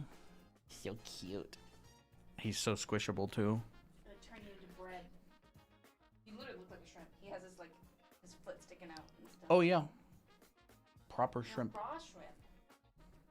Gray shrimp. He's an uncooked shrimp. He's like, stop, don't stop. I won't stop, kitty. Or he's so comfortable. When we first got Applejack, he didn't really purr all that much, and now he's purring a lot. Yeah, I noticed that. He purrs all the time. He really enjoys his pets when he's comfortable. He's so spoiled, bro. You're spoiled, baby.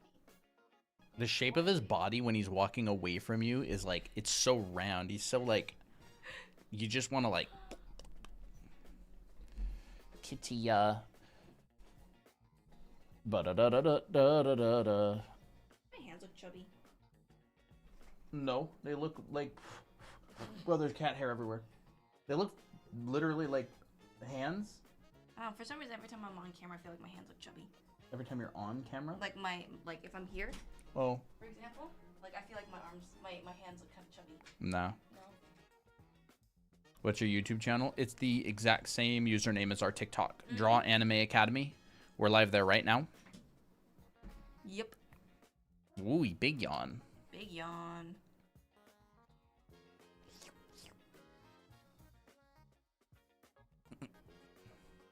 You can get the link from our TikTok profile. Yep. What, Discord or Brush? The YouTube channel. Oh, yeah. Yes, the YouTube. Bro, we got hair everywhere. kitties.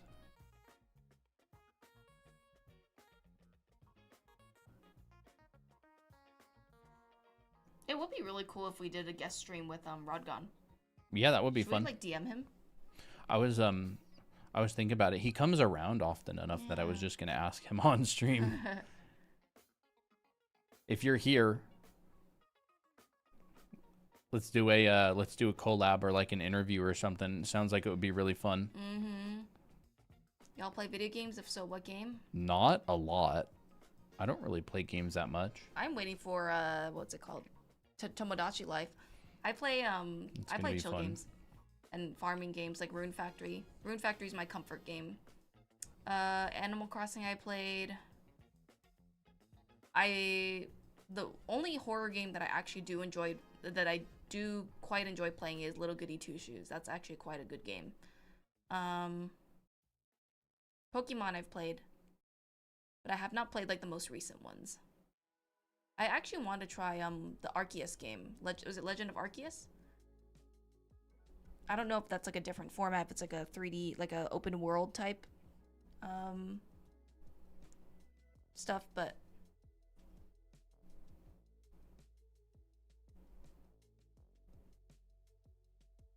Kitten. Are you cleaning yourself?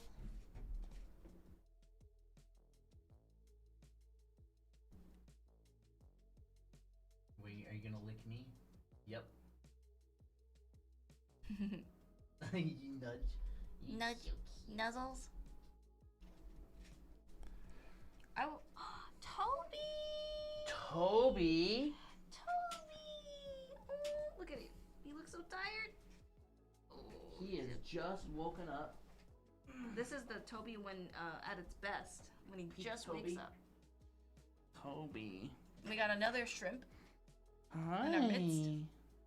Hi. No dookie foot. No dookie foot. Hi, baby. Glossy Tobeans. Did you come to snuggle?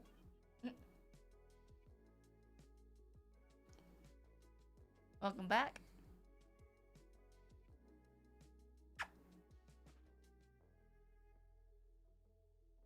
You're such a floppy baby. Ugh, you're so soft. Who's softest? I think Toby's getting kind of the softest. Well, Applejack, but he sheds so much that there's like punishment for snuggling.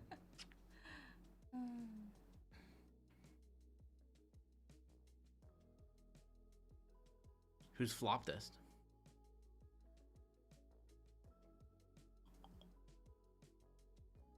You're so cute. Do you think the front paws are the cuter ones or the back paws? Every pause. Every paws. I think the back paws are super cute. I have no idea how to say that. I don't even know what it is. Yeah, you're cute. You want to bother Applejack? Here. I don't have any drinks to keep from you, so you can go bother Applejack. Let's see what Oh, he's scratching. Mm-hmm. Scratching and getting groomed at the same time.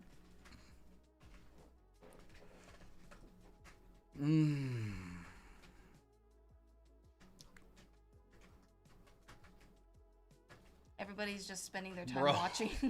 watching the kitties. Bro is going into a scratching frenzy. Mm-hmm. Applejack's like, lift your head a little bit more so I can lick you. You can't see Whoa, him. What's with Toby's pose? Yeah, I know. Toby's pose is wild. What is with this pose? Stay that way, Toby. Chat, y'all want to see what Toby's like right now? He's got his little silly frog pose. Yeah, he's got frog pose like yoga or Pilates. Mm-hmm. And now there's Applejack getting wound up. Hey!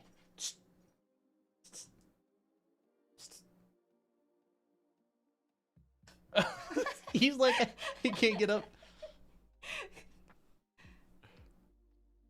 215 people just watched you struggle to roll over. How do you feel about that? Do you not feel like anything? I feel nothing.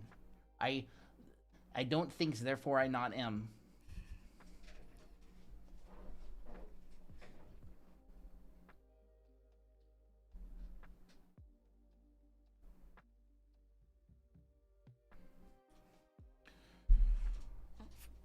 What? Look at his face. Toby, why you foots like that? Bro, why is Applejack looking at us like that? We got funny kitties tonight. My head's in the way. Poppy's here too. Hi, kitty. We got all 3 kitties.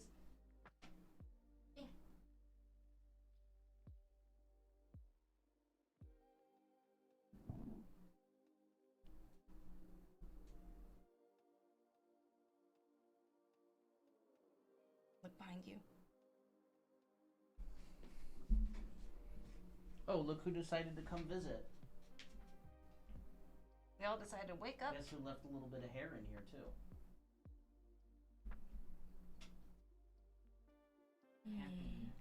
Happy kitties. Well, just how many cats do you guys have? 3. 3 more. Brainless kitties. Hey, don't you do that. That's our sound panel. Oh, Applejack's now wound he up. loves Oh that. my gosh. He's like, I see You're a not. orange sound panel. I'm ready. Kitty? Kitty?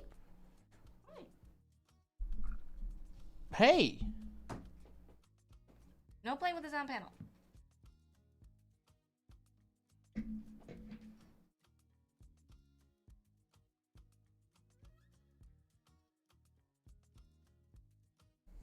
Well, chat. Maybe we're ready to wrap up. That was fun. Fun chill stream. Who's been here the whole time? Yeah, who has been here the whole time? Anybody? Been here like the entire time?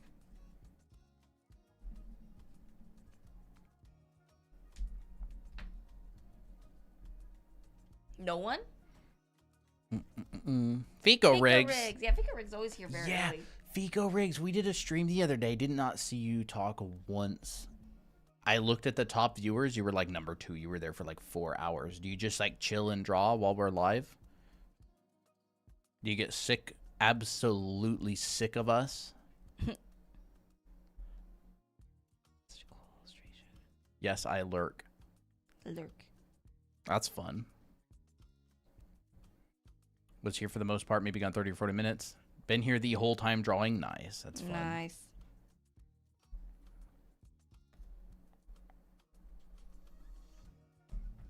I drew a good amount today. I did like a whole couple paintings.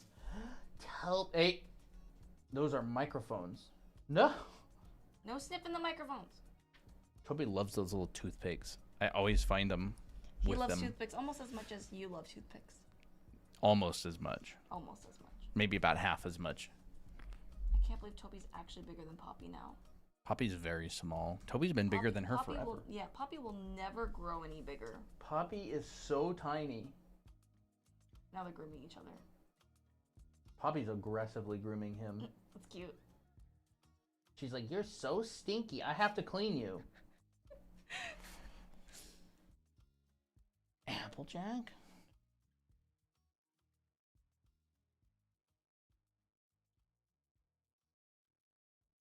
That cute little paw of yours. Ugh. So soft. So lovely.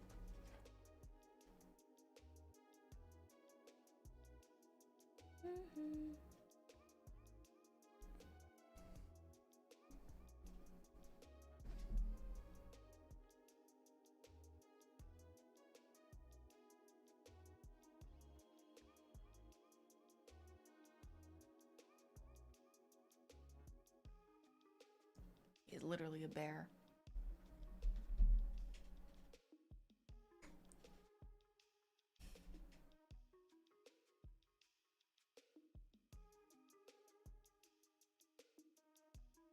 I'm almost done with Miki fan art. Okay. Okay. I'm excited to see that. When When's was the this next happening? Mickey fan art drop coming? Tell me more. Show me more. I'm excited about They're that. like, no, I gotta wait until I finish. That's probably what's gonna happen. By the way, we do have a Discord server. Yes, we if do. you've been here, if you've been hanging out, if you enjoy it, we have a Discord community. You can find it on our site, or you can direct message us on TikTok and ask for the Discord invite. I can send it to you. Mm-hmm. We're going to be doing some fun stuff this winter, like Secret Santa, which is going to be announced pretty soon, actually. Yeah. There's going to be a Secret Santa event. We're going to be doing some really long live streams through the winter, having some fun. Fun.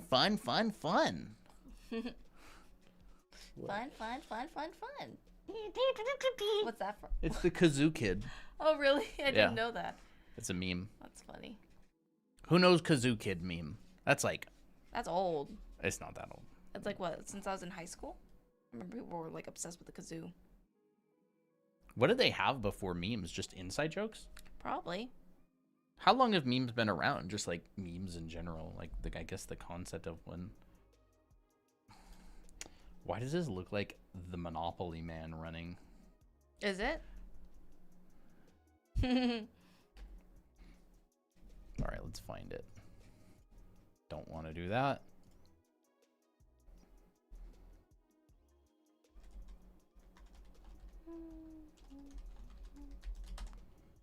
Oh, yep. Oh my gosh, it literally does. What? It literally looks like the Monopoly Man running.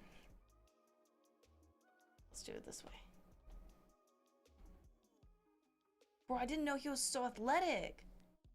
He got to run with the money. Actually, it's supposed to be more like this way. That's more accurate, but it's flipped. Bow, bow, bow, bow, bow. We have a few eye drawing tutorials. We actually have a video on it on our YouTube channel. Our YouTube channel is Draw Anime Academy on YouTube.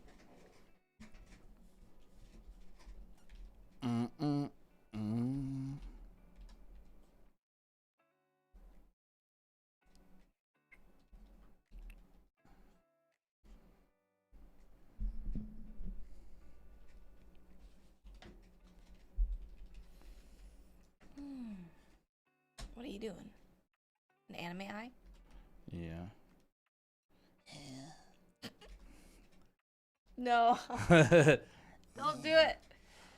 Don't do it, Colton. Show your screen. Do. Bro, we keep saying we're going to head out and then we don't. Let's see if I can actually draw an anime eye. Yes, you can.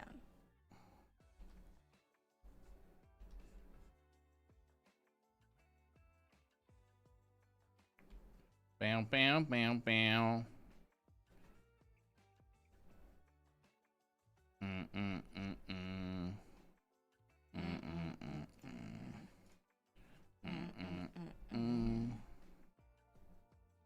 Thank you for the follows. Okay. Love the anime eyes. That's better. Actually, let's do this. I just do like this a lot of the time.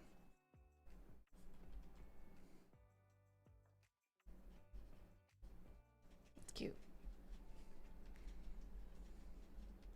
Have like a gap there or something. I have not drawn anime in a hot minute.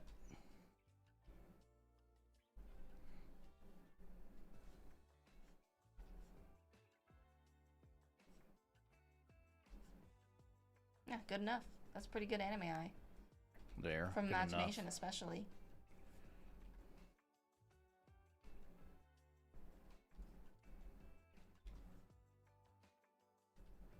Ooh, RDM says they're done and they're gonna post it. Well, let's Heck go. yeah. That's fun. That's exciting. I want to see a Miko one next. Yeah, Miko needs more fan fan art art. would be good. Mm-hmm.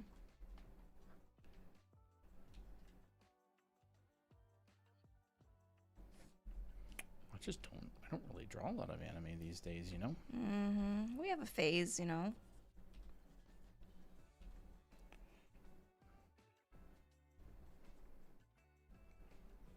I wonder, like, if there's like a fun way to break down that other shape. What other shape? The other eye.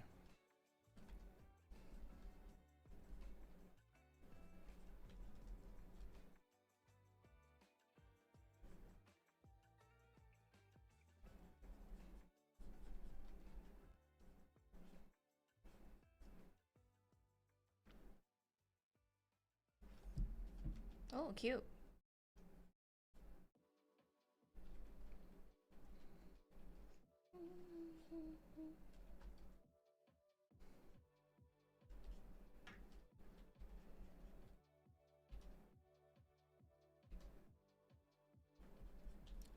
You know, what if we just did a stream where we only just did an illustration? Like an From start to finish. illustration, the whole stream. Yeah, like an illustration making stream. I know. We do so many like different demos and stuff. I kind of did that last time. Yeah. But I mean, like, the sole purpose is to just make an illustration. Like this one. This was made on a stream. Yeah. But it's not like really. You mean like a 3-4 hour stream Like, where like it's those just. Korean artists that just, like, draw illustration and people Yeah. just watch. They just stream like 10 hours a day. And it's all like so many. Yeah. That would be kind of fun, honestly. Would y'all like it? Ooh, posted. Ooh. I'm excited. Okay. Oh my gosh, that's so cute. What? Oh, that's Mary. Oh. Oh, I didn't know that. Wait! I didn't know that was you. Plot twist. This is such a cute. Artenum is Mary. I didn't know. What? Change your name, because I only know you as Mary. That's but so this is so cute. cute. Can you please draw Miko and the other girls Oh my god. in this style and Ray, please? But That's oh my so gosh, the cute. girl group is priority It's for so now. good. But the Plot style- twist of the century. Mm-hmm. What was that crazy plot twist we had a while back? Like last year? Artist in Progress is Kevin Romero. Oh, you didn't know that. Yeah, I didn't know that. No. That was crazy, huh? That is goated. Oh my goodness. That's such a cute drawing. That's so cute. I love it. Literally perfect. So cute. All the other characters in the style now by yesterday. Yeah. Which OC should I draw next? Christina, I think, wants you to draw Miko, right? I think Miko would be great. Miko would be so Miko, cute. June, Tira, Naomi, Abby, Ray. All the girls, please. Only if you want to, of course. But I would say, like, next one, if you want to do the next one, I think Miko would be super cute to see in that style. We don't rate accounts. Rate? What does it even mean? Yeah, like, I don't know. What is it, like 1 to 10? 1 to 100? Like rate? If Like what on. what if we rate it badly? But like what metric? Like rate your account, like how much we like it? Yippee.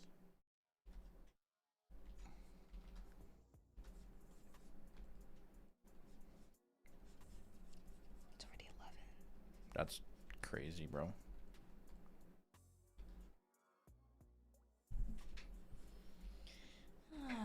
I'm gonna stretch a bit. You ready to head off? I'm getting a bit tired. Yeah. I need to walk around a bit. Let's just head off then. Hello? Well, yeah, sure. I mean, All right. Because I don't know how long you're going to be gone and I want to wrap up. okay. And I'm not going to wrap up without you here. Yeah. All right, everybody. Sorry about that. I keep banging the things. That's fun. Yeah. Okay. Well, we are going to wrap it up here. We've been live for about 4.5 hours, so let me guess. You're going to end stream and immediately go and draw at your computer? I don't know. Probably. It depends. All right, I have to everybody. clean up Thanks the kitchen, for too. thanks for hanging out Yeah, it was fun. and all that good stuff.